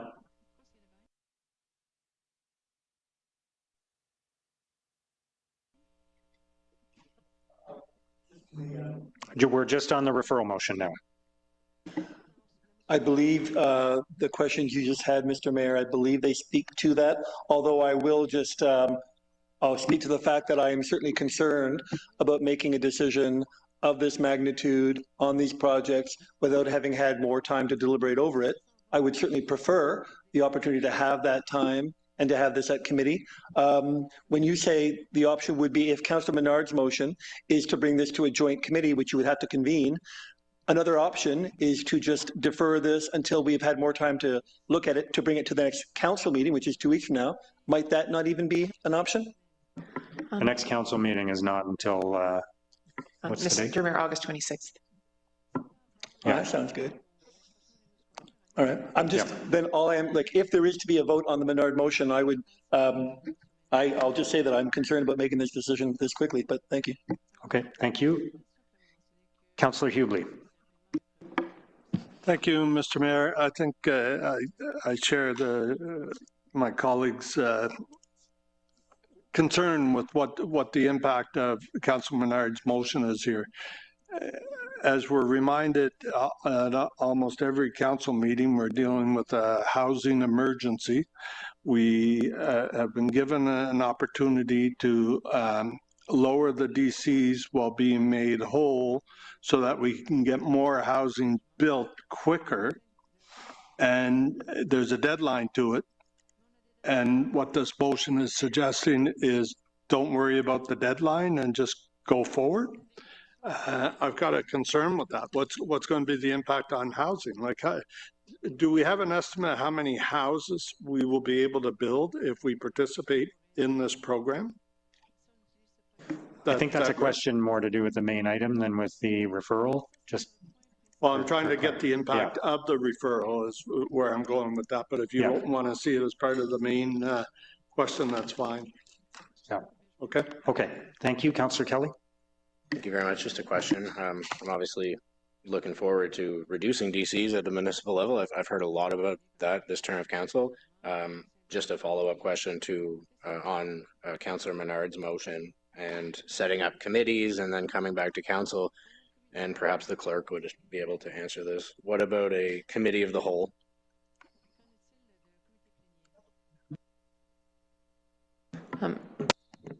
Mr. Mayor, I mean, the motion before council is to refer to a joint committee. The timing of such would be determined by the chairs of those committees. The convening of a special council meeting would be determined by the mayor.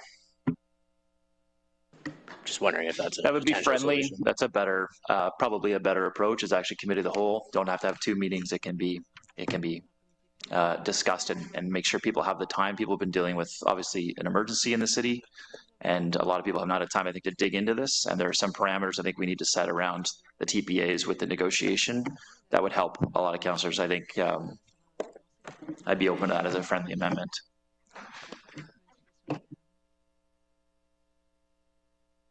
Okay. So that's a friendly amendment to the motion.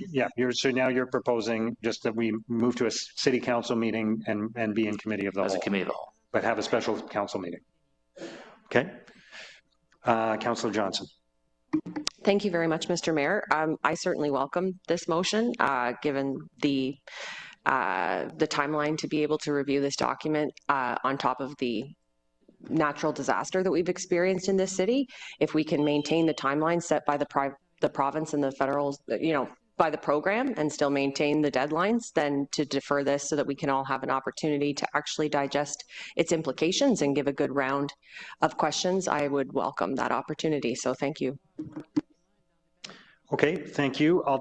Before we vote on the referral motion, I'll just say my preference would be, my strong preference would be for us to deal with this today. We have a recommendation from our staff. We have an opportunity to move forward with something that I think will have a huge impact on the housing crisis. We've been talking for a long time about how we need other levels of government to give us the infrastructure money we need in order to reduce development charges and build more homes and build homes more affordably.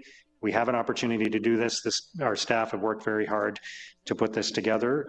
So I recommend that we deal with it today. Mayor, may I ask a point of wrap up. So when you, there's no wrap up on procedural motions. Mayor. Okay, well, then can I speak to the motion? Point of order, Mayor. If I may just ask, if I may ask a point of order, clerk. Well, let's just finish with Councillor Menard's question first. Sure. I just haven't had a chance to speak to the motion. It just introduced, so I'll just speak to the motion. I'll leave aside. That was within your. No, I spoke on the main. I spoke on the main, not on the new motion. So I'll speak on the motion on the floor. But, sorry, I just want to clarify from a procedural perspective whether that's normal or not. Mr. Mayor, admittedly, I was a bit distracted. The member would have the opportunity to speak once on the referral motion, but would not have the right to wrap up on a procedural motion. Okay. I'm just going to go ahead and speak is his previous introduction of the motion him speaking once on the motion? Generally speaking, Mr. Mayor, a member may introduce and speak to the matter once at the beginning of consideration of a procedural motion. Yeah. Look, if you want to take a minute just to say a few words about it, I just don't want to be inconsistent about these things. So. Yeah, I don't think I'll need longer than a minute, Mayor. I'll leave aside that staff have indicated that the actual outcomes we're looking for here are tough to predict, and we may not see those. You know, that the public subsidy that would go from these orders of government to development industry, who will in turn build a large amount of new supply over and above what they would build or not build, and that new supply will trickle down and lower the cost of housing market for home buyers. I'll leave that argument aside. And I'll leave aside that, you know, there's other injections of funds that could happen around not-for-profit housing, et cetera. But on the motion itself, council should better understand the implications given the very large delegated authority request here. The conditional application was submitted on June 19th. The report came just four days ago, and it never went to committee in the first place. There are questions that councillors have, and there hasn't been consultation with councillors on the report. We have had no consultation on this. And at the very least, council needs to exercise its authority and put checks and balances in place if it's moving forward and applying for this funding. I think the application of funding is open. We can do this. Yes, there's a little bit more work involved here, but I think we'll get a better discussion from our staff team if we have that discussion with council first. I don't want to be reckless here. I think let's exercise our due diligence, some proper oversight through a committee discussion, through a committee of the whole discussion, and come back to this. Thank you, Mayor. Thank you, Councillor Menard. Councillor Devine, you had a point of order? I think it's a point of clarification, and it will help me know how to vote on the Menard motion. What I'm trying to ask for the staff recommendation on the DC reduction, are we only voting on whether or not to reduce DCs, or in that vote, are we also voting on so right now, Councillor Devine, right now we're voting on whether to refer this to a meeting of City Council where we will go in committee of the whole. That's what we're voting on right now. Right. Yeah.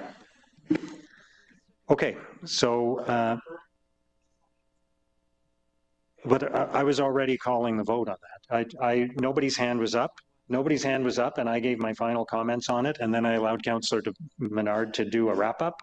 So nobody had their hands up on the referral motion. So we're going to vote on the referral motion. If we can have a recorded vote, please. Councillor Brown. No. Councillor Luloff. No, merci. Councillor Johnson. Yes. Councillor Carr. Yes. Councillor Skalski. No. Councillor King. Yes. Councillor Kelly. No. Councillor Tierney. No. Councillor Lowe. No. Councillor Kavanaugh. Yes. Councillor Devine. Yes. Councillor Hill. No. Councillor Hubley. No. Councillor Gower. No. Councillor Plante. Oui. Councillor Brockington. Yes. Councillor Dudas. No. Councillor Bradley. Yes. Councillor Troster. Yes. Councillor Desroches. No. Councillor Menard. Yes. Councillor Leeper. Yes. Councillor Curry. No. Councillor Kitts. No. Mayor Sutcliffe. No.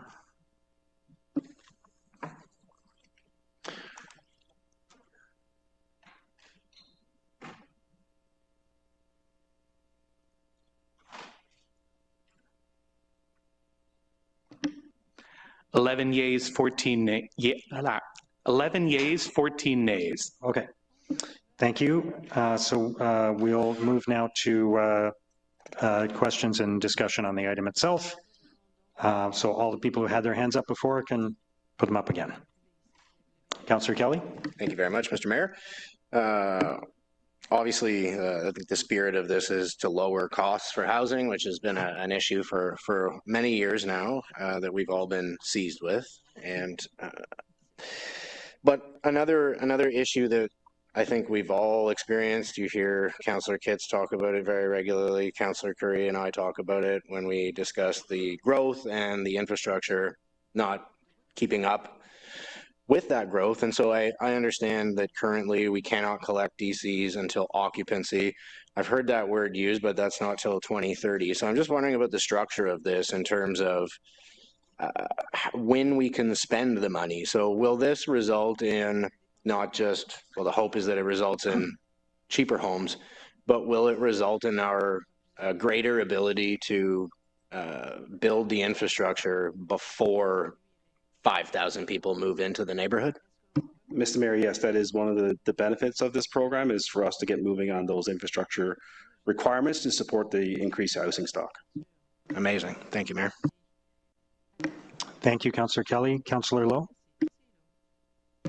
Thanks, Mayor. Just something to point out in the question, I guess. When in the slide that showed all the project locations, I note that almost all of them were sort of on the outer, like very far outer ring of the city. And I'm not trying to minimize the need that's out there, but I'm thinking what happens like to all of that capacity when it flows through the more inner parts of the city, closer to the green belt. In my mind, I'm thinking about Prince of Wales Drive. So what happens to those?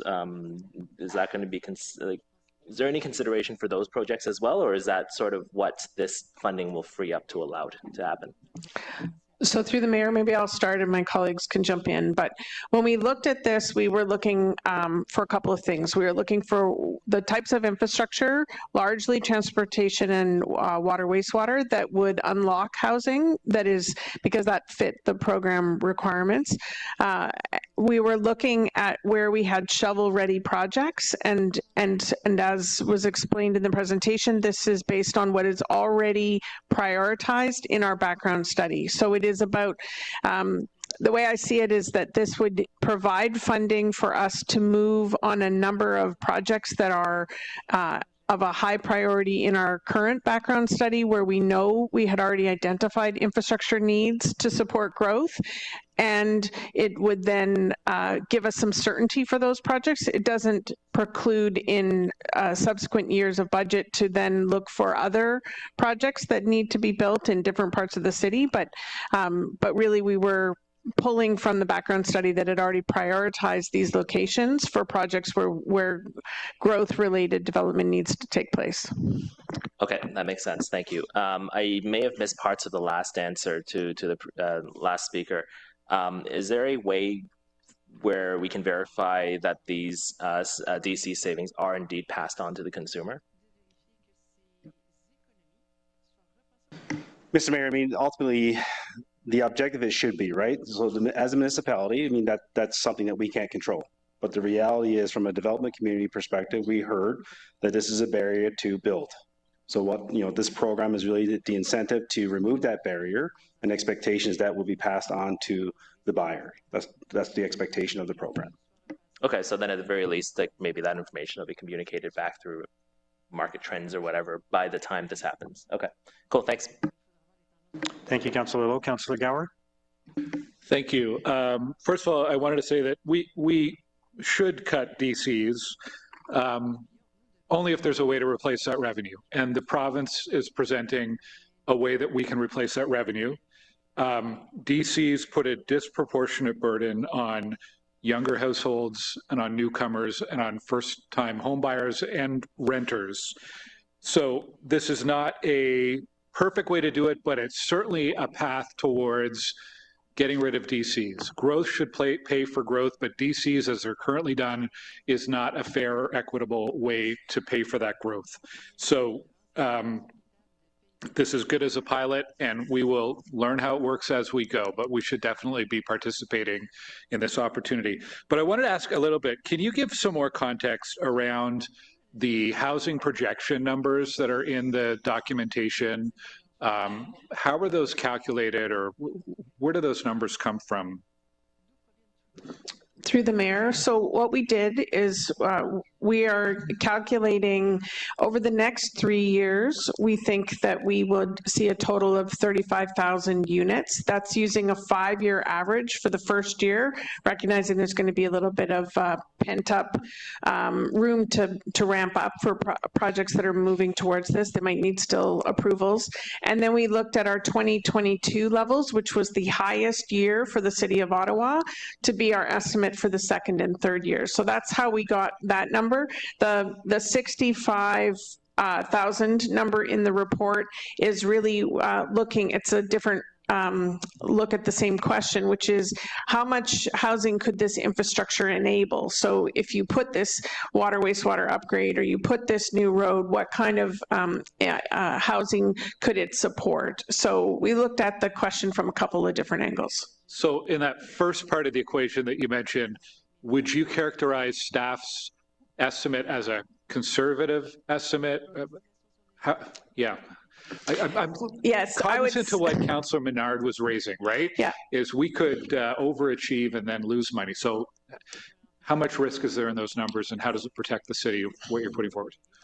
So we did look at this. I would say we see this as a conservative estimate that is based on realistic trends that we're seeing in Ottawa, and we were comparing that in contrast to the artificial targets we were given under the Build Faster Fund, which we were never able to meet. So we were looking at our highest year of progress as well as our last 5 years. So we think combined, that's a more realistic, cautious but doable set of assumptions. If I can add too, as part of the negotiations, we want to make sure that if we've underestimated, which we're feeling very confident that we haven't, that the province could make us whole. So the number is high purposely to make sure that we actually overestimated. Okay, thank you. And then my other question is just around this idea that the timeline for some of this infrastructure could be accelerated. And I'd like to get your help in how we should position this to residents. For example, in Councillor Brown's ward near Stittsville, there's a Shea and Fluellen intersection. I believe the funding may have come next year, construction may have started next year. Can we say it's going to start 6 months earlier, a year earlier? How do we characterize that acceleration? So through the chair, the projects, while they were pulled from the background study, in order to bundle them and fit the 5 buckets that we're allowed to have projects, we bundled some things. We combined multiple phases of the same road into one project. So as a result, if this were to pass council and the provincial government support our application, we would in some places we'll be simplifying or streamlining the studies, because what we would have done in phases over, say, 15 years, we might look at as a single piece. We would be looking at our work plan and making sure that all of the intersections, for example, get added in the very near term in terms of whatever studies are required. So this would require some shifting of the current timeline we are on for some projects, but we believe this is all doable in terms of how close we are to construction in order to meet the timelines that were set out in the guidance of this program. Okay, I guess I just asked if you could keep councillors up to date on any projects in their wards and how those timelines might shift. Absolutely. Should this pass, that will be a big part of what we do. Okay, thank you, Mayor. Thank you, Councillor Gower. Councillor Brockington. Thank you, Mayor. Can a municipality pass a bylaw that makes it a requirement for the developer to pass on the savings from a DC reduction?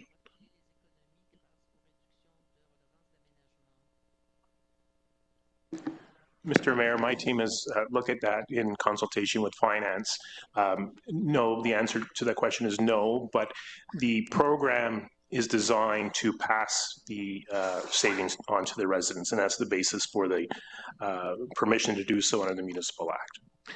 I do believe that savings will be passed on. I'm not sure 100% of the savings will be, and that is a common concern of my colleagues across this province, that every time the municipality reduces costs here, there, and everywhere, we're not convinced that those costs are 100% shared with the consumer, with the new home buyer. So we can communicate that frequently. This is the same industry that refuses to tell us how they've reduced costs or how they've reduced their profit margins. They will not enter into those discussions with us, but municipalities continue to do what needs to be done to spur housing growth. The intersections that are identified for improvements or enhancements are more or less on the outer periphery of the city. I just want to give an example in my ward at Hunt Club and Riverside. Hunt Club and Riverside is a major intersection. It channels thousands of vehicles, 40,000 vehicles per day. They are not local. They're mostly people from outside the ward traveling through. The intersection ranks F for failure. It fails to adequately move traffic in all directions, particularly at rush hour. And we are serving people, welcoming people who basically live south of Hunt Club from growing or expanding communities that will continue to grow and expand, and there will be continued traffic along this corridor. And Councillor Lowe, I think you said Prince of Wales, another street that's at capacity. So why wouldn't an urban intersection like Hunt Club Riverside be included on this list that does its fair share of shuttling traffic, will continue to shuttle traffic from wards south of Hunt Club? I see a number of streets mentioned multiple times on that list in some of the outer wards, but were any urban wards considered for these growth dollars? So thank you for the question. The intersections were chosen based on staff's analysis of growth and which of the intersections are most tied to growth related. We were looking for projects that would have the most eligible DC component to the project so that the contribution from tax dollars, the benefit to existing, would be the smallest. So we were looking for projects that are paid largely from development charges so that it didn't add an extra burden to the tax base in terms of what contribution we would do. I think this, as I said, it allows us to then also look at other projects in the normal budget cycle and put a different lens in terms of how we would prioritize projects that come through the normal budget. Thank you. I just think I'm going to hear back from my residents about how frustrated they are with city assets that are on a list, have been on lists for years, that need to be renewed, or new traffic lights need to be installed. And we're already a built up existing ward with inadequate infrastructure. And they see areas being prioritized. Yes, this will spur growth and spur more housing construction, but we still have a backlog in many areas. Just on the list on table 1, page 11 of the report, you note Bowesville Park and Ride expansion. Did we not just open this last year?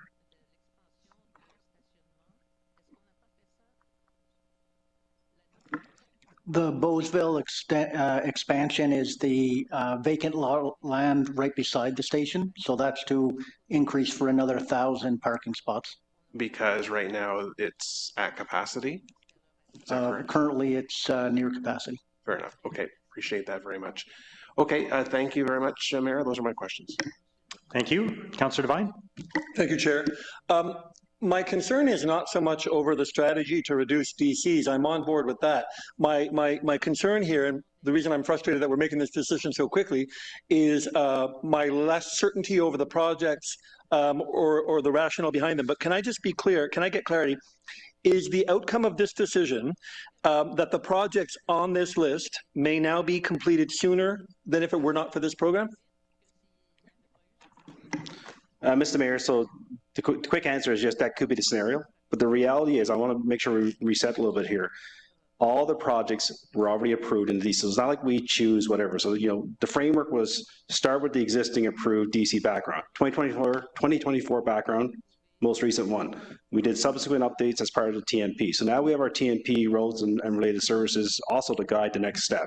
Then the next step becomes, okay, working closely with Marcia and the planning team to see, based on the approved background studies, the TMP and the growth, where the biggest pressures are coming from, what will then benefit the most housing increase supply. That was kind of a phase 2.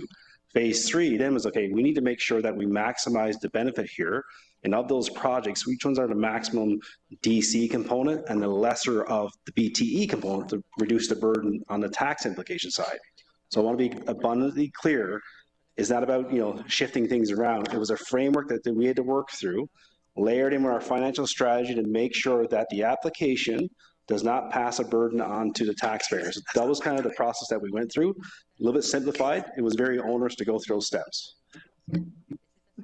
Thank you. During that long answer, the clock was running. I'd love to get that time back. Not that I didn't like what you were saying, but just for clarity's sake, I understand. So can I get like a lot of time back on the clock there? I appreciate what you're saying, that we are looking for projects DC eligible, less BTE. Just what I want to understand clearly though, will the projects on this list be accelerated and or get done sooner by being on this list? Mr. Mayor, the answer is yes, because now we got funding coming sooner. Perfect, thank you. My next question, I want to get absolute clarity here. I understand what you're saying, that we have different DC rates inside the Greenbelt outside, and that we are making a decision to reduce by 54%. What I heard you say earlier is that we are applying that 54% reduction across the board. I heard that. My question though, is that absolutely mandated by this program? Did the government program say, thou shalt reduce all DCs by that percent no matter the category? By whatever percent you choose, or were we allowed to be nimble? We had to apply a reduction to all residential types. Reduction to all residential types. Did we have to apply the same percentage reduction to all residential types? We were applying for the overall. It could have varied per. Yes. It could have varied per. So we could have said 54% reduction here, 13% reduction there, whatever. Yes? When I looked at Toronto's application, for example, they did 60% on some and 40% on others. Thank you. So we could have been nimble. Okay. I cannot help but recognize, as my colleagues have said, that all of the projects being done are certainly outside the urban and or outer urban transects. I'm going to try to swallow that pill in the light of today's conversation. What I've heard now in terms of what deems projects to be eligible, the most suitable projects, the quotes I've heard from staff, shovel-ready projects that are prioritized in our background study where growth-related development needs to take place. We are looking for projects with highest DC funding eligibility and lower reliance on BTE. Somebody said, for example, if you put this stormwater project first, or if you put this new road project, what kind of housing growth could it support? In the table that I see, we are allocating, for wastewater, we are allocating 8% of the total funding that we are receiving, 8% of that for wastewater projects, but those projects will enable 54% of the potential housing growth, as you have laid out. On arterial roads, we are allocating 40% of the funding, but those projects, as you have laid out, will only generate 22% of the housing. On the Riverside South Recreational Facility, we are allocating 38% of the funding for a project that, as you have laid out, will not enable any new housing. It's part of, you have to have full communities, but it says it's 0%. My question though, if we are looking for housing-enabled projects, projects that will develop growth, projects that are DC eligible, less BTE, where would a project like Baseline BRT end up on that list? A project that I understand to be pretty darn high in our DC prioritization list, a project that would generate a lot of housing. Where would that kind of project, why would that kind of project not be on this list? Thanks for the question. So I want to say that we were also trying to avoid disqualifying ourselves for funding through other mechanisms. So Baseline and Cumberland were not included in this list because we have those looking very strong in a provincial federal conversation related to transit funding under the CPTF. So we didn't want if we got funding under the development charge reduction program to then be disqualified or not be eligible for funding, since that application is a lot more farther along. And so the development charges is a 10-year list. The transportation master plan is much larger. So by definition, we were looking at the projects that this council has identified as Cyril tried to say, this is what the council has identified as the priorities in the current development charges. That is not the entire transportation master plan. And there are a whole suite of Main Street active transportation and urbanization projects in the inside Greenbelt area that would be part of our normal budgeting process. So we were looking at those projects that have already been prioritized, that were identified as where our development charge money should be going. I understand that projects like Baseline and Cumberland have other applications in process. Of course, we have not yet received funding from those. So I think what I'm hearing is the rationale we chose is let's go elsewhere because we hope to get money for those projects. I think I understand that, although I can imagine that there may have been any number of transportation priority projects that could have been eligible for this, that may have steered towards housing. But getting back to the question I had before, if the main goal of this is to enable more housing, if wastewater and or stormwater projects, according to your chart, 8% of the funding to generate 54% of the housing units, why would we not have, unless there's no other wastewater, stormwater project that could use investment, why would we not ramp that up to get best return on investment? So if I could clarify, we didn't allocate funding. It was based on what the eligible costs were for this program specifically. So this program will only pay for construction costs. That's it. So any other soft costs or HST or financing or other costs outside of construction were not included. So each one is structured differently, and we applied the maximum amount of funding to the construction costs associated with that project. So they may be different depending on the type of project. Some have much more upfront design costs. If on a dollar per dollar level, the wastewater projects will generate more housing than the road projects, was there room on that DCB list that you could have put more wastewater and or stormwater projects on it? Mr. Mayor, the other criteria, I know we're getting into nuances there, shovel ready and be delivered by 2033. So you gotta, like, it's a big profile here.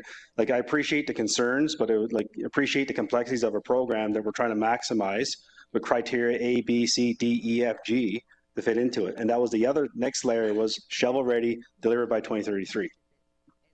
And sufficient dollar value to recover the revenue. So we're not getting extra funding, we're just replacing revenue. And so we had to maximize the amount of like big projects that could help to bring in that revenue. And it was a very small list of projects that met all those criteria. Thank you. I realize that. I suppose my concern, and I'll leave it at this, is that we've chosen a list of projects, not all of which, as per your chart, deliver as many housing units as some do. And the process for having chosen them happened rather rapidly.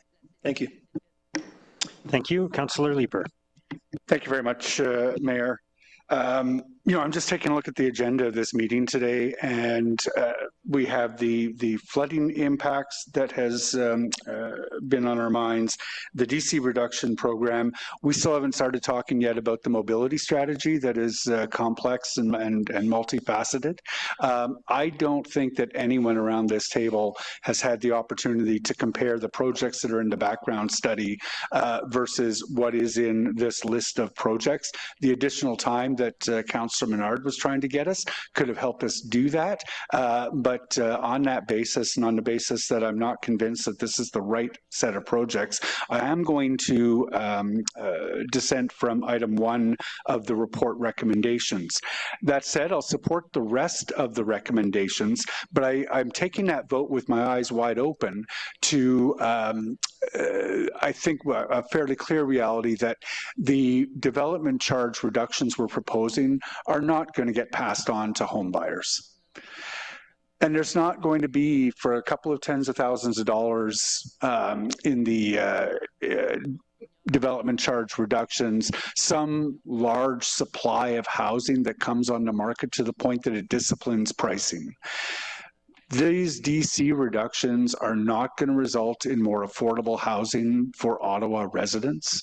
I think what it might do is help spur a bit more housing to be built, but let us not pretend that this is a measure to bring down the cost of the housing that we're all concerned about for our kids and for our grandkids and for ourselves. If we really want to see lots of housing that is affordable to people be built, we need to focus our efforts on the not-for-profit sector and work with them to build it. I'll vote for these set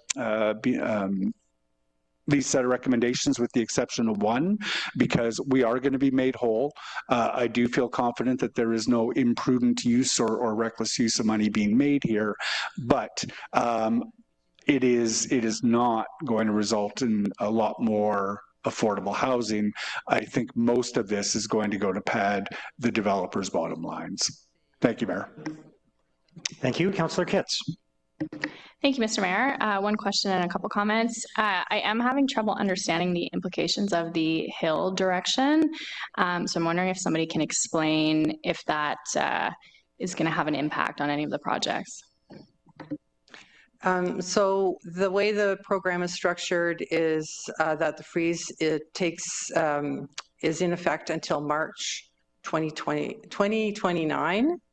And at that point, the fees would increase, but they don't have to pay until occupancy. So it's anybody who pulls a permit until 2029 would have an extra 2 years, because what we were trying to limit the amount of time that we froze that number to a year. So we said occupancy by 2030. If we're saying 2033 instead, we're adding a couple of years. Give them more flexibility, but it doesn't change the fact that they have to pull that permit by 2029. So it's more of a timing issue than, but there could be a lot more people coming in. And if we, as part of the negotiations with the province, ask that they make us whole, if for some reason a lot more come in and more than we estimated, which again is already very high. We've made sure we were not underestimating the amount that would come in. So we feel fairly confident that that would just give them more flexibility. And if we can protect ourselves in terms of if more come in because of it, that we're protected by the province, then we would include that as part of the negotiations. So staff are supportive of the direction, or it's introducing risk? We're supportive of exploring it. If the province doesn't want to make us whole, then we wouldn't go forward with it. Okay, so by supporting it, we're not making a decisive, it's just, okay. Thank you very much. So many of you will know, historically, I've never been supportive of reducing development charges because I represent a community that has experienced the consequences of building housing without the infrastructure and amenities needed to make those neighborhoods truly function. And you have all heard me say many, many times, thank you for the shout out, Councillor Kelly, that growth has to be accompanied by the roads, transit, parks, and services that make a community livable. So I do still have my reservations about exactly how this will roll out. And I think share skepticism about how those savings will be passed down to residents. But that said, I am genuinely very pleased to see that this submission places a significant and long overdue focus on the infrastructure that the East End needs to support not only the growth that is planned, but quite frankly, the growth that has already occurred. So I do want to sincerely thank everyone who worked on this submission. I know I have given everyone an earful on this issue, not least of all you, Mayor. So I just wanted to say thank you for hearing me, and more importantly, thank you for hearing my community. Thanks. Thank you, Councillor Kitts. Councillor Tierney. Great. Thank you, Mr. Mayor. And I want to thank staff for their work on this. Great discussion. Clearly, there was already a process laid out. This isn't a matter of cherry picking. There was a list that was there. And I think we've seen what's happened over time when it comes to housing in general. People simply want more. When it comes to pontificating and thinking about things over time, people have gotten kind of sour about that. People want to start seeing action. And it's not all just one cookie cutter solution. It'd be great if we could say, hey, city, you just build all the housing forever and do everything. We know that's not reality. We have a mixed environment where we have many people that are contributing. We have our federal government, along with the mayor, working on whether it's to build Canada Strong, or you look at the programs that we're accessing. You look at the continued press through the province to be able to build more homes as well. Even inside the Greenbelt, we're taking a bath on our DCs to be able to encourage development and higher towers because we want intensification. So is it going to fit everyone's narrative? Absolutely not. But we're looking at a whole bunch of topologies. And I'll tell you now, I speak to municipalities all the time, same as President Brockington with AMO. People would be very jealous, and they are jealous. They're wondering why Ottawa is seeing success and seeing new ways of doing business and being able to get housing actually built, not just talking about it, actually developing and building homes for people. They don't build overnight. So we're not going to look a gift horse in the mouth. That would be ridiculous. Now, there's some people that are just bound with only one type of housing topology. And I get that. But think about the rest of the people in the city of Ottawa. This is going to make us whole. The previous government, I just want to remind people, we were all excited when they were talking about building more housing for people. And they said, yay, we're going to give lots of money, federal government won't give it to municipalities. Oh, except for the development charges. Well, guess what? The federal government listened, changed a lot of the ways they do things, listened to people like Mayor Sutcliffe and many others across the country to say, yeah, no, we need the infrastructure. We need all those things to connect to be able to build your mandate, which is more housing. But it also includes the private sector. They're partners as well. So I'm hoping, colleagues, and again, I practice what I preach. You just have to look in my area. There's towers everywhere. I have a very large number going in because we need the housing. So I hope my colleagues really look at this. We're being made whole. I don't know what else. What other things do you want? Oh, you want to choose what type of project. Well, that's not an option. So option A, we're going to be made whole. We're going to have more housing in this city of one format, which goes along with all the rest. Or B, no, I'm just not happy with it. We're not going to allow more houses to be built. That's the question in front of us today. Thank you very much, Mr. Mayor. Thank you, Councillor Tierney. Councillor Desroches. Well, thank you, Mayor. And it's ironic that I come after Councillor Tierney, who's the FCM president. We have been lobbying for years to the federal and provincial governments that they need to do more to address the housing crisis. They have the financial capacity to do things like they're doing here, which is to dramatically reduce development charges. We didn't have that ability because we need that funding to build the infrastructure that's needed to support the houses. So they're finally doing it, and they're to be applauded for that. I'm not thrilled with the program design. I think there's a number of ways they could have designed this program that potentially would have avoided some of the squabbling over the projects. There'd be 24 views, I'm sure, on what that list would look like. But they could have had an option where there'd be a rebate that goes directly to the homeowner, which would have given, I think, some assurance that the benefit would go to the new home buyer. But they didn't do that. And we know with many, many other funding agreements, it's a one-way street, and we want to participate, we accept the terms of the program, so as long as it meets the needs of the city and is responsible. And I think that is what it is on the table today. A question for staff. When I communicate this to the public, this project is funding the reduction in DC. That is the program design. We have had to substantiate that we had projects. And again, I don't know why we need to do that. They could have easily said, like, look, you're growing at a massive rate. Of course, you're going to have hundreds of millions of dollars in infrastructure that you need to show to us that you reduced it. They chose this odd way. Again, we don't have a lot of option, but the intent of this program is to reduce the development charge, not to fund the projects. Question. Correct. Okay, that's all. That's all for me, Mr. Mayor, at this point. Thank you. Okay, thank you. Councillor Bradley. Thank you, Mr. Mayor. Most of my questions have been answered at this point, but you know, I have a lot of concerns about this program, and if it's successful at building housing faster, I think it might be accelerating the less desirable type of growth that has put a strain on all of our infrastructure and services, the development that we see, you know, outside the Greenbelt. It's really expensive, particularly in the long term, difficult to provide services out there, difficult to maintain, and I think will continue to contribute to the infrastructure deficit that we just heard about at our last meeting in the long term. Guess what I'm trying to understand in terms of this program is funding the reduction, the 54%. So are we guaranteed, like if this application is successful, are we guaranteed to be made whole? Like they can't come back and say, actually, we'll take this and this, but we won't be refunding you this. So we're left to fill a gap of, you know, 10, 15%. Is this a guarantee, or how is it structured? So that's what we're looking for as part of the negotiations, that guarantee. And if there was any deviations from what we're asking for, that we would come back to council in August for approval. So what would you quantify as a significant, does it have to be a significant deviation, any deviation? You're coming back to see if council still has an appetite for this program.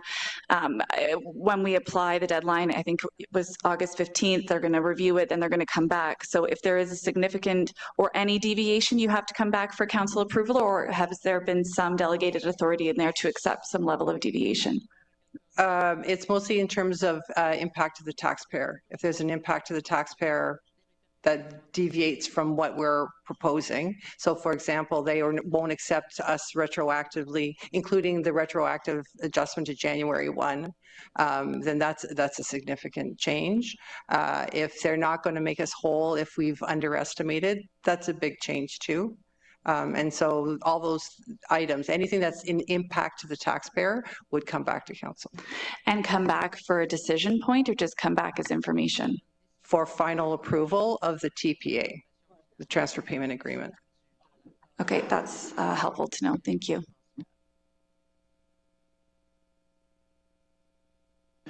Thank you, Councillor Bradley. I know, so I'm just going to suggest we take a short pause because Councillor Menard wanted to introduce a direction, although you've already spoken once. But somebody else could introduce it on your behalf. But I think staff have some feedback on the wording of it. So maybe we just take a minute to work on that, see if we can find a resolution. So we'll just take a short pause. Thank you.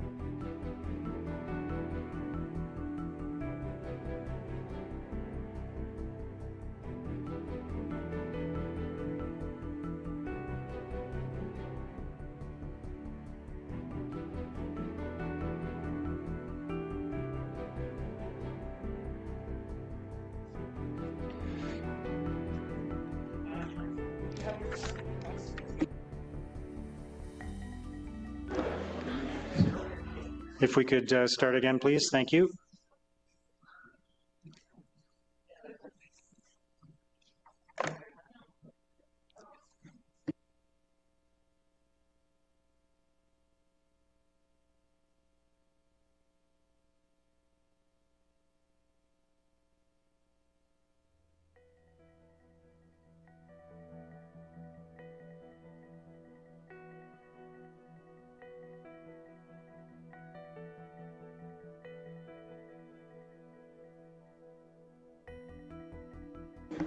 I'll just give it another 30 seconds for people to return. We're going to start again.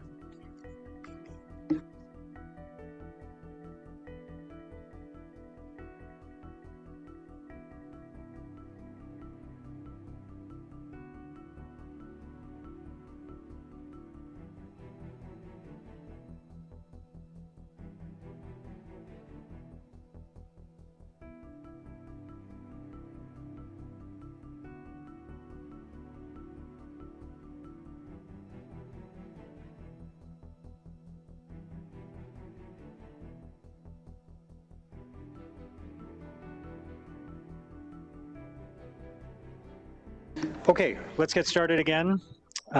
So we have a direction which I'm happy to make on Councillor Menard's behalf, since he's already spoken, that staff work with councillors to consider concerns as inputs to negotiations with the province about DC rates, project list, and checks and balances to protect city finances in advance of final application submission. Are staff okay with that direction?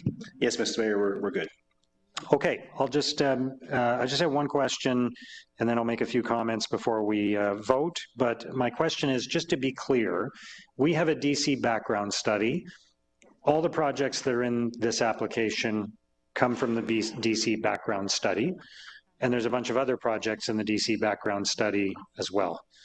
The inclusion of a project in this application is based on meeting the criteria for the application and getting the federal and provincial governments to pay for as much out of the DC background study as we are able to get them to pay for, right?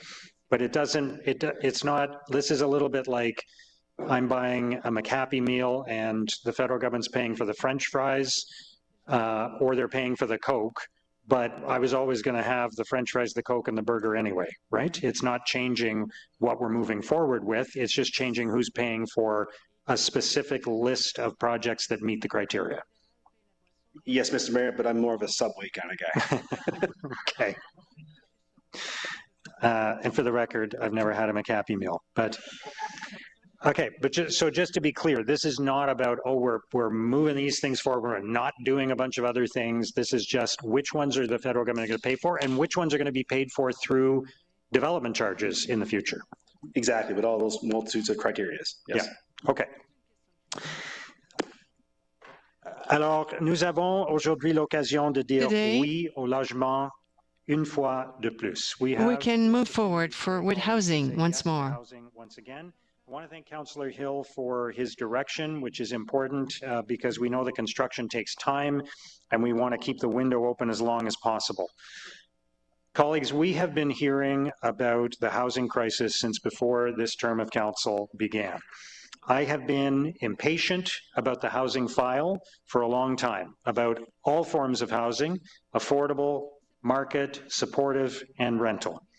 For too long, our city has put up too many obstacles to building more homes. That's happened within the bureaucracy, it's happened at planning committee, it's happened at council. We were getting in the way of more homes being built rather than helping to build more homes. We didn't see progress on streamlining approvals or shortening timelines or reducing the cost of housing. So, based on that, I launched the Housing Innovation Task Force. We brought industry, not-for-profit, and public sector leaders together to give us advice on how to cut red tape and fast-track all forms of housing. That work is now underway, and we're making historic progress. We're building thousands and thousands of affordable homes. We were the first city in Canada to secure a deal with Build Canada Homes. And despite the resistance and pushback on that agreement and other steps that we've taken, including the recommendations from the task force, we are leading Ontario in housing start growth. But we need to do more, and today we have an opportunity to do that. We have an opportunity to lower the cost of housing and secure almost $700 million in infrastructure funds from the federal and provincial governments. With this funding, we'll advance key projects across the city, including the widening of Brian Coburn Boulevard, the widening of Carp Road, the Greenbank Road realignment, and advancing work to make 20 intersections safer and less congested. We'll deliver key wastewater projects needed to support new communities.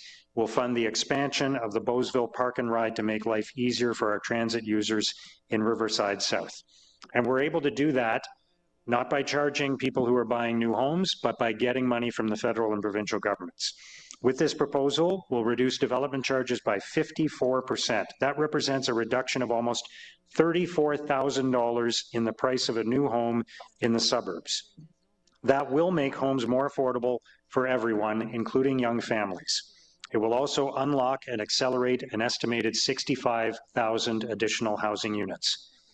We have been saying for years and years that we need the federal and provincial governments to give us more infrastructure money so that we can lower development charges and make housing more affordable, and now they're doing exactly what we asked. And yet there is still some resistance and some pushback. I think we need to jump on this historic opportunity. We need to be leaders. Instead of asking our residents to pay for this infrastructure through development charges, let's have the federal and provincial governments pay for it. I know from my many years as a journalist how rare it is to get alignment from all three levels of government on a critical priority like housing. So let's take advantage of that alignment. We need to lead, not to hesitate. I will continue fighting for more housing. I will continue to fight to reduce the cost of housing. I will continue to fight to get more infrastructure money from other levels of government. And I encourage all of you to join me in that fight by passing this draft application today. Thank you, colleagues, and I will ask now for a vote. Councillor Brown. Yes. Councillor Luloff. Also yes. Councillor Johnson. Yes. Councillor Carr. Yes. Councillor Skalski. Yes. Councillor King. Yes. Councillor Kelly. Yes. Councillor Tierney. Yes. Councillor Lowe. Yes. Councillor Kavanagh. Yes. Councillor Devine. Yes, but dissenting on recommendation 1. Councillor Hill. Yes. Councillor Hubli. Yes. Councillor Gower. Yes. Councillor Plante. Councillor Brockington. Yes. Councillor Dudas. Yes. Councillor Bradley. Yes, but I'll also dissent on 1. Councillor Troster. Yes, but dissent on 1. Councillor Desroches. Yes. Councillor Menard. No. Councillor Leeper. Yes, dissent on 1, please. Councillor Curry. Yes. Councillor Kitts. Yes. Mayor Sutcliffe. Yes. 23 yeas, 1 nay, and 4 dissents. On item 1. Yeah. On item 1, yes. Okay. Thank you. So, look, I know there are some people in the gallery who have been waiting for us to deal with item 18 on the agenda. So, with the support of council, we could move to that one first. So that is the rental renovation license bylaw review. There are 2 directions that I'm aware of, so perhaps we could introduce those first. Councillor Luloff, you have a direction? I do. Thank you, Mayor. I appreciate Councillor Troster chatting with me about this the other day as well, so thank you very much. That Council directs staff to report back to the appropriate standing committee no later than the end of 2029 on the implementation and effectiveness of the rental renovation license bylaw, including the number of applications received, licenses issued, instances of non-compliance, warnings and charges, repeat applications involving the same properties or landlords, operating costs, privacy impacts, interaction with the strengthened provincial framework, and any evidence that the bylaw has reduced unlawful renovation related evictions. Thank you. Thank you. And I believe Councillor Plante, I believe you have a direction too on this item.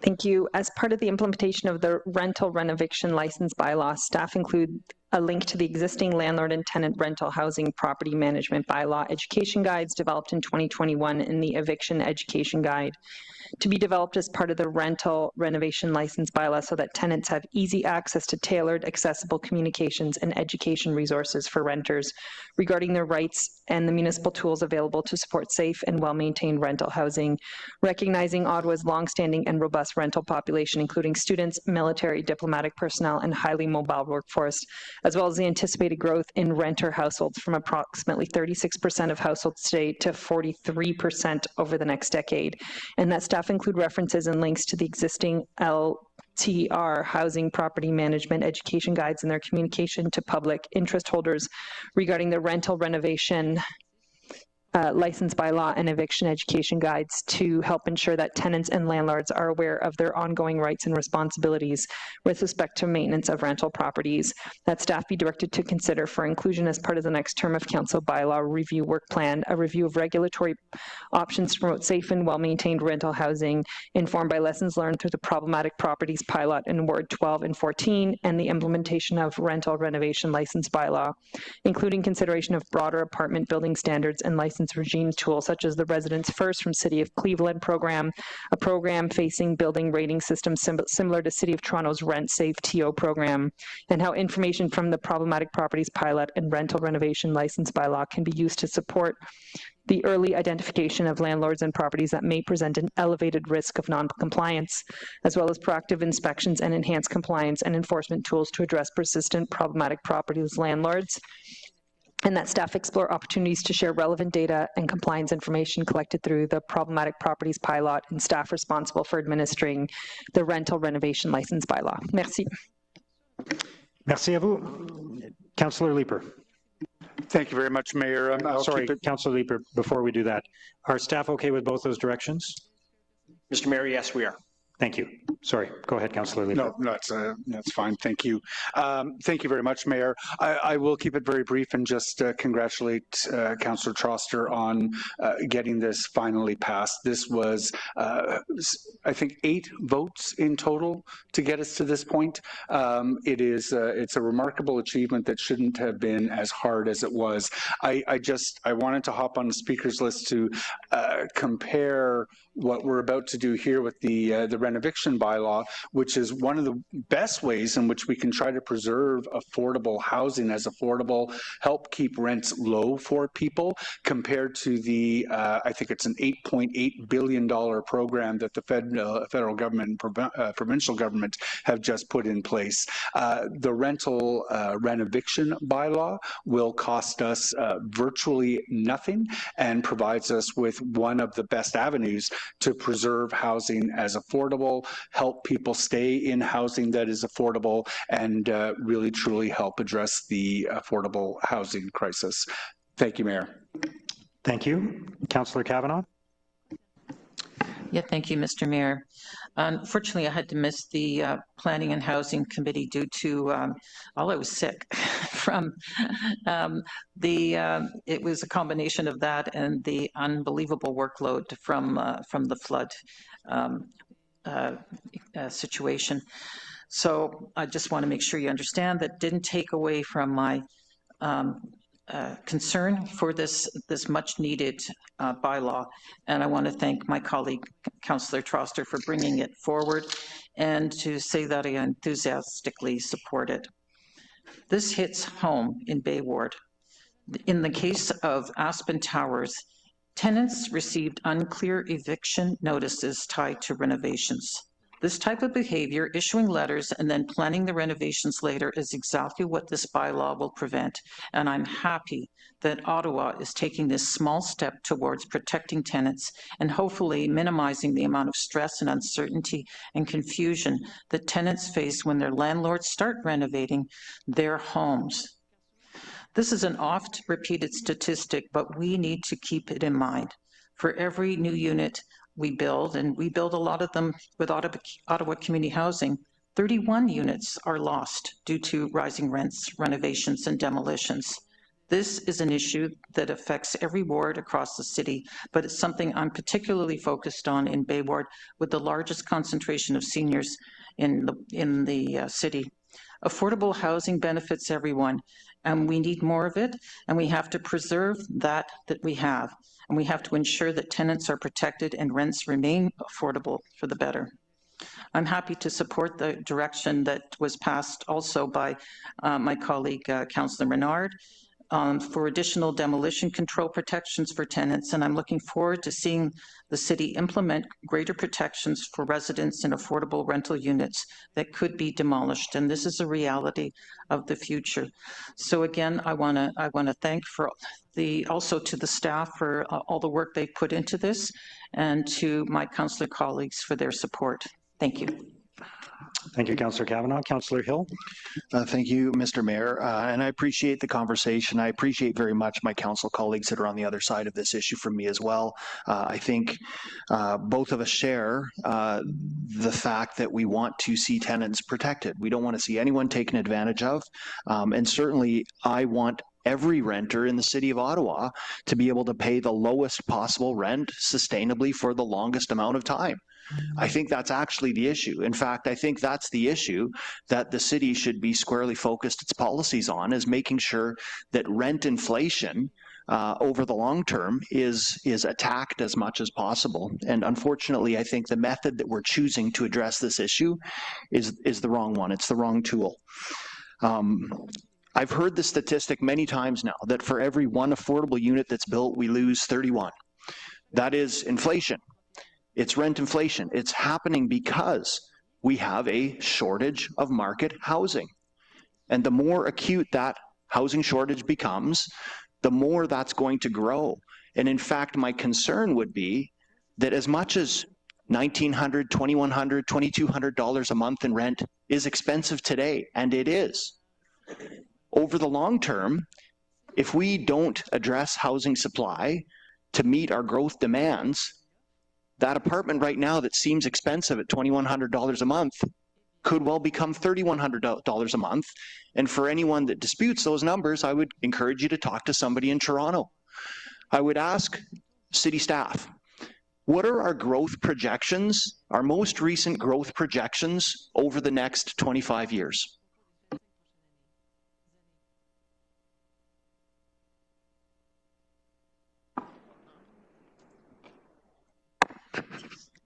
Sorry about that. So I'm just pulling up the information. So we right now are sitting at a population a little over 1 million. We're expected to reach, according to the provincial numbers that were presented to council last February, the provincial forecasts have us seeing an additional 500,000 population increase by 2051, getting us to a 1.6 million. So it's correct to say that we estimate that over the next 25 years, we're going to see another 500,000 people-ish living in the city of Ottawa. That's correct. So my concern here, when we look at inflationary numbers like for every one affordable housing unit that's built, 31 no longer become affordable. The concern here is, how are we going to house 500,000 people over the next 25 years? And the answer cannot be on the public side. We cannot afford that.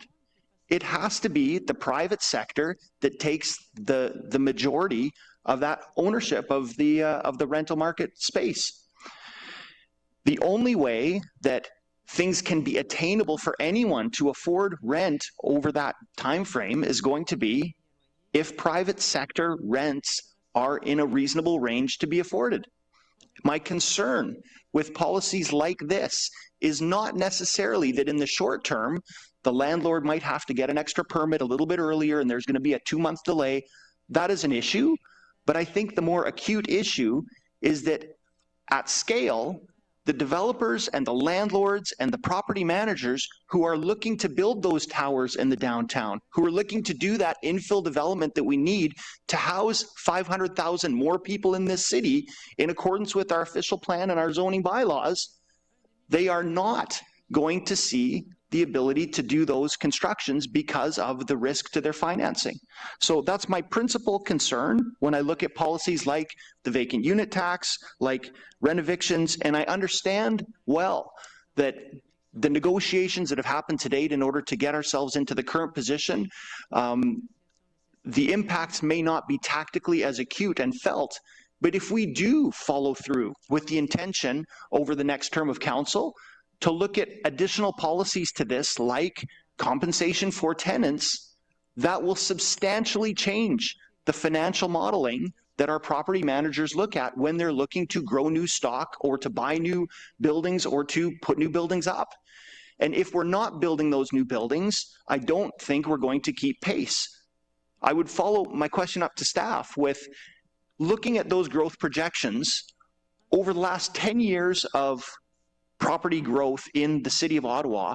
Are we at pace with what we need to do in order to meet those number pressures in terms of population? Or do we need to build more or less? Where do we kind of fit on that trend line in terms of the requirement to grow new rental stock? Through the chair, we'd absolutely need more of all types of housing. Including in the private sector? That's correct. Would you have a ballpark, like are we talking like twice as many housing starts per year or like 5 more? Right now, according to data, it would show that we are about 36% of the City of Ottawa's market is rental. How much bigger a proportion that has to be would depend on a lot of factors, and including affordability of what is for ownership. So it's hard to guess at exactly how much it would need to absorb, but right now it represents 36% of the market. Thank you. Colleagues, so I am sensitive to the concerns being raised about protecting our tenants. But I would argue we should look at this through the lens of how do we retain the lowest possible market rate rental structure in the City of Ottawa, in a world where we, the city, don't build houses per se. It's the private sector that does that. In an environment where if we don't keep pace with an additional 500,000 people coming to the community, we may actually say the good old days of 2026 when it wasn't a housing crisis 5 years from now if we don't keep pace. So I would encourage that we not move forward with this new bylaw and instead we look at other options. Thank you, Mr. Mayor. Thank you. Councillor Curry. Thank you, Mr. Mayor. Really, I want to thank Councillor Trosser for all the work she's done to try to get this to where it is today. So 1 and 2 at committee, no problem. That was where I thought there was some great work done. Adding in 3 was where I had an issue. I'd like that just as a separate vote on clause 3. But the rationale, and I said this at committee and I'll say it again, is I don't think our data that, especially even how it's described here, is going to get us the information we want. Even just data trends don't tell us much. There's so much more that we would need to understand about N5s and N12s and what impacts this has had. Remember at committee, if you were there, we talked about unintended consequences of some of these things that I don't think we fully thought through. So I don't think that how 3 is worded, and I think if I had had more time and wasn't dealing with the flooding, I might have had more conversations with Councillor Troster on that. However, I'm not going to vote for section 3 because I don't think it will get what we want at this time. But I will vote for sections 1 and 2. So thank you. Okay, are you asking for a separate vote on 3, or are you just going to dissent on 3? Okay, thank you. Councillor Troster. Thank you so much, Mayor. I am here today to speak directly to the 30% of Ottawa residents who rent their homes. That is roughly 300,000 people. Nurses, PSWs, teachers, artists, retail workers, students, and seniors. My message is this: we care about you. We want you to stay in our city, and we will stand up for you and with you against bad landlords who use renovations as an excuse to kick you out of your home. The rental renovation license bylaw is a tremendous milestone for our city, and it's elegant in its simplicity. All it does is say, show us your work. And if you are a responsible and honest landlord, which most are, then this bylaw will not stop you from upgrading your property. Because if you are completing renovations on your property that are significant enough to require vacant possession, you're gonna need a permit anyway. What we're doing here is calling bad landlords bluff. So there will be serious fines if all you do is evict a tenant, paint the walls, and jack up the rent. I have been clear throughout this process that we shouldn't have to do this. Right now, there is a financial incentive for landlords to evict good, long-standing tenants because of a lack of provincial vacancy control. There are no rules controlling how much the rent can be raised between tenants. When I was knocking on doors during the 2022 election, I met tenants living in the same building with the exact same apartments paying hundreds of dollars more rent than their neighbors. That's not right, and it's not fair. This council has been bending over backwards to appease developers and property owners. In today's meeting, council voted to cut development charges in half. The Housing Acceleration Plan offers all sorts of fee relief with absolutely no guarantee that these incentives will end up in the pockets of homeowners or tenants. We are saying yes to housing, but we still have an incredibly unhealthy housing rental market. In the last 10 years, rent has gone up 60%, more than double the rate of inflation. And as my colleagues have said today, we're losing 31 affordable apartments for every one we build. This bylaw would cost the city roughly $55,000 a year to implement, and it would cost landlords nothing. Meanwhile, we have 3,000 people experiencing homelessness in our city, and it costs $26,000 per person per year for the city to pay for someone to live in shelter. This bylaw doesn't go as far as any other municipality in Ontario. I believe it should be much stronger, but I'm willing to compromise to see this bylaw pass today. But when it comes up for review, I'm just asking staff to give us their opinion on whether some elements that are present in every other single renoviction bylaw across the province are still needed here. This is the least we can do. The #1 profile of a person impacted by a renoviction that we see in my office is a senior woman. Imagine being 75 years old, having worked hard and paid your rent for your whole life, and suddenly having to move into a homeless shelter. That is not hyperbole. The folks from the Ottawa Mission are telling us that this is what's happening. And what's worse is that people who have finally escaped shelter and found their own apartments are getting evicted and ending up back in shelter a second time. No one wants to see this continue to happen. I want to thank city staff for all your work on this. I know there were times when we disagreed, but that is the necessary, messy tension of democracy. And to all of the advocates who fought so hard for this, Ottawa Acorn, the Council on Aging, the Alliance to End Homelessness, Community Legal Services of Ottawa, the Advocacy Centre for Tenants in Ontario, and the Ottawa Mission, thank you. We did this together, and I know we will not stop fighting together for the rights of renters in our city. Thank you. Thank you, Councillor Troster. Councillor Tierney. Great. Thank you very much. I appreciate what's in front of us today, and I know this will come back, obviously, early 2027. This is a good start. I did ask for some information real quickly, and I did receive it. Thank you for that. About the interior application permit application process. And we all received the same email. It clearly says 82% of applications get deferred. That on small buildings in 2026. And we can say it's because of they're not applying correctly or things are not happening correctly, but what is usually 3 weeks turns into, based on these numbers here, over a month and a half to be able to get the permit. And we want them to prove it. There's probably a lot of really good people that want to prove it. I just want to ensure we're not a hindrance on that process. If there's a better gate that has to be there to make sure they know what papers they have to have together, because clearly there's a problem. 82% is a very high number of ones that don't meet the Ontario Building Code timeline. I don't know if you want to provide comment, if they're going to look at that, knowing that if tenants are going to get temporarily evicted, that they can get back quicker. That is a key part of the puzzle. I mean, I don't want to hold anything up either. And I think there could be a win-win for everybody on this one. Through the chair, I know the numbers you're speaking of, and yes, we are going to look at what we can do to provide for information so that people understand what's required. As we move to the automated system, it did help support. So you're looking at a larger time frame of data, and as things are more automated, it is our turnaround time improves, but we will look at that. Thank you. And of course, you're looking at other municipalities. Brampton's a prime example where they're using AI gating, and it's reduced their requirements from the people that are applying for these types of permits very quickly. I said that for David Brown. I don't know where he is. But nonetheless, I'm glad we're looking at that, because the less we can have people out of their units, less time, and the city's not a part of that, that would be great. And then we'll also have these protection measures in to see if the provincial government's actually going to do what they say and actually put some real challenges in place to ensure that we have the unscrupulous, and it's very, very few, but it's enough that it creates a lot of tension and hurt for people. So thank you for that. Okay, thank you. So is the item carried? Dissent across the board. We get yeas and nays.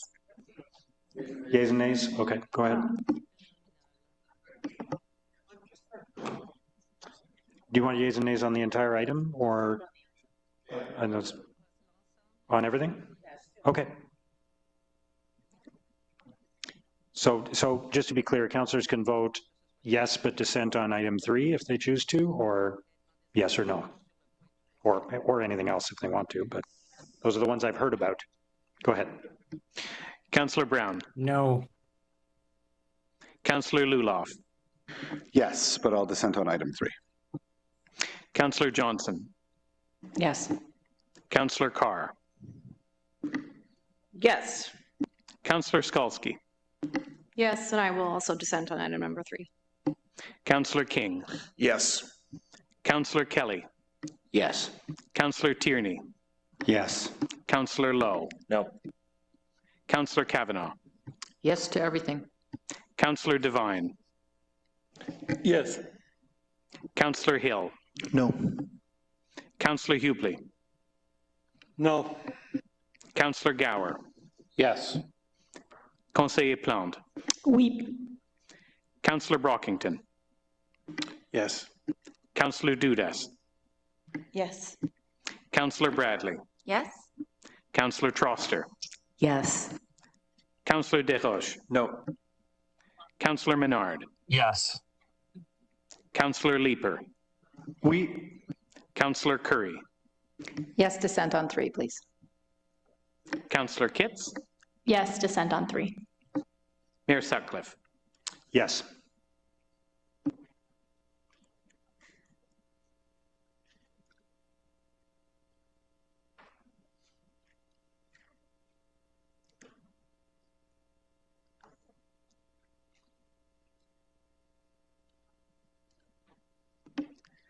$20 yeas, 5 nays, and 4 dissents on item 3.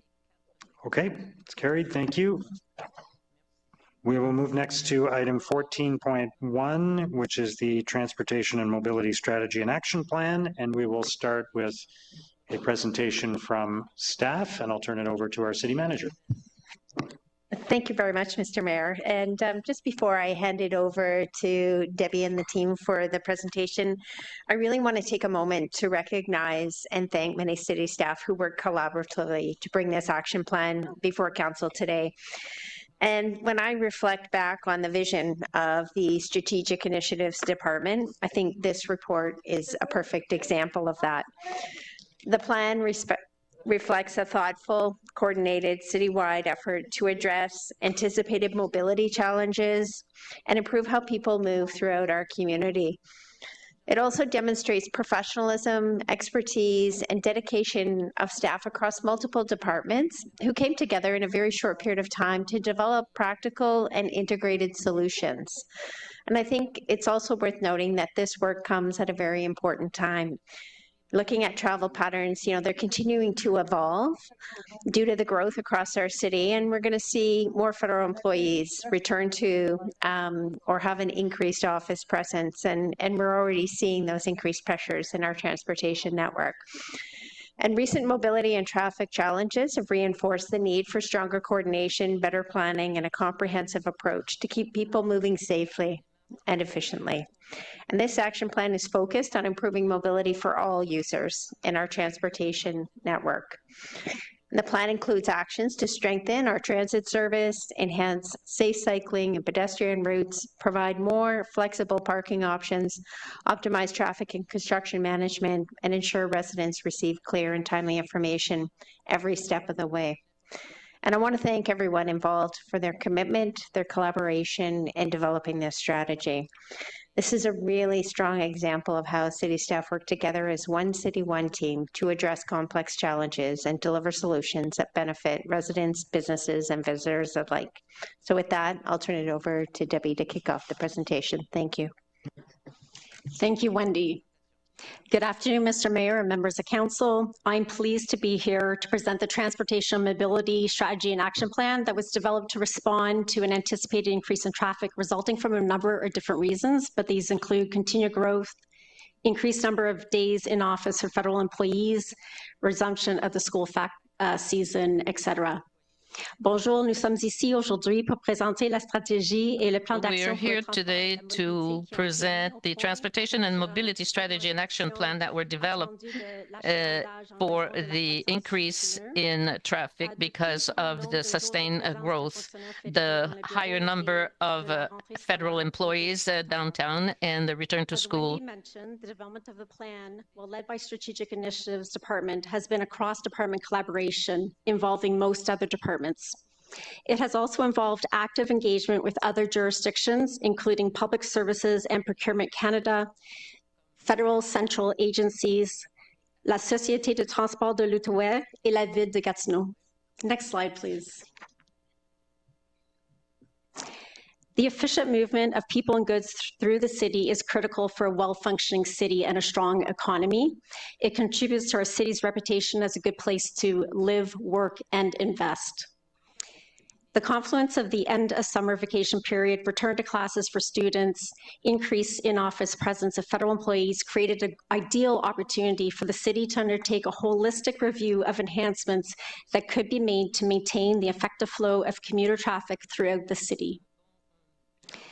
Si s'adapter aux changements dans la demande en déplacement fait normalement partie des opérations de la ville, la concentration de travailleurs fédéraux à Ottawa offre une occasion exceptionnelle de rehausser la mobilité et d'améliorer le service offert avant que ces changements se produisent.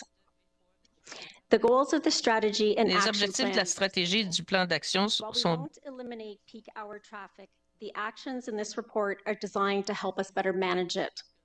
Through the strategy and actions, we want to maintain mobility across the transportation network as travel demand increases, minimize disruptions through proactive coordination and operational readiness, encourage transit as a primary goal, along with other sustainable travel choices.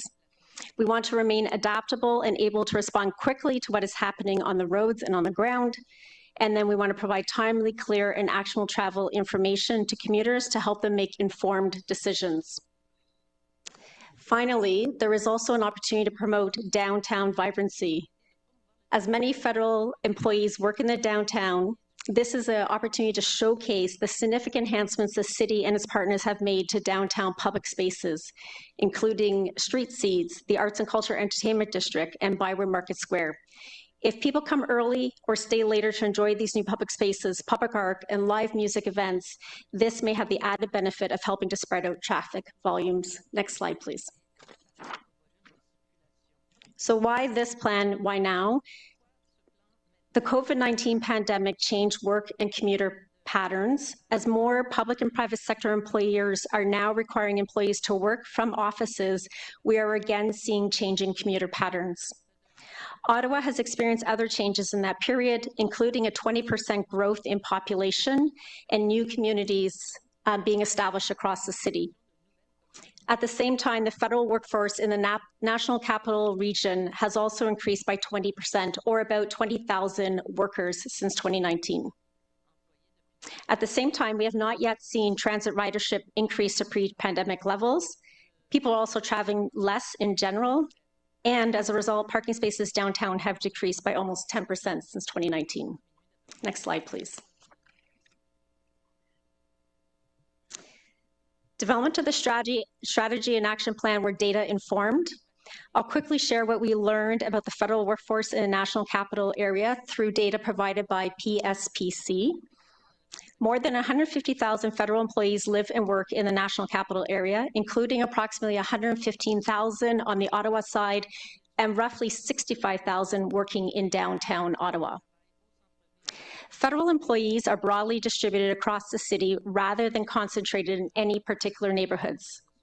However, federal office location remain heavily concentrated downtown. So on this slide, anything that is in darker shading, so the darker the shading, the higher the concentration of federal employees in terms of their homes where they live. This data has helped staff identify where additional pressure can be expected on key commuter corridors, transit routes, and park and ride facilities during peak periods. What's clear is that the return to office or the increase in office presence will have impacts across the city. Next slide, please. So after assessing where increased transportation network was most likely, increased pressures on the transportation network was most likely to occur and identifying opportunities to enhance mobility across the network, staff engaged councillors, BIAs, so business improvement areas, and the Ottawa Board of Trade to understand local considerations and identify practical solutions. More than 60% of the recommendations in the action plan were directly informed by this engagement. Each action was then assessed for operational feasibility, implementation timelines, resource requirements, and existing constraints to ensure it could be realistically delivered within the proposed timeframes, that is, implemented by mid to end August. Next slide, please. So the recommended strategy has been developed using a series of guiding principles intended to support efficient mobility, maintain public confidence, and enable flexible responses as travel patterns evolve. A core principle behind the strategy is proactive readiness. There are service enhancements that are proposed across 5 focus areas. Transit enhancements. This is the core area of focus for this action strategy. In addition to transit enhancements, there are actions to support traffic management and construction coordination, parking measures, especially to support the use of public transit, active transportation measures, and finally, a comprehensive communications and public information plan. Together, these measures are intended to support increased use of the transportation network, maintain the efficient movement of people and goods, and enhance service delivery through a coordinated network-based approach. In total, there are 48 proposed actions, and the approach is to implement the measures proactively and then adapt them over time as conditions stabilize, scaling supports where appropriate while retaining measures that continue to provide long-term operational value. The approach establishes the tools, governance, and operational readiness needed to monitor the conditions and refine services as travel patterns continue to evolve. And with that, I'll turn it over to Will McDonald, Director of Strategic Project Office, to continue with the presentation. So as Debbie mentioned, transit is the cornerstone of the strategy. Given the anticipated increase in traffic volumes, supporting and encouraging transit use is fundamental to managing system-wide impacts. Building on the work already undertaken by OC Transpo through the Customer First Action Plan, the plan seeks to improve service reliability, increase service availability in targeted locations, enhance customer experience, strengthen operational monitoring, and improve the overall consistency and predictability of the network. Key measures include increasing train and bus service, enhancing maintenance and repairs so the buses can be returned to service as quickly as possible, and expanding park and ride options, including increasing capacity at the Beausville Park and Ride site, which was identified as the location with the greatest capacity constraints. The strategy also includes providing clear public information on transit and enhancements through a targeted communications campaign, deploying transit ambassadors at major stations to support riders and enhance customer support. Next slide, please. La stratégie et le plan d'action prévoit des mesures destinées. The action plan has measures focused on improving the fluidity of traffic, thanks to the traffic management. The strategy and action plan includes measures to improve traffic flow through enhanced monitoring, traffic management, and incident response. Key measures include updating mapping applications to ensure they reflect current road conditions and can better support commuters navigating the city. Restricting road and lane closures where feasible to improve traffic flow, and the deployment of additional traffic monitoring cameras. In addition, the strategy proposes extending peak AM and PM no parking and no stopping periods by 30 minutes. So from 9 to 9:30 in the morning and from 5:30 to 6 p.m. in the evening on select streets downtown, and increasing the penalties for no stopping and no parking violations along designated downtown corridors by 50%. Amendments to the traffic and parking bylaw and the administrative monetary penalty systems bylaw are proposed to enable these changes. The changes are consistent with practices in other comparable municipalities and are intended to improve compliance with parking regulations in the downtown area, where illegal stopping and parking have a significant impact on traffic flow, transit operations, emergency vehicle access, and overall public safety. Next slide, please. In order to ensure construction-related activities are optimized to preserve transportation capacity and to minimize avoidable disruption during peak periods, planned and active construction projects across the city were reviewed. Projects identified as having the greatest potential impact on transportation and mobility were assessed for opportunities to accelerate work where feasible, restore roadway capacity ahead of anticipated increases in usage, sequencing adjustments, expanded night work or off-peak construction activities, and where appropriate, deferral. In addition, the strategy includes increased enforcement of peak hour lane closure restrictions and limits to new road encroachments. L'objectif consiste à préserver la capacité de transport. We want to preserve the capacity in transportation and to reduce the interruption during busy periods. Parking measures identified in the action plan are focused primarily on improving access to transit. The objective is to support a balanced transportation system that prioritizes transit use while providing appropriate flexibility where needed. Key measures include optimizing parking demand through flexible pricing and extended parking hours, increasing parking flexibility, such as promoting private driveway rentals in the downtown core, and authorizing the temporary use of recreation and culture facility parking lots and places of worship parking lots situated near transit and downtown as supplemental park and ride lots. A detailed zoning amendment, including the specific City of Ottawa recreation facilities proposed to be included under the temporary parking use, will be brought forward through a separate report to the Planning and Housing Committee. Next slide, please. Les mesures de promotion de transport actif sont destinées à favoriser la Active mobilité. transportation measure to improve mobility by offering residents other options. Cycling, walking, and other active modes which can improve network performance, support reliable travel, and help residents travel more efficiently during peak periods. Proposed measures include updating and promoting online cycling route maps, encouraging sustainable commuting through the federal government's enrollment in the TravelWise program, and enhanced maintenance of pathways and cycling infrastructure. Next slide, please.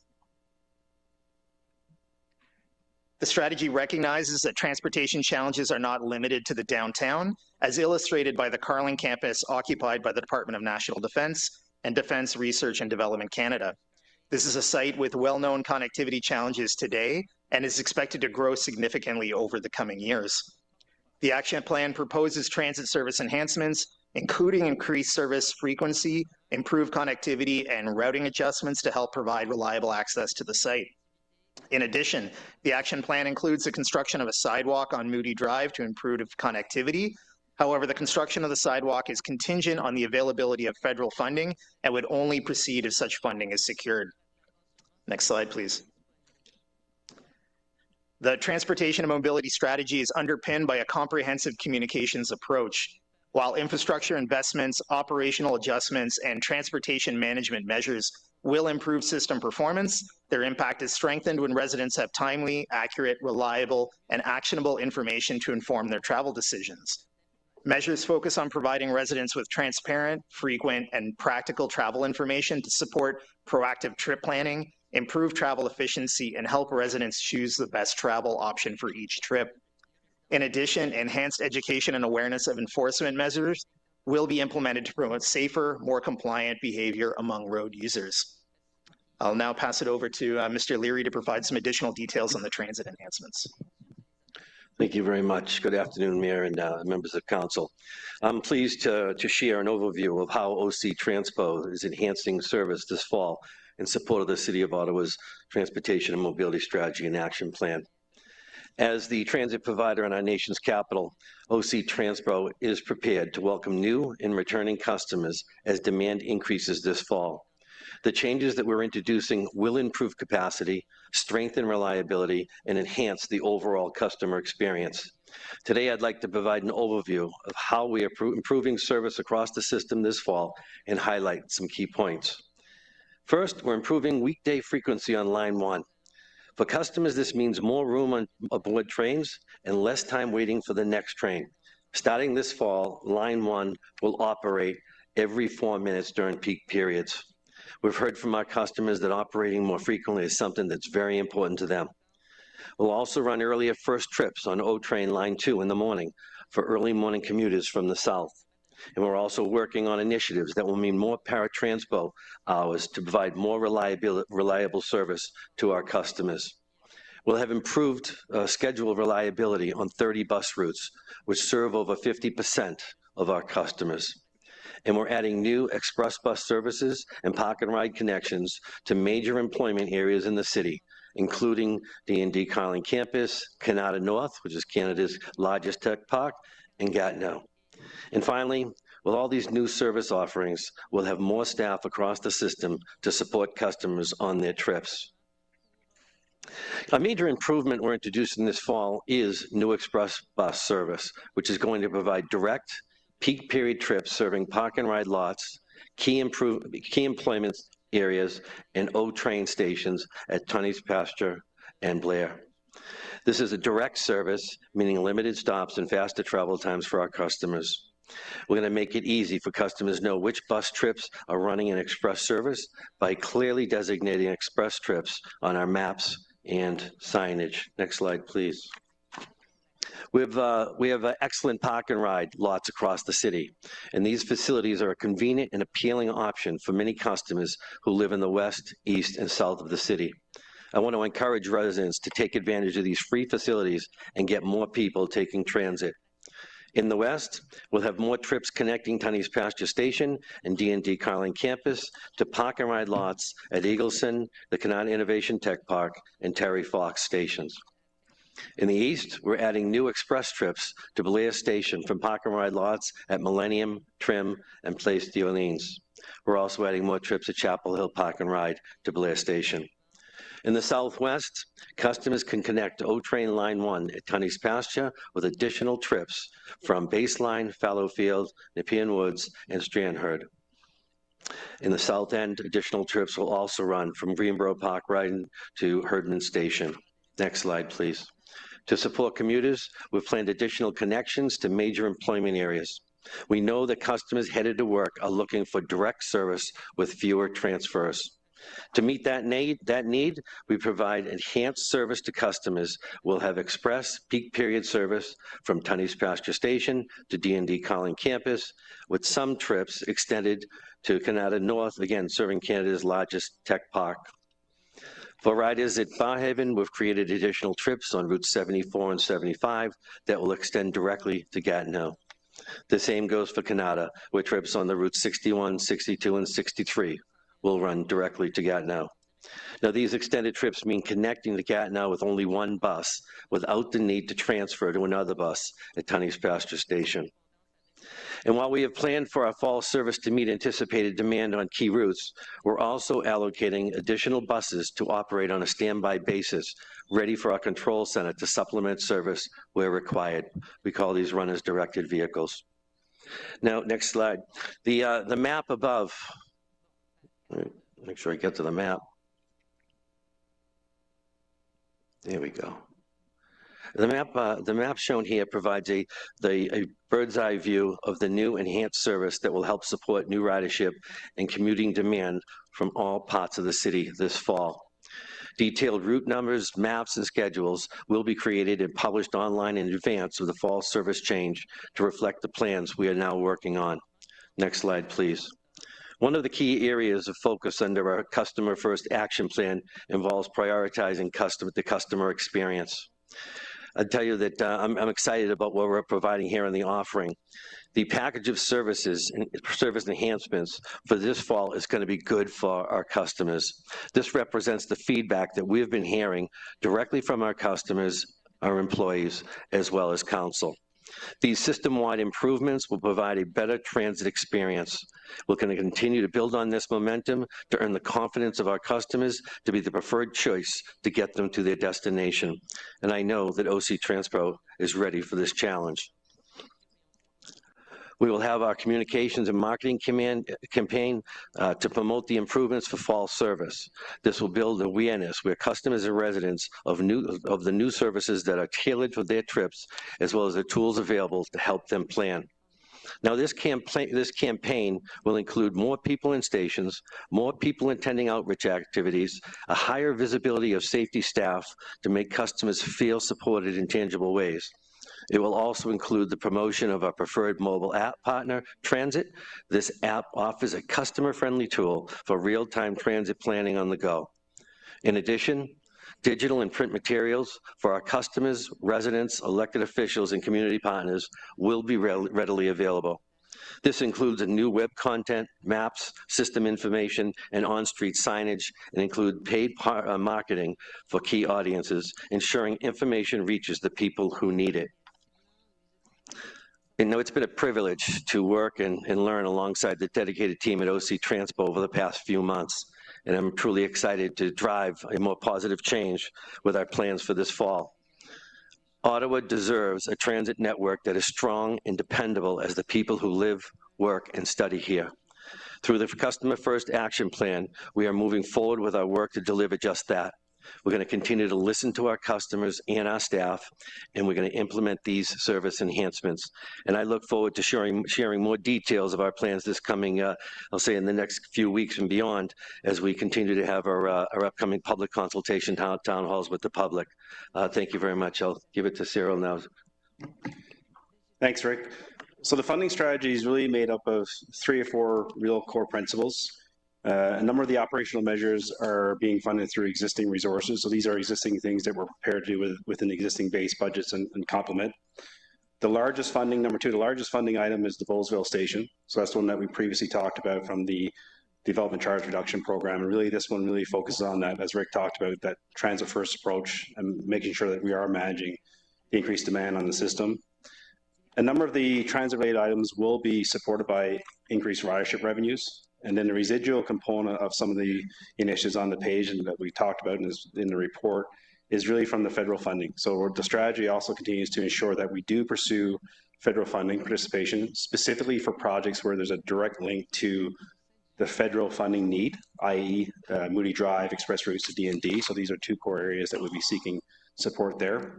So overall, the approach is really much aligned to ensuring that the various costs and initiatives are leveraging existing budgets where we can, using the additional funding sources from the feds for those specific areas, the development charge reduction program for Bowlesville being the largest item, and then of course increased ridership to support some of the increased transit initiatives as we support the overall mobility and transit objectives of this plan.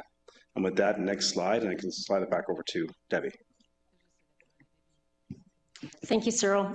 So in terms of recommendations, I'll just summarize really quickly that we're looking for or recommending approval of the strategy and the action plan and funding strategy. I'll just direct your attention quickly to recommendation 3. The zoning bylaw amendments would go to Planning and Housing Committee on August 19th and rise to Council on August 26th. In terms of recommendation 5, in order to support the ability to respond quickly to what we're seeing on the ground as kind of traffic patterns evolve through the early and later into the fall, we're looking for delegated authority to modify, suspend, or terminate some of the temporary measures in this plan based on what we're seeing on the ground. And then finally, recommendation 7, to receive an updated report in Q1 2027. Well, we will report on the effectiveness of the various actions, and council will have an opportunity to consider whether they should continue, be modified, or terminated. At this point, the measures are intended to continue until March 31st, 2027.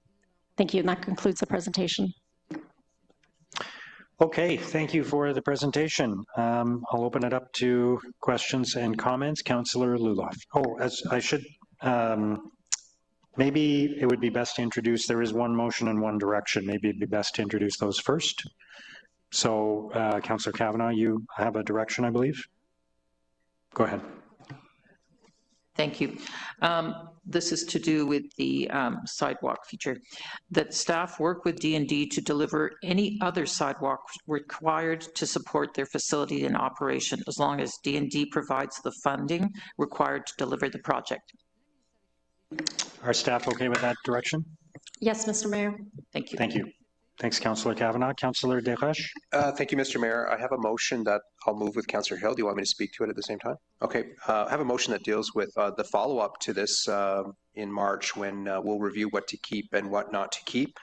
I think that the strategy, I know the strategy has shown us what is possible when the city places mobility at the center of its operation. We've seen stronger coordination, more active traffic management, quicker decision-making, and a renewed focus on keeping Ottawa moving.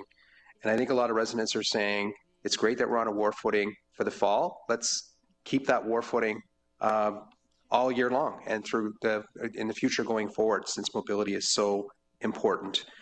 We know that we have a great deal of pressure on our transportation network. Major construction projects are taking place across the city, and often residents are spending more time sitting in traffic. That includes people in their vehicles and people on buses. It's not just frustrating, it has real economic costs. Businesses lose productivity, families lose valuable time, emergency vehicles are delayed, and when our roads don't move, our buses don't move either. Every delay in our road network affects the reliability of OC Transpo and the experience of transit riders. So keeping our roads moving isn't just good for motorists, it's essential for delivering reliable public transit. The reality is we cannot build our way out of congestion overnight. We simply cannot build enough roads or rapid transit infrastructure quickly enough. We have to become much smarter about managing the transportation system we already have. Every improvement we make to the way our transportation network operates benefits everyone: drivers, transit riders, emergency services, commercial vehicles, cyclists, and the movement of goods. That means making mobility a daily operational priority, not just what's happening in the fall of this year. That means investing in better traffic management technology, improving incident response, coordinating construction, optimizing traffic signals, ensuring there's clear accountability for keeping Ottawa moving. We also need to recognize that Ottawa has changed. Growth is no longer concentrated in the downtown core.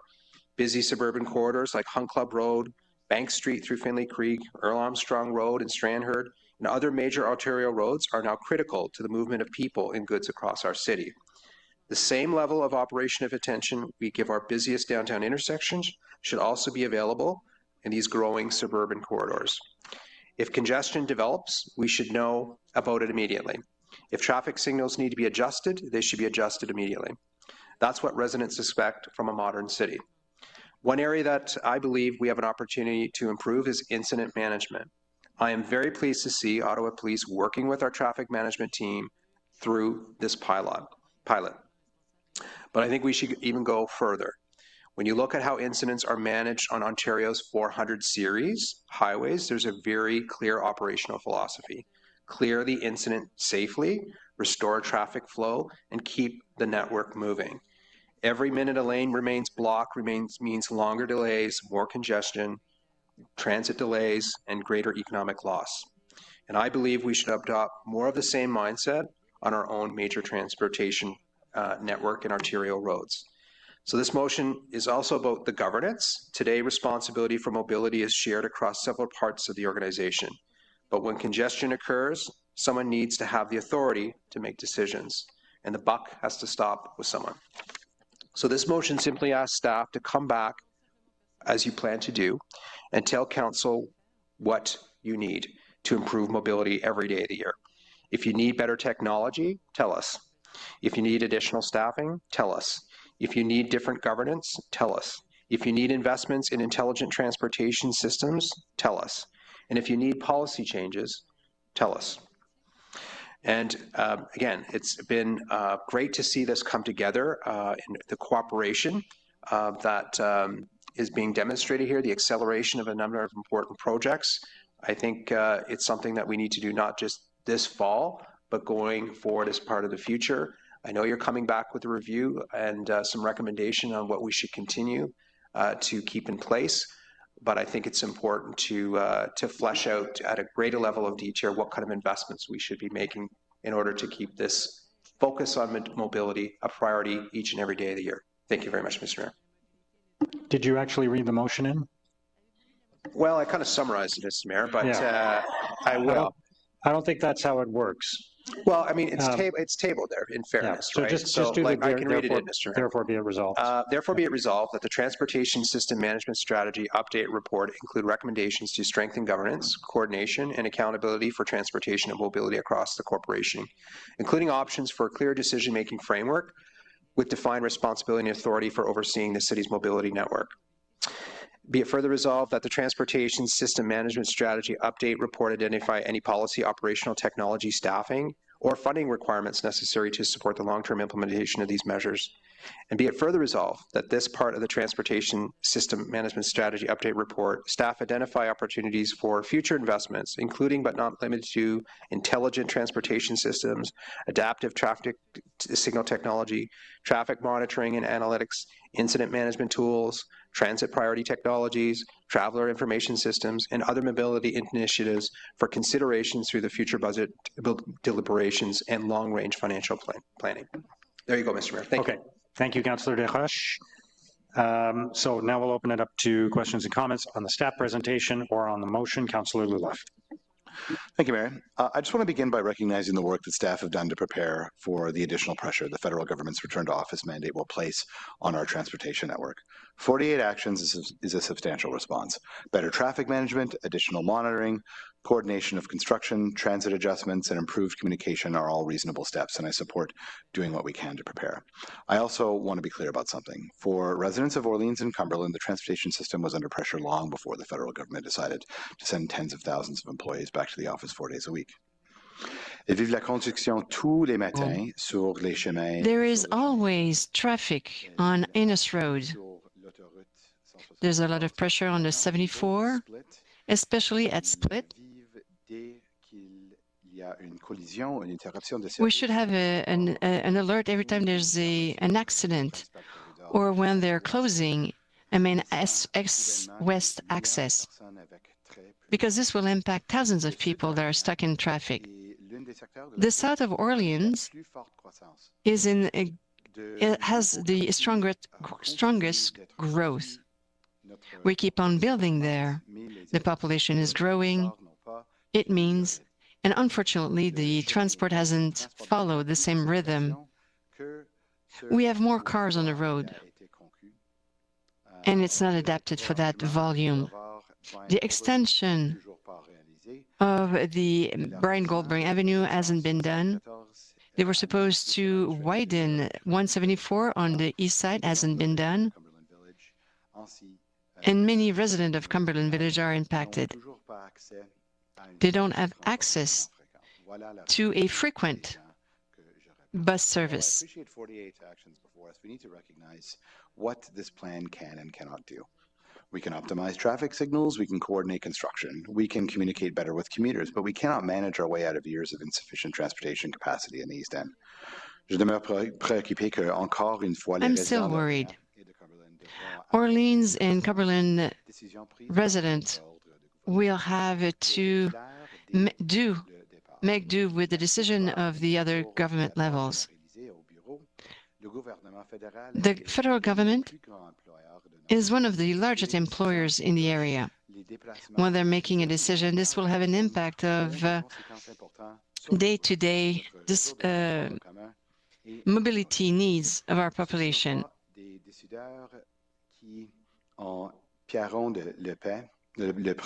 They're not the ones who will pay the price, you know.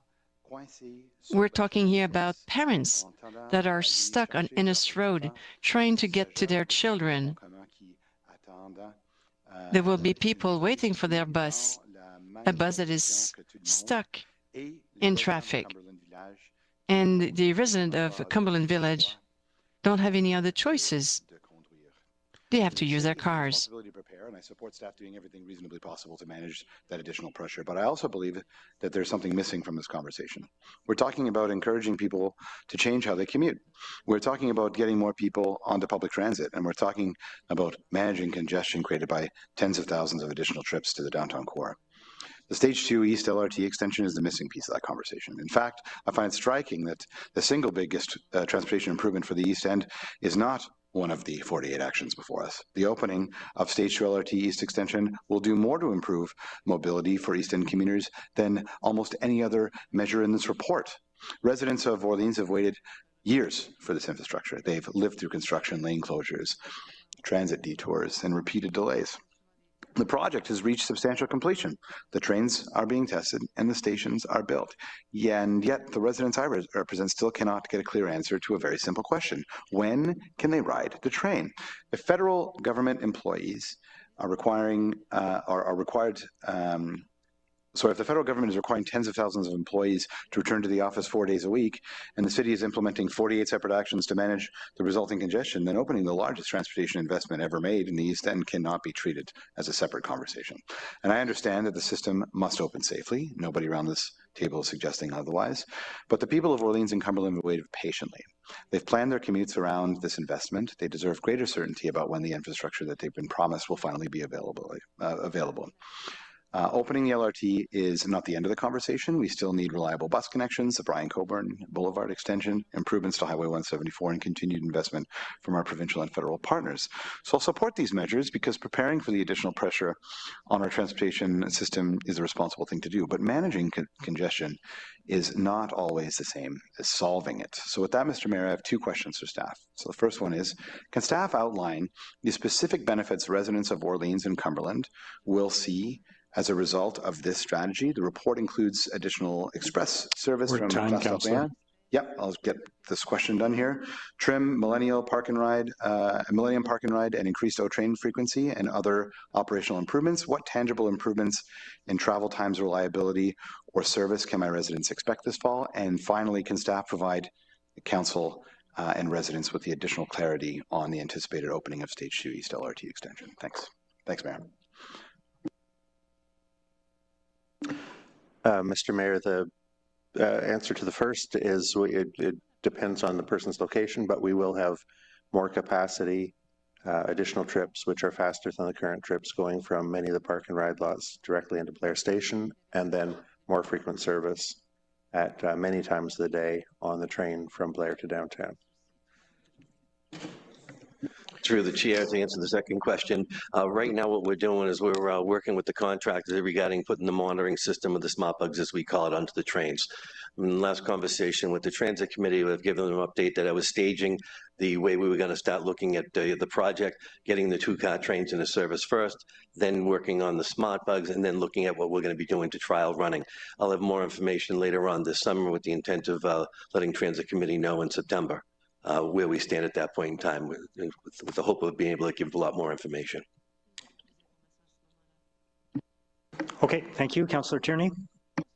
Great, thank you very much. And in the same vein, obviously, with transit, I know we're trying our best, obviously, to see the East Extension. I saw some positive news that testing will commence, and I'm sure, Rick, you're going to have a good plan that will be laid out, and we'll find out about it eventually, about the technical details, the 21 days of testing, if there's no issues, when it can actually be operational. So we're already butting our head against the September 1st. So we know that's not reality, which is, it's a reality. We deal with it. Do you feel confident that there's enough buses to be able to offset the influx of people? It would have been optimal to have the East End train line running, but let's face it, that won't happen. Do you think you'll be satisfied on September 1st? Do we have enough operations to be able to take the extra flow? Through the mayor, yes, I do. With the arrangements and the new structure that the team has put together, I'm very comfortable. Last year, we had about 521 buses in service. Now we're looking at about 20 more buses in service. With that, we will have an additional 5 that'll be out there when necessary. So I think we're in much better shape this year than last. Excellent. There's a couple of weird anomalies this year. First of all, the French board and the French and English boards usually have a 2-week gap. And this year, the gap is much reduced. And the public board's going back on the 1st. So this is going to have a lot of additional new young children walking around the neighborhoods where now we have ripped out the automated speed enforcement. So there's a whole safety concern as well. I won't delve too far into that, but of course, as part of transportation, do we feel, again, that's going to add extra to what we have to do, is knowing we're dealing with the schools essentially a week earlier than usual. Is that going to impact anything? Mr. Mayor, the service change that we would normally make at the Labor Day weekend is being made earlier this year in late August, so that all the new bus routes are in place by the time the schools go back. And in addition, as we do every year, we work very closely with the school boards and the school transportation authorities so that every student who's traveling is assigned to either an OC Transpo service or to a yellow school bus run. Okay, wonderful. So I just want to ensure that we still have runway left, pardon the pun, but we have enough bus capacity, knowing we were so low before. Now we're coming back in, all these federal government workers coming in. Now we have all the crush of the students at the same time. I understand changing the schedule is great, but schedule is just a schedule without the bus. So do we have assurances that we have enough buses to satisfy the government workers and the students on that first day? Yes, we do. Thank you very much. Thank you, Mr. Mayor. I know you're going to work hard, and I think it behoove us all not to get the public message out to the students, especially. It's going to be very busy on the roads. There's going to be a lot of things happening, and hopefully we deliver a message of safety on those first few days, because it's going to be pretty busy. Thank you, Mr. Mayor. Thank you, Councillor Tierney. Councillor Curry? Yeah, thank you, Mr. Mayor. Just a couple of quick things. First of all, I'm really happy with how the consultation went, and the consultation specifically with councillors. I certainly feel that the comments that I made on behalf of Canada North residents and the Canada's largest tech park were heard, and I see the results in this and the recommendations, so I really appreciate that. I also would say that, so there was this recent consultation, so thank you for that. But the other consultation, Councillor Hubley, Councillor Gower, and I held with the community, the feedback that the community gave then is also reflected in this. So thank you very much, Pat Scrimger. You were on that call. You recall how many recommendations the community had then, and they are reflected in this as well. So really appreciate that. I do want to say just about having more transit to Canada's largest tech park. I'm hoping that councillors realize that the people that are coming to the park live in your wards. Though I'm not advocating for Canada North, I'm advocating that your residents get transportation to their jobs, because if they're not already employed in the tech park, they're students at U Ottawa and Carleton U and Algonquin and La Cité that are coming out to work in the park. So I'm hoping you're happy about that as well, and it's not just me who's happy about that. So just wanted to highlight that. And then I just have one other question, and that is in the federal government employee map where they live, we don't, from what I saw on the map, we don't see Carleton Place and Arnprior, Almont numbers. Do we actually know those? Were they taken into consideration as well for our park and rides? Specifically, I'm thinking at Eagleson Park and Ride and Terry Fox. Through the mayor, Councillor, we did not receive that data from PSPC, other than just general comments in terms of like the breadth of where Federal Public Service resides. We did not get the actual postal code data for that. PSPC was sensitive to providing information. And so, for example, they provided Ville de Gatineau information to Ville de Gatineau, and they were very specific about what they were providing to us. So we have City of Ottawa data. Okay, I would just say just keep that in your mind because, you know, I think that a lot of people did during the pandemic move out, and we've heard that from the outlying areas, and we know that that might impact how much room there is at those park and rides.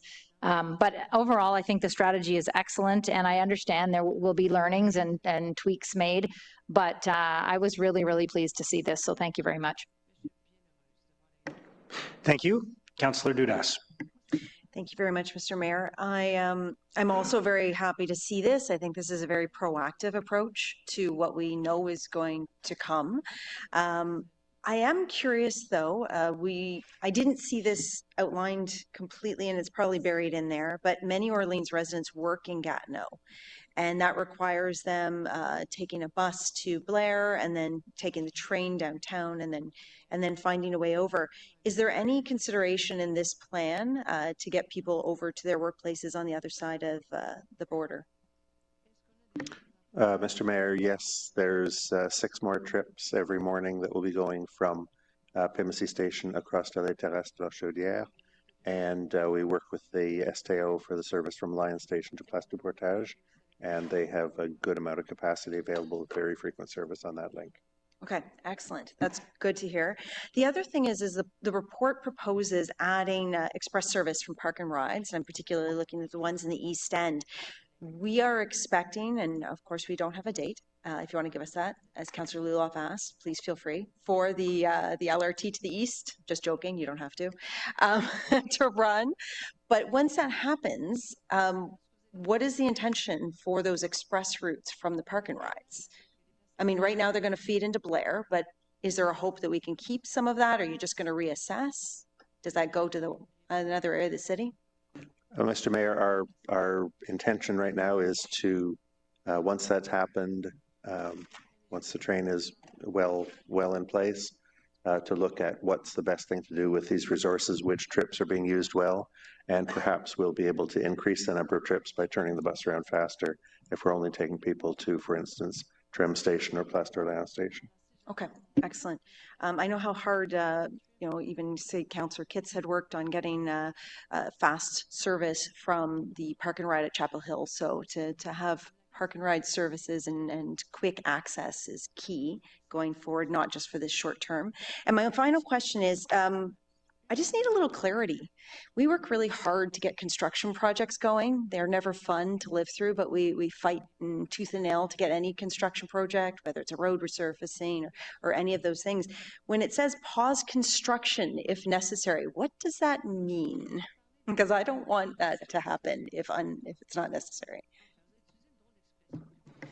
Through the mayor, so I'll start and allow my colleague to respond in more detail. We received the data from the federal government in terms of where employees live and work in Ottawa, and kind of mapped that out, and at that time laid out where the construction projects, so we had a good idea of what construction projects would kind of impact flow of traffic, so where we're having those pressure points. And then there was a comprehensive assessment in terms of the projects and understanding the potential benefit in terms of easing pressure on traffic versus the costs and the risks. And with that, I'm going to actually turn it over for additional details, because that work was quite comprehensive. Yes, Mayor. So we identified 5 projects that we thought were appropriate to pause and defer till 2027. We have reached out to those councillors. There's lots of reasons why we do that. We do that as a regular course of business as well, for planned and unplanned. But given the insight we had with regards to the federal in-office policy, we thought that those were appropriate. We have spoken to the individual councillors about those, none of them in your particular ward. Okay. Wonderful. Thank you very much. I appreciate it. I look forward to the implementation of this plan. And my deep hope is that this comes off without a hitch. And we have so many people going, wow, we can take transit. This is fun. This is easy. It's convenient. And maybe we should just stay on transit for the long term. So my hope is that the impression that is left by this plan, although we're almost being prompted into it by the return to work, is that people realize that transit's an option in our city. So thank you very much for this. Thank you. Thank you, Councillor Dudas. Councillor Kitts. Thank you, Mr. Mayor. So I am pleased to see the city is looking seriously at ways to improve mobility across Ottawa. I do think this work should have been undertaken and prioritized much earlier. We have known for years that congestion was worsening and that our transportation network was under increased strain, and that we needed to think differently about how people move around our city. I will be supporting these initiatives, but I want to be very clear and very consistent with the position I've held always, particularly as return to office has been discussed, including our own return to office debate last year. I believe September is going to be hell for commutes, particularly in the East End. I was only briefed on this package day before yesterday through some rather comedic irony. My invitation to last week's briefing was lost, so I haven't had as much time as I would have liked to digest everything that's before us today. But I can tell you my immediate reaction was one of real concern about how little is proposed for the East End. And to the committee coordinator, there was a map that was shown as part of Rick's slides. I'm wondering if we can put that back up while I continue to speak, probably around slide 17 or so, because I think it speaks for itself to illustrate some of my frustration about the imbalance of solutions for the West and South versus the East. I will be continuing those conversations with OC Transpo this week, because I continue to be at a loss as to why we do not leverage the Chapel Hill Park and Ride as part of the solution. That is built infrastructure that has the ability to convert drivers to riders, but if and only if efficient routing exists. I chartered a bus. I brought members of the senior leadership team to Orleans South to experience the morning commute firsthand. Rick, you and I have made that commute together now. So at this point, there's no excuse for anyone to have their head in the sand about the transportation challenges facing the East End. And I hate to have a glass half empty attitude. That's not my nature, but I don't want anyone to leave this meeting believing that we've solved the problem, because I don't think these initiatives are sufficient to address the scale of the challenge that we're facing. I still do not think our transportation network can handle what is coming. We have approved and built growth in the farthest flung areas of our city without delivering the supporting road network, transit capacity, and active transportation connections at the same pace. I have been waving a white flag on this issue for years, begging for solutions.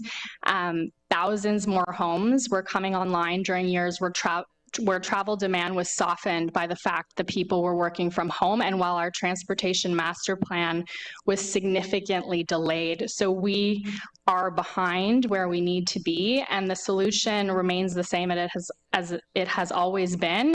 We have to accelerate the delivery of transportation infrastructure. Earlier today, we took some important steps in that direction, and I am very grateful for that.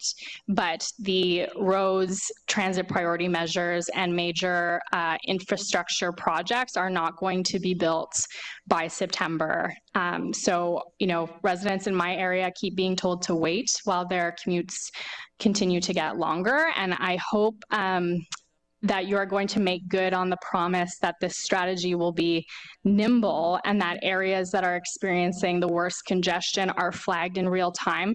That has not been my experience in the past. So hopefully we are turning a page on that, because the pressures we are experiencing today are only going to become more severe tomorrow. I can promise you that. Thank you.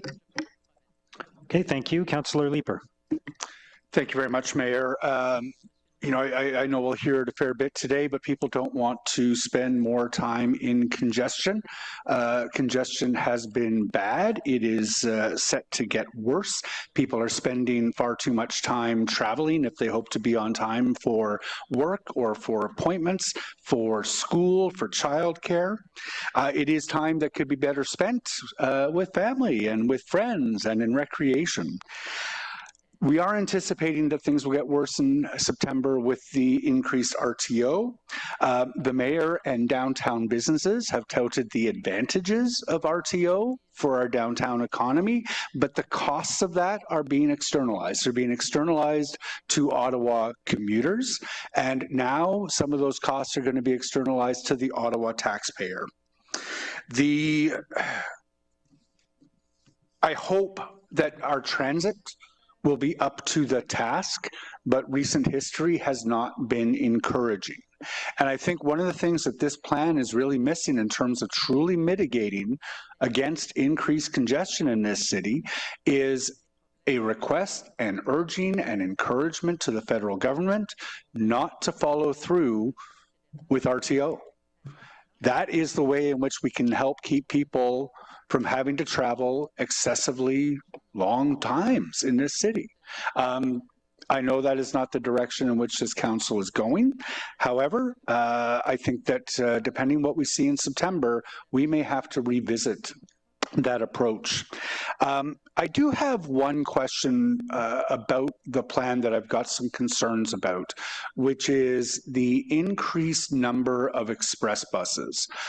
I know as a city councillor, I've been talking to residents for many years now that the future of Ottawa's transit is going to involve, for very many people, using a bus to get to the LRT.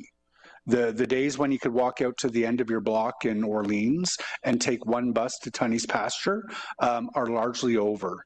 We're reintroducing those express routes, and I'm just wondering, Mr. Laurier, what the plan is to then wean us off of those express routes down the road.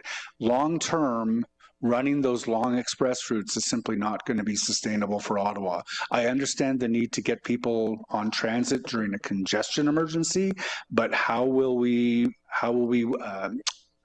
move past that?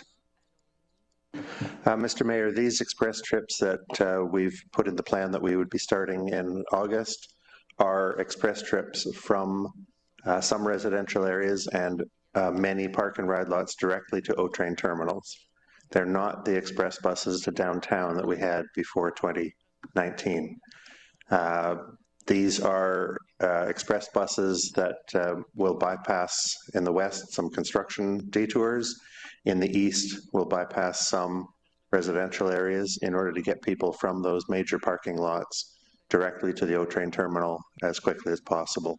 Once the O-Train extensions are open, those buses can be repointed to O-Train stations that are even closer to the park and ride lots. So a bus route that would run today from Millennium Station to Blair Station can be shortened to run from Millennium to Trim. A bus route from Chapel Hill that goes to Blair can be shortened to go to Montreal Station. A bus route from Canada that goes to Tunney's Pasture can be shortened to connect at Moody Station. And we'll once those train extensions are open, the train obviously doesn't get held up in traffic. It will be the way to get to downtown, and we can move from this step to a better next step. And I know I've been touting those transfers to the train for many years, because clearly that's the direction we had to go. But I'm sorry, I thought I heard you describe buses that would go from, for example, Orleans or Canada all the way to Gatineau. I'm sorry, just the ones in Canada, Councillor Kitts out. The buses from the new trips that run from Barrhaven and from Canada to Tunney's Pasture will then continue as trips on Route 13, which is the service that goes from Tunney's Pasture to Gatineau. The bus, we'll just have them change the sign and continue. So they serve multiple purposes. They'll feed the train at Tunney's Pasture. They'll feed the train for people going to Carleton University at Bayview Station. They'll go directly to destinations in Gatineau, Charles-Terrasse. And also, they'll provide the additional capacity from Pimoussy Station to Gatineau for people who are transferring from the train. Okay, that sounds like a slightly more direct way to get to Gatineau than some people have the option of doing today. For people traveling from Kanata and Barrhaven, particularly from the park and ride lots, they will have the option, if that trip time works for them, of riding a single bus directly to Gatineau, at least until the west extension opens. By which time, when it'll be faster to just put them on a train and then a connector bus from Pimisi.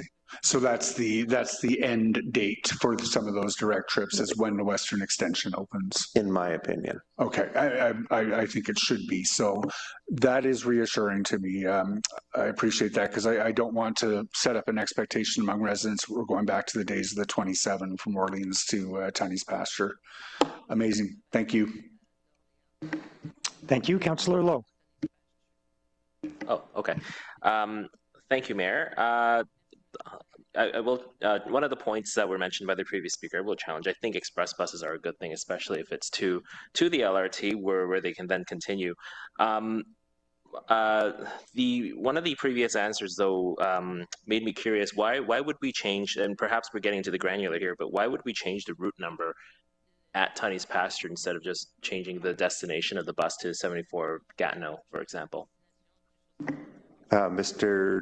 Mayor, that's a matter we're still looking at in detail, but we want to make sure that people who are traveling, who are transferring from train to bus at Pimisi have full information on all the buses that will take them across the bridge to Les Terrasses. Okay, so I mean, what I'll posit there is that, one, if we keep the route number and then have it go to change the destination to Gatineau, we don't have to explain to residents, oh no, you can stay on the bus, and then also a lot of that information doesn't flow to residents, and so there are people who end up getting off, they walk to stop E, and then etc. And then of course. We've done this before. We've had service directly into Gatineau before, where you had different route numbers, but they all ended up more or less in the same place. You had some extra trips that went up to Saint-Amand, but anyway. Mr. Mayor, what we're proposing to do is exactly what the councillor is suggesting. Okay, sure. You said they changed Route 13, but anyway, are there opportunities here to work with the STO? So a lot of these changes here are our buses going into Gatineau, and I'm not suggesting STO buses come to Barrhaven, but are there any opportunities for maybe more STO service to go to Tunney's as a way to supplement what we can offer? They have similar issues with funding and resources, but perhaps there's a way to sort of share that corridor here, considering a lot of our employees also continue on into Gatineau further from than Terrasse. Mr. Mayor, the STO runs some services currently from the west part of the west sector of their city, from Aylmer and places like that, into Tunney's Pasture. The STO has indicated that they want to talk to us about some ideas they have about restructuring their network, but as the councillors mentioned, my understanding is the STO has some very severe structural funding issues that aren't necessarily resolvable at the municipal level, and that's what they're working through primarily right now. Okay. No, I think any of those conversations where we can share that corridor can be a good thing, especially because they have so many buses duplicating the same thing, and I'm getting out of the scope of Ottawa now, but my other question, so my original question about the report is, the report specifically mentions things like the 74 and 75 going to Gatineau, and I'm speaking from a Barrhaven context here. Is this, will this be, was it baked in story? Is this for sure? I don't remember what the saying is, something in stone. Is this set in stone? Because it is in the report, or is it one of those things where these are potential options and then in the end, only one of those two routes end up going to Gatineau, if that makes sense? Mr. Mayor, our plan is to run one additional trip on Route 74, 2 additional trips on Route 75 every morning, the reverse in the afternoon. But these are recommendations to council, and so we're waiting for council's consideration this afternoon. Okay, that's fair. Given the possible dynamic, given the possibility of how dynamic this situation can be, and again, I may be getting to granular stuff here, but is there an opportunity, or do you foresee a necessity in a midpoint schedule change within the fall booking, like in November or something? Mr. Mayor, the method we're using to implement these additional trips allows us to make changes if we find that that's appropriate based on actual customer travel patterns. Okay, I mean, I've heard that before, but I've also heard the answer of you got to wait for the next booking, and then usually it's 2 bookings because you started planning for the next booking already. Like, it's fair, but anyway, it's point for consideration. I'll raise one last point of concern. It's not a question, but my last, I think this is a decent plan based on the situation that we're in, especially because especially the additional connection from Barrhaven to Gatineau. I'm still concerned at the fact that a route like the E1 does exist when it's duplicate and redundant to very frequent existing LRT service, where while we're telling residents in the West that there's no additional resources for more frequent service on the transitway to and from Tunney's. So it's just a point of concern to note, but thank you for this otherwise. Thanks, Mayor. Okay, thank you. Councillor Gower. Thanks, Mayor. I wanted to first of all ask Mr. Leary, you used the term run as directed that I don't think we've heard used before, but it's basically spare buses. Can you give us some more details about what that's going to look like and how it'll have an impact on reliability? Yes, through the mayor. What I'm looking at is we have about 540 buses ready for service coming into September. That's about 94 more buses than we have today for this summer in service. That's why I'm confident with the number of buses. Historically, what I like to do is take about 3% of my buses, and this isn't quite 3%, have them available at the control center's disposal to fill the gaps anywhere that the service is required. We know that accidents happen and there are delays in construction and gaps happen. The control center knows about it, they're aware of it, they become very conscious of it, and I want to give them that flexibility to have a few buses that go out in the morning, they place them situationally every day and just start filling in the gaps while we get ahead of the fact that we like to change schedules on a regular basis, but have the ability to audible in between, and that's what we're looking to do come September. And so that quantity of spare buses is something you haven't had over the last year, is that safe to say? It's just a different way of using using the buses. They've always had some semblance of it, but now I want to be able to have the work picked on a regular basis so people become familiar with the way to do the work. Okay. And when do you expect that schedules for September service will be available publicly? Mr. Mayor, if all goes well, I would imagine they will be available online during August, perhaps sooner. Perhaps sooner than August? Okay. And my last question was, I know we're only a week and a half into July and the start of RTO4, but is there any early data or indicator for transit, for vehicle traffic, or for parking? Is there anything staff have noticed that might give us a little bit more insight about how how mobility patterns may be changing?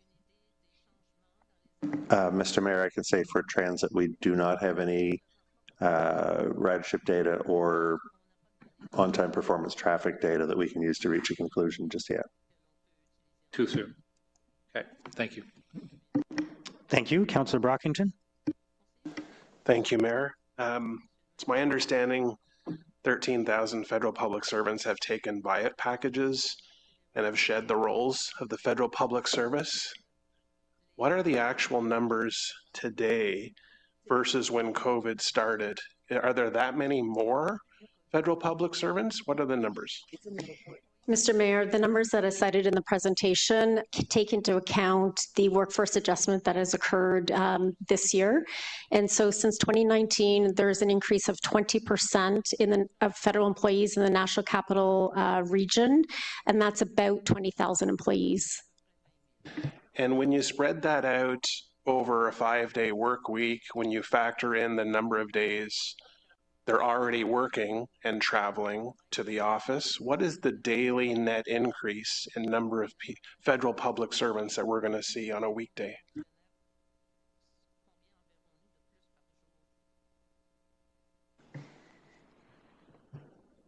So, Mr. Mayor, there's 150,000 federal public servants in the National Capital Region who will be traveling at one additional day per week, or who have begun to travel one additional day per week. For the downtown core, there's 65,000 employees who will be making that trip into their workplaces in downtown. And then we estimate about 11,000 more who will travel through downtown to get to their workplace in Gatineau. but is that every day or? Those are weekly numbers. Okay. Because in the grand scheme of things, I'm trying to wrap my head around why this is before council. Does staff need our endorsement because there's monetary matters involved? Staff already have the delegated authority to make operational decisions with respect to transit and transportation and active transportation. So are you coming here because you need the budget authority? There are recommendations that do require council endorsement. So for example, the bylaws amendments do require council to approve those. There are funding implications that would require council to endorse the strategy for funding and the actions as well. And then this plan is not just about federal public servants coming back to the workplace. It is a time to really just look more holistically at what is happening in the city. City has changed a lot since we've looked at this holistically. So this provided a moment or a point in time to really undertake that work and to ensure that things go as smoothly as possible come September, when we do know that there will be an increase in traffic. To Councillor Kitt's point, when workers came back in person as of 4 years ago, we saw immediate travel pattern changes. It wasn't the same. There was a significant spike in people taking personal vehicles instead of transits. Transit has never recovered. We're still, the numbers keep fluctuating, but in the upper 70s, early 80% range. And people have made behavioral changes to take almost exclusively personal vehicle or automobile. That's why we see every downtown parking lot filled. This is not just because a few parking lots have closed. It's because people have made the decision to drive. We see that on our roads. We see transit not at the levels that it needs to be. And so the report is actually silent on the root causes of why that's happened. This is about a strategy and an action plan. But to get to the heart of this, we really have to wrap our head around why have people made that decision to begin with? And a lot of that has been because of an unreliable transit system. So, and we've talked about that to death, and that will continue to be a focus at the Transit Commission. So when I look at the map and I see a lot of investment from the suburbs coming into the core, does that mean every bus route serving the inner core, every bus route has capacity, that there's no one being left behind, that OC Transpo is not hearing complaints, despite all the information I've shared, and I'm sure in other words as well. But what can staff say to whether or not there's investment on inner city core bus routes that we know our passengers for years have been saying are over capacity, not running at the frequency they need to be, and they're expecting to see more resources? Mr. Mayor, we've taken the data that the federal government provided on home locations of their workers, recognizing, as the report says, that that wasn't universal. That was a sample of some government departments, but we've taken that and geographically mapped that across the system, compared that to the capacity that exists on many transit routes today, where there is capacity to accommodate more customers. We've combined that with the suggestions that were raised by councillors through the consultation process, and we've also gone in parallel to this work. There's the work that we described at the previous meeting of the Transit Committee about the many routes that by September will have had improvements to their scheduled running time so that they will run with higher on-time performance. We reported at that time, and I don't have the numbers here, on the 7 routes that we did first, and showed how remarkably more reliable those routes were, and we described that we're extending that to another 23 more routes, so there'd be 30 routes in all which have improved reliability, and those 30 routes are used by more than half of all bus customers. So and then the third thing, of course, which we've talked about earlier at Transit Committee, is working with the school transportation authorities to transfer some work back to their yellow school bus contractors rather than us.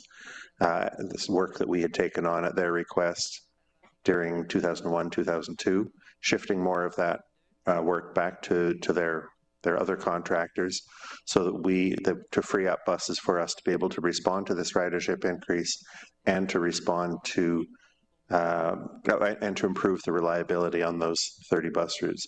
So that's how we're allocating the resources. Our indications right now are that the system, as we will have it, will have enough capacity to move the people based on the travel patterns that we predict, based on the home locations that the federal government has given us.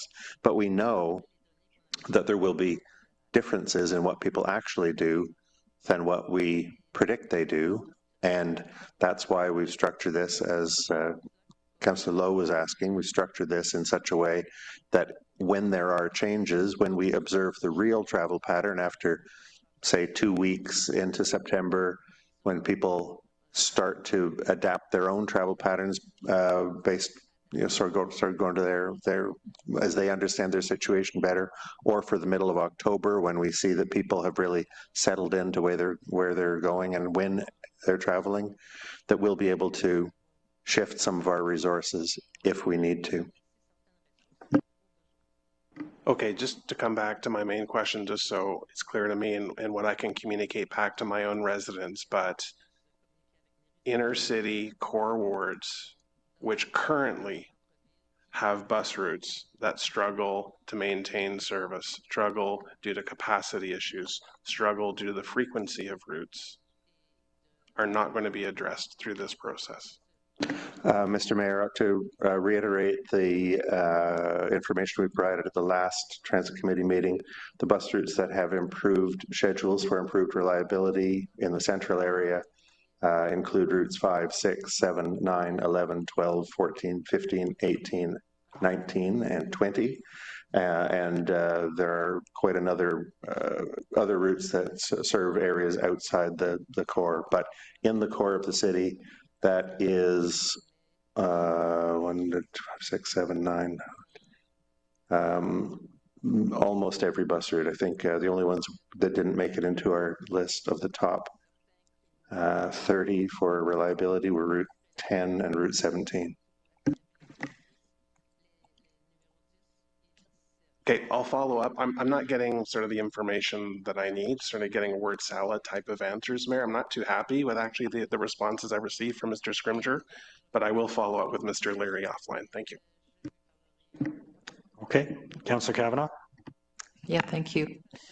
As someone who was part of the initial conversations with D&D in the leadership, and we did a walking tour, and we looked at the issues that they brought forward to us. I appreciate the results, because this is going to help them a lot.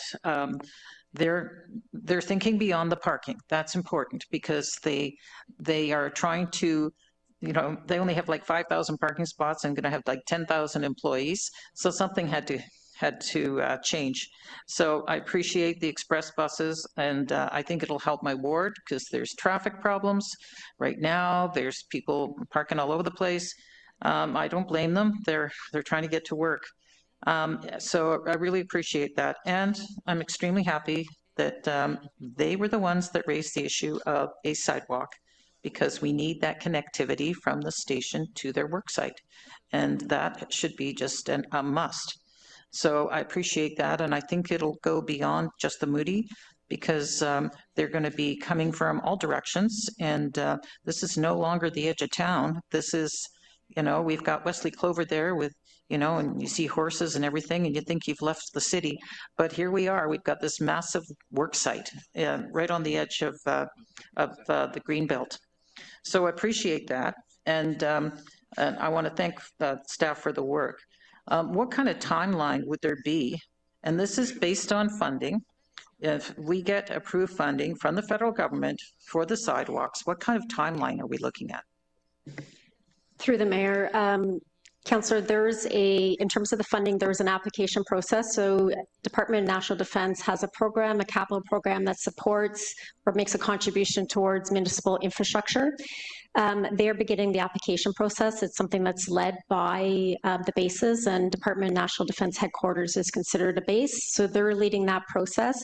They have indicated to us that that process can take some time. So that'll be a variable that we don't have any control, that we'll have to wait and see in terms of when they're able to confirm the funding.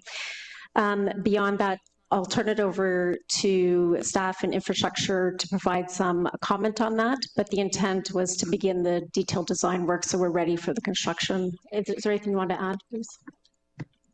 Yes, we have done that preliminary walkthrough. There is no functional design at this point, but we are looking at it pretty carefully and waiting for the funding to come into place. There are federal land implications there as well, so there would be NCC approvals and whatnot, and we have talked to D&D about how they could facilitate those as well in order to try to speed up the delivery of the work. Thank you. Have we made any initial conversations with the NCC? We have not yet. We're waiting for additional conversations with D&D before we go ahead. Okay. So I was asking that we also look at Carling Avenue, because having a sidewalk from Moody Station is the priority, but people are going to be coming every which way to that campus, and currently there is no sidewalk between the last street in Crystal Beach to Moody. Again, this is a major work site, and I think they'll be interested. I think we should look at that as well and have conversations with them. So I appreciate it. One of the things that that was raised as well is conversations about an eco-pass. That's something that was done years ago with the federal government, and even if it was just national defense employees, because those are incentives. It's one thing to make great routes, but if there's a financial incentive that is sponsored by the workplace, I think that would help a lot. So are those conversations happening? Mr. Mayor, we've had those conversations with the federal government. At this time, the federal government has made a decision not to proceed in the short term, but to continue those conversations as something that could be added over a little bit more time. So this strategy really is focused on what we can implement to be ready by September 1st or the early fall. So those conversations will not conclude in time for that period, but they're willing to entertain it. They do say that they need to consider these conversations nationwide.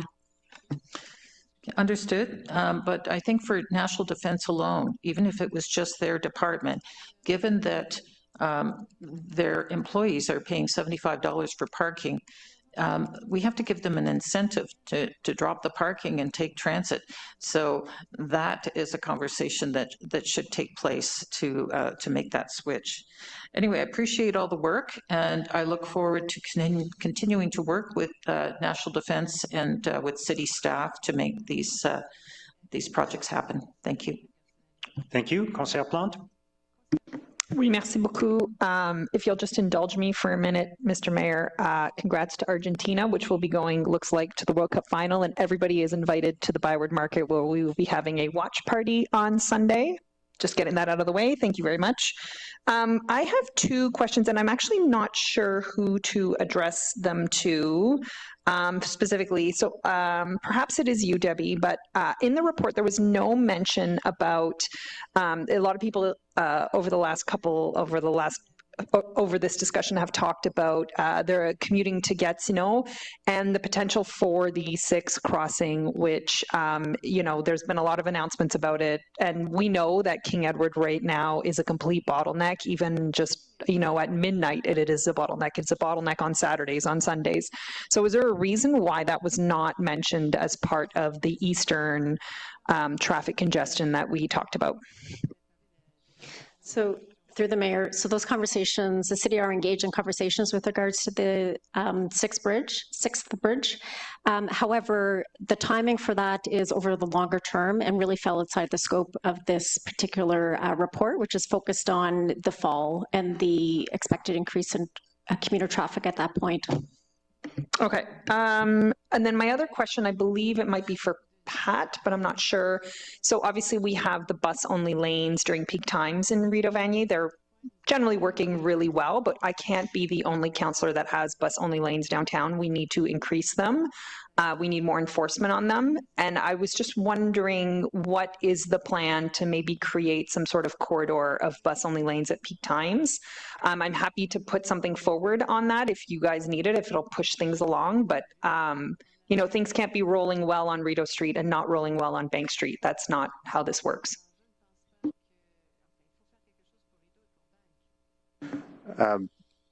We work cooperatively with our colleagues in transportation planning in PDBS, and where there are transit priority measures that are listed in that are identified in the transportation master plan, we work on how to implement those with the funding that's available from council. There's a number of transit priority projects we're working on right now. I don't have that list with me today.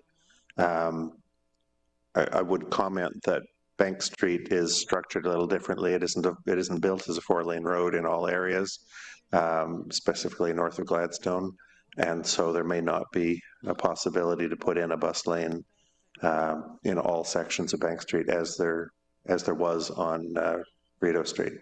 No, I understand that. I'm on Bank Street often, but I'm just wondering if there's an opportunity maybe to accelerate the bus-only lanes at peak times, because you know, we are not a lot of home car owners downtown, but we certainly do have a lot of routes that contribute to cars getting around the city, whether that be St. Patrick, Vanier Parkway, King Edward, Rideau, MacArthur, etc. So if we can accelerate bus priority lanes all over the city, I think it will help the buses roll better.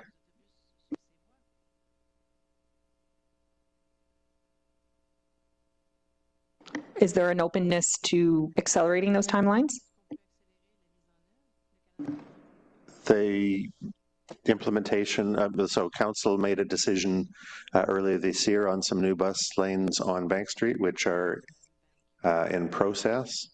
If there are other suggestions, you know, as we reported to Transit Committee previously on the work we're doing along with Councillor Troster, Councillor Leeper, and Councillor Kavanagh for transit priority measures along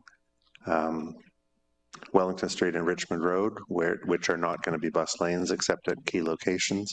But if there's any other locations where councillors would like us to look into changing the road configuration, we're happy to work with our colleagues in planning and in public works to see what's possible.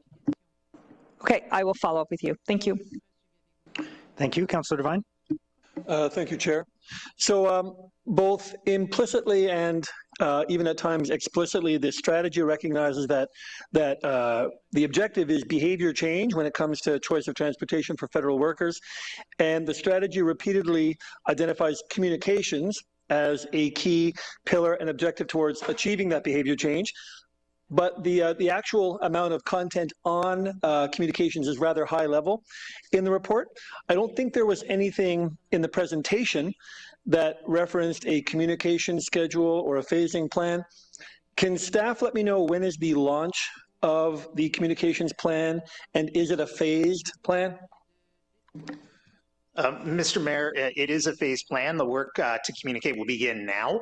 The preparatory work has been in place, and it'll be phased in over the summer and into the fall, so that people have the most accurate information. And I understand that we're working on it now. I mean, but when will the first wave of messaging about all of the changes and the strategies and how to get this behavior change going, when will that first wave of comms go out? Through the mayor, Councillor, there are collaboration between a number of internal and external organizations with regards to communication. I just want to call that piece out. So there's citywide communication, and then there's OC Transpo specific communication. We're also collaborating very closely with STO and the federal government around the communication approaches, and there'll be alignment on that. The first phase is really generally is to build awareness about, expect that there's going to be more transit. We want to ensure that there's awareness around the measures. So for example, that people aren't surprised that there's going to be enhanced enforcement and that there would be higher tickets for stopping and no parking. So the first phase is be aware of what's coming and to start to equip people with regards to the information and tools that will help them to plan their routes. I don't have the specific date for the first launch of that communication piece, but it is intended to be quite soon. We also want to just bear in mind that in the summer months, there's a little bit less attention to planning for the fall. So want to kind of think about the timing where people are going to catch the information. And then the other piece that I'll share maybe before turning over to Amanda for more details with regards to the OC Transpo plans is that in order to get this information directly to federal public servants, we are going to collaborate with the government to have deputy ministers provide the key links and information to their employees. That won't hit everyone in the city, but that'll ensure that a significant number of employees have that information at their hands. Thank you, Mr. Mayor, for the question. What I can say is we're at OC Transpo, we are working very closely with our colleagues in public information and media relations on their broader corporate campaign. But from a transit perspective, we recognize that this is a very, very important opportunity for us to begin to attract new and returning riders, and we really want to take advantage of it as much as possible. So we do have a phased campaign that will be rolling out beginning now. So we will have lots of materials available in order to build awareness. We're targeting mid-August for there to be a big launch of a paid marketing campaign as well as an information campaign that will run into September and throughout the first part of the fall to make sure everyone is aware, and we'll have additional enhanced planning tools available as well to really help people and encourage them to use transit. Thank you. So if the main launch is mid-August for a plan that I believe is to be implemented early September, so recognizing that habits take time to change, transportation habits certainly among those. With hindsight, hindsight being everything, it is well known that the sooner you get those messages out, the better chance of people adhering and picking up the change that is being required of them. And also recognizing that change often takes repeated messages. Have staff considered, so two questions then. Given that it's a multi-year strategy, what kind of methods will be used? And you mentioned that it's a phased strategy. What kind of methods might be used to investigate how effective the comm strategy is in terms of the metrics you're seeing? And how frequently will staff be reviewing the metrics against the strategy to possibly review and or revise the strategy for comms? Thank you. Hello, sorry about that. Thank you for the question. So for the month of July, we are working on the phase of the campaign that we're working on is really around building awareness and trust. And so we're developing a series of toolkits for council as well as for our key interest holders, the federal government and partners, business community, et cetera, to develop a standard for the information that will be provided to the public, as well as standardizing a notification process for traffic and construction impacts so that the public can expect a certain level of communication based on the level of impact to that would occur for residents traveling on the roads.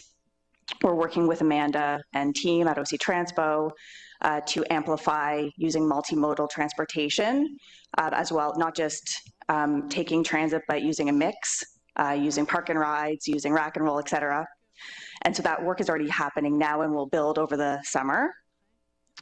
In August, we will be really kicking things off early August with a technical briefing for the public. This is something that the city has done in the past with great success, talking about giving a forecast for the months ahead about traffic, construction, and impacts. And we're also working with the city of Gatineau to hope to amplify it as well, and they'll be partners with that. The metrics that we'll be using is traffic data, transit data, as well as a mix of engagement, as well as a mix of reach and engagement.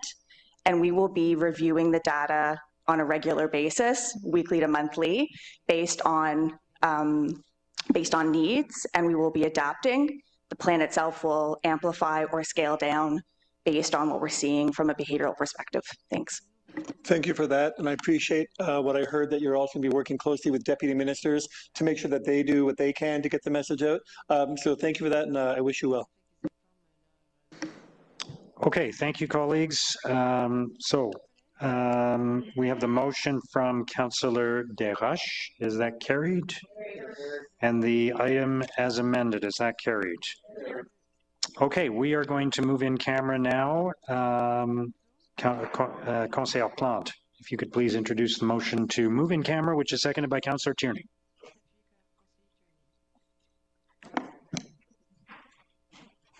I would like to confirm that I do have the right document, number 83, agenda number 83. Yeah, that's the one.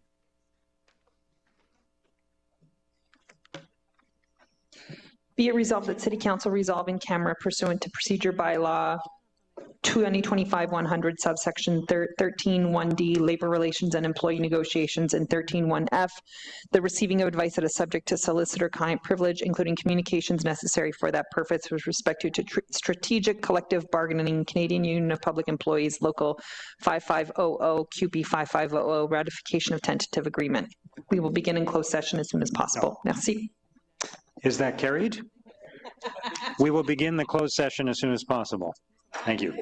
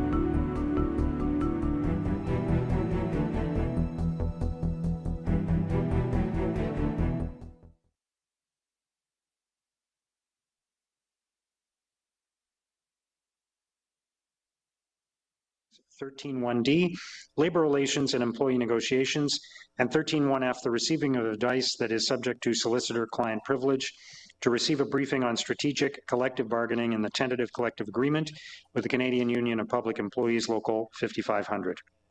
During the closed session, no votes were taken other than procedural motions and/or directions to staff. We'll now consider the motion to ratify the collective agreement, and I'll ask Councillor Gower to read the motion.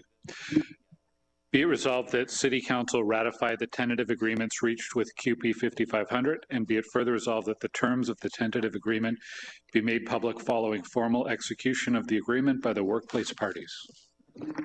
Thank you, Councillor Gower. Is that carried?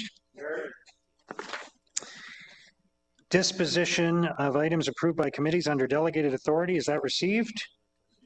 Motion to adopt reports. Conseillère Plante.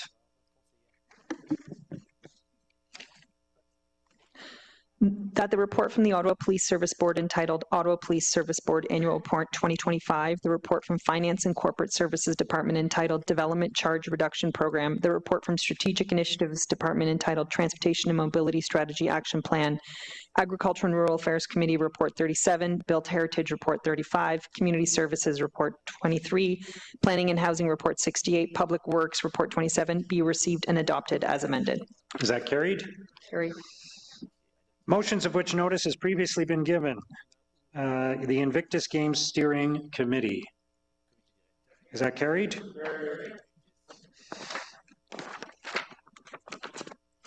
Next is the Joint Aquatic Sports Centre MOU with Carleton University. Is that carried?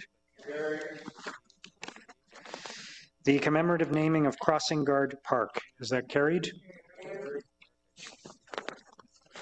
I Heart Barrhaven Market Autumn 2026.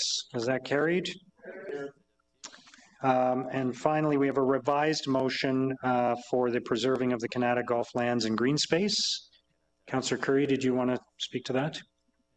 Sure, I'll read out there's just one last change, the final clause.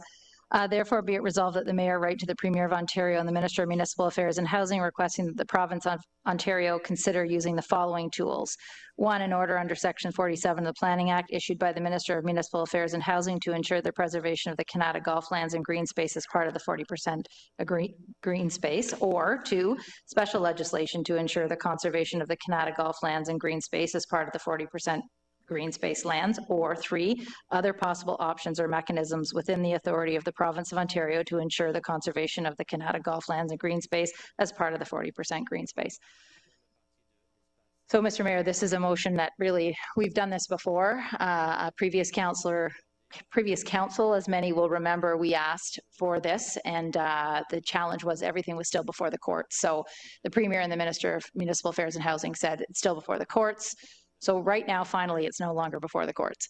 So this is the opportunity to ask again. And as I said in my previous comments on another motion, you know, the Premier is now fully engaged and is calling residents, texting residents, emailing residents on this and indicating a willingness to work with us and to help.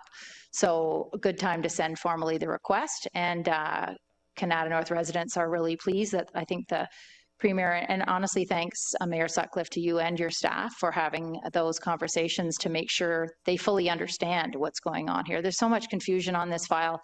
It's such a complex file where, you know, people believe things that we're not even doing, but that this community was promised a park, and we see the impact of not having that green space recently in the last week. More than ever now, it's important that we make sure we do everything we possibly can to preserve this green space. And I'm hoping for full support. And Mr. Mayor, thank you very much again for your help. Thank you. Is that carried? Dissent. Dissent on that. Thank you. Okay, noted. We have 6 motions requiring suspension of the rules of procedure. First, a motion by Councillor Brockington on naming Riverside Bicentennial Park on suspension of the rules. Is that carried? Councillor Brockington. Thank you, Mayor. Whereas in 2026, Ottawa is commemorating its 200th anniversary of Bytown's founding, followed by the 200th anniversary of the Byward Market next year. Whereas as part of the anniversary, the city will be undertaking several initiatives to celebrate Ottawa's rich history and cultural diversity, boost civic engagement, and ignite civic pride. Whereas this important milestone in our city's history can be marked with a meaningful commemoration of a municipal property to remind residents of our city's heritage.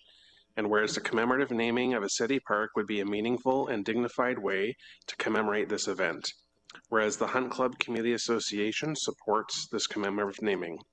Therefore, be it resolved that Uplands Riverside Park, a 3-hectare park located at 3860 Riverside Drive in River Ward, be renamed Riverside Bicentennial Park to mark the city's bicentennial. Be it further resolved that all costs related to the production and installation of a park name sign be funded to the Mayor's Office Thriving Communities account. And be it further resolved that all text for signage and commemorative plaques shall be bilingual and subject to approval by the General Manager of Recreation, Cultural and Facility Services. Just briefly, I'll state this is quite a large park.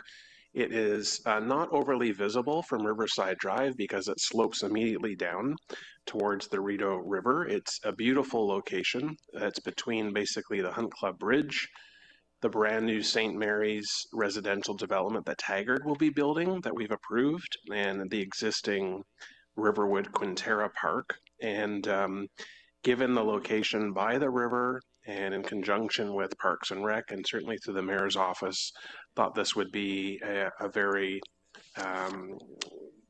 good commemoration for our city's 200th anniversary. So I polled about 25 community leaders. They were all supportive. They really like to see this, and I think the location is excellent. So I would appreciate your support.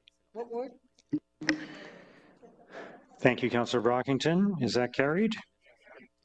Councillor Brockington has a motion on 1316 Dorchester Avenue encroachment fee waiver on suspension of the rules. Is that carried? Councillor Brockington. Thank you, Mayor. Whereas the original house located at 1316 Dorchester Avenue was torn down and a modern home was built this decade, which added a secondary dwelling unit and included approximately $100,000 in development charges and other fees to the City of Ottawa.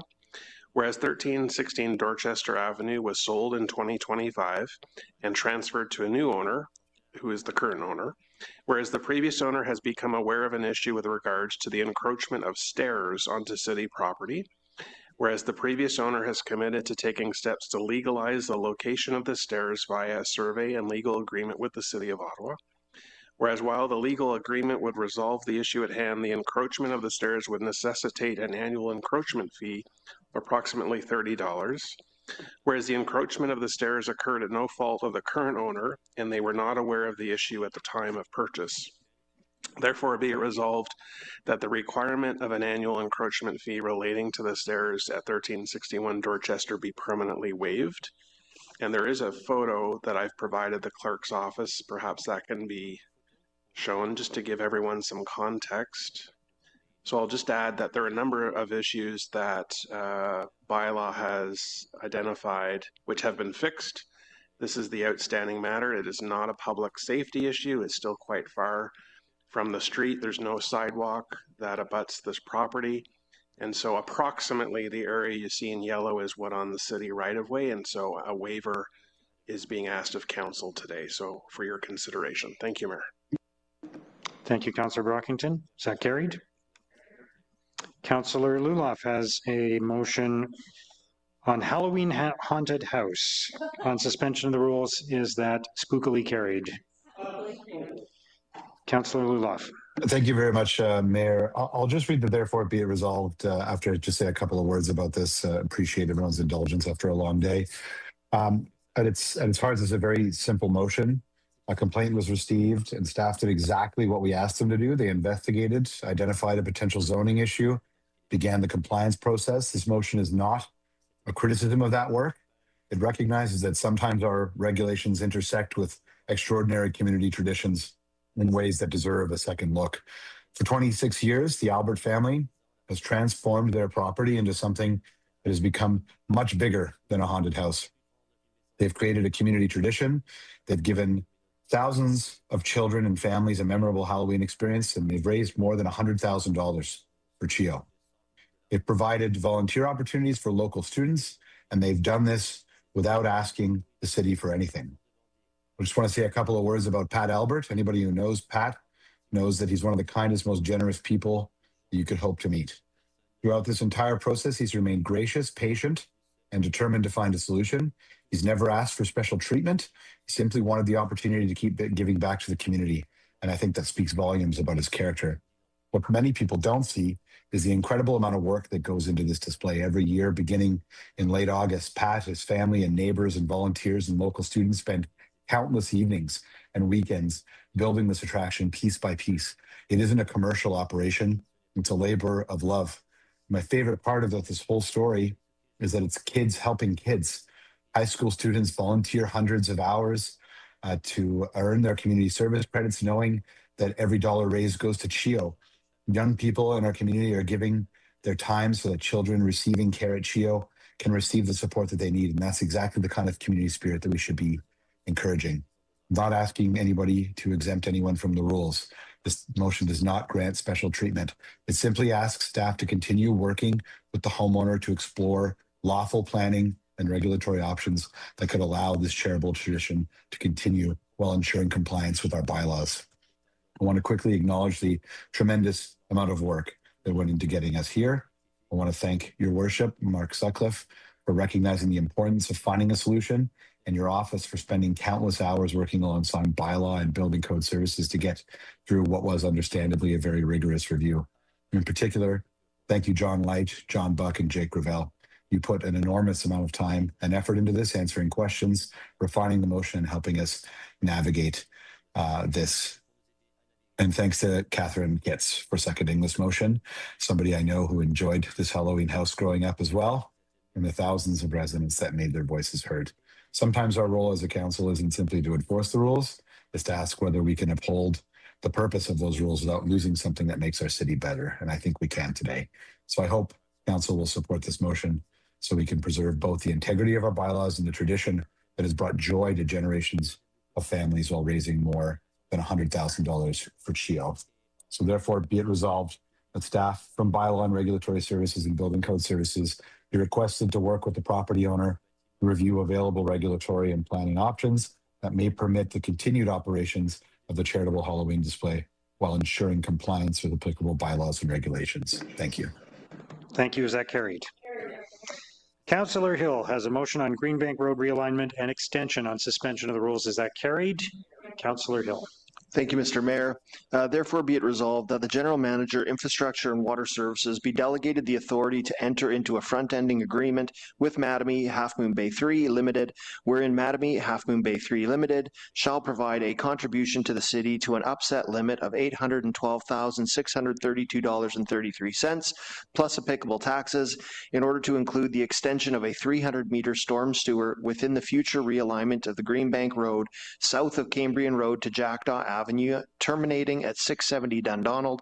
Such front-ending agreement shall be in accordance with the front-ending agreement principles and policy set forth in documents 1-2, and with the final form and content being to the satisfaction of the city solicitor, and be it further resolved that council authorize the final disbursement to reimburse Mattamy Half Moon Bay 3 Limited pursuant to the front-ending agreement to a maximum amount of $812,632.33 plus applicable taxes limited to the construction of a 300-meter storm sewer on Greenbank Road and in accordance with the reimbursement schedule set out in the front-ending agreement, and being it further resolved that no further notice be given pursuant to the Development Charges Act. Mr. Mayor, this is for the purposes of extending some development to allow for a subsequent parcel to continue. This is part of the Greenbank realignment. It's going to happen. It's a technical in nature, and it was given to me by Legal Services and Planning. Thank you for your time. Thank you. Is that carried? Councillor Gower has a motion related to a fee reduction for a one-day refreshment vendor under licensing bylaw. Councillor, on suspension of the rules. Is that carried? Councillor Gower. Thank you. I'll just go to the final clause. Therefore, be it resolved that the city reduce the license fee payable by refreshment vendors and itinerant sellers for a one-day special event at a total cost of $100, including the processing fee, from July 5th to December 31st, 2026, in order to maximize the cost savings for refreshment vendor businesses during their most active season. Thank you. Thank you. Is that carried? Councillor Leeper has a motion to exempt the demolition control for 166 Hinchy on suspension of the rules. Is that carried? Councillor Leeper. Thanks. This is a fire damage building, and we just want to waive the normal demolition control. Therefore, be it resolved, the council approve demolition control for the existing buildings on the property, subject to the following conditions. All of the conditions are relatively routine, with the exception that we've shortened the period from which they have to get a replacement building permit to 36 months. So those are all the standard conditions, and then be it further resolved that council delegate authority to the Director of Planning Services and Planning Development and Building Services to make minor revisions to the agreement as needed. Is that carried? Okay. Notices of motion, avis de motion. J'ai un avis de motion. Notice of motion supported by Councillor Plante. Be it resolved that on July 1st, 2026, the Permanent Council on the Francophonie will speak in favor of the 21st edition of the Francophonie Summit in 2028. Be it resolved that the Premier confirms that the Francophonie Summit 2028 be held in the capital region, which would include Ottawa. Whereas the Francophonie Summit 2028 will bring together the heads of states and delegates of governments, as well as representatives of more than 90 states and governing members of the International Organization of the Francophonie, which represents an opportunity, a historic opportunity, to show Ottawa as a bilingual capital city of Canada and the home of one of the most important Francophone communities in North America outside of Quebec. Whereas the City Council affirms its support to the efforts by the committee and the Government of Canada to host the summit by approving the 2026 9326 motion in 2026. Whereas the motion highlights the essential contribution for the Francophone community and Francophiles in Ottawa to the cultural development and economic social development of the city. Francophones are an integral part of the city of Ottawa and are closely linked to its history and to its development for more than 400 years. Today, there are more than 143,000 Francophones in Ottawa. Ever since 1960 or 1907, the City of Ottawa has had a bilingual policy, which has been a progress to improvement of Francophone services. Whereas the city continues to develop relationships with the Francophone and Francophile community, as well as the organizations that are working with them. By being a member of the International Association of Francophone Mayors ever since February 2026. Whereas that by welcoming the Francophone Summit 2028, Ottawa will be an attraction hub in order to celebrate the richness and the resiliency of the French language in this country and everywhere around the world. Whereas the summit offers the opportunity to highlight the vitality of the Franco-Ontarian community, to highlight the Francophone community and the Francophile community here in Ottawa, and to ensure a sustainable heritage for the entirety of the community, especially by strengthening the French language services and by doing this throughout institutions and municipal spaces. Therefore, be it resolved that the City Council of Ottawa proclaims 2028 the Francophone Year in Ottawa in order to highlight the welcoming of the 21st Summit of the Francophonie as described in the motion mentioned. It is also resolved that the City of Ottawa asks the staff to work with the partner governments, Francophone organizations, cultural institutions, economic institutions, and teaching institutions, and community and Francophone communities in order to put together a celebration schedule for the year of 2028. It is also resolved that the City of Ottawa work with the Tourism Ottawa and the business sector of the National Capital in order to promote Ottawa on behalf of Francophone tourist markets in partnership with actors of development in order to increase accessibility and visibility of Francophone services at the city scale.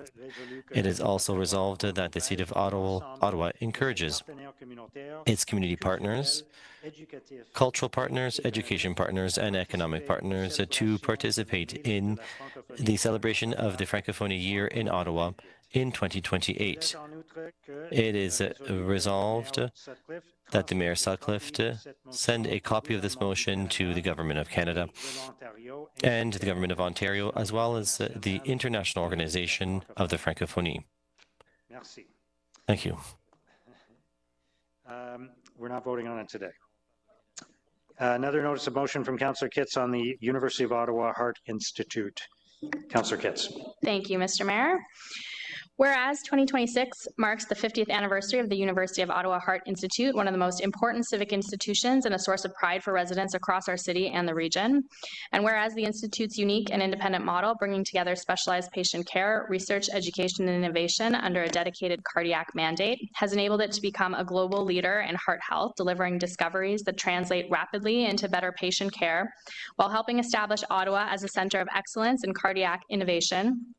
And whereas the Institute's team of physicians, nurses, researchers, and frontline staff include internationally recognized leaders in cardiac care, medical science, and education, attracting talents from around the world to study, train, and advance the future of heart health.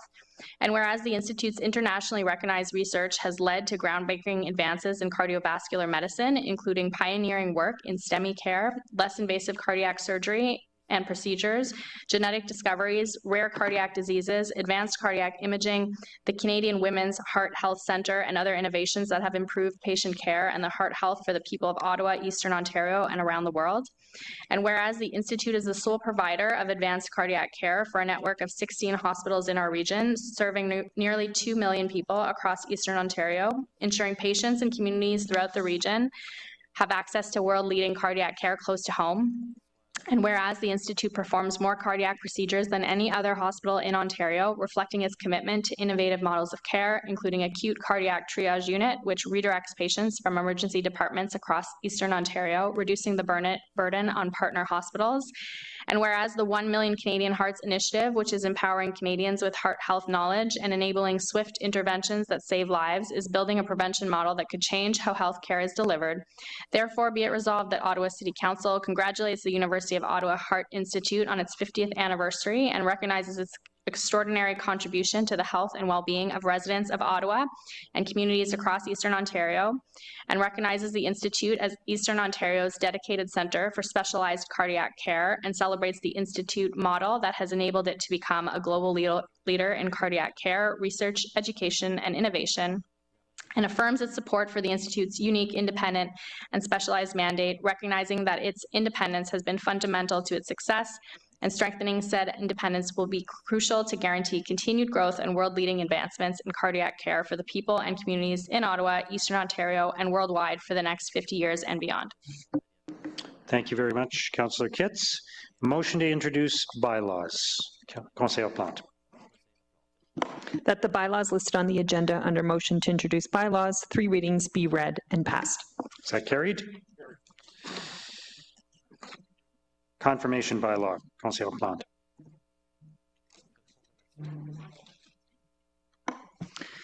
Que le règlement suivant soit lu et adopté. That the rules be adopted. Deliberations July 15th, 2026. Adopted. Okay, we have 11 inquiries. I'm just kidding. No, there's 2. Doesn't that feel better? No? Okay. Councillor Desroches. Thank you, Mayor. Reliable cellular service is no longer a convenience. It's a critical public safety and operational requirement.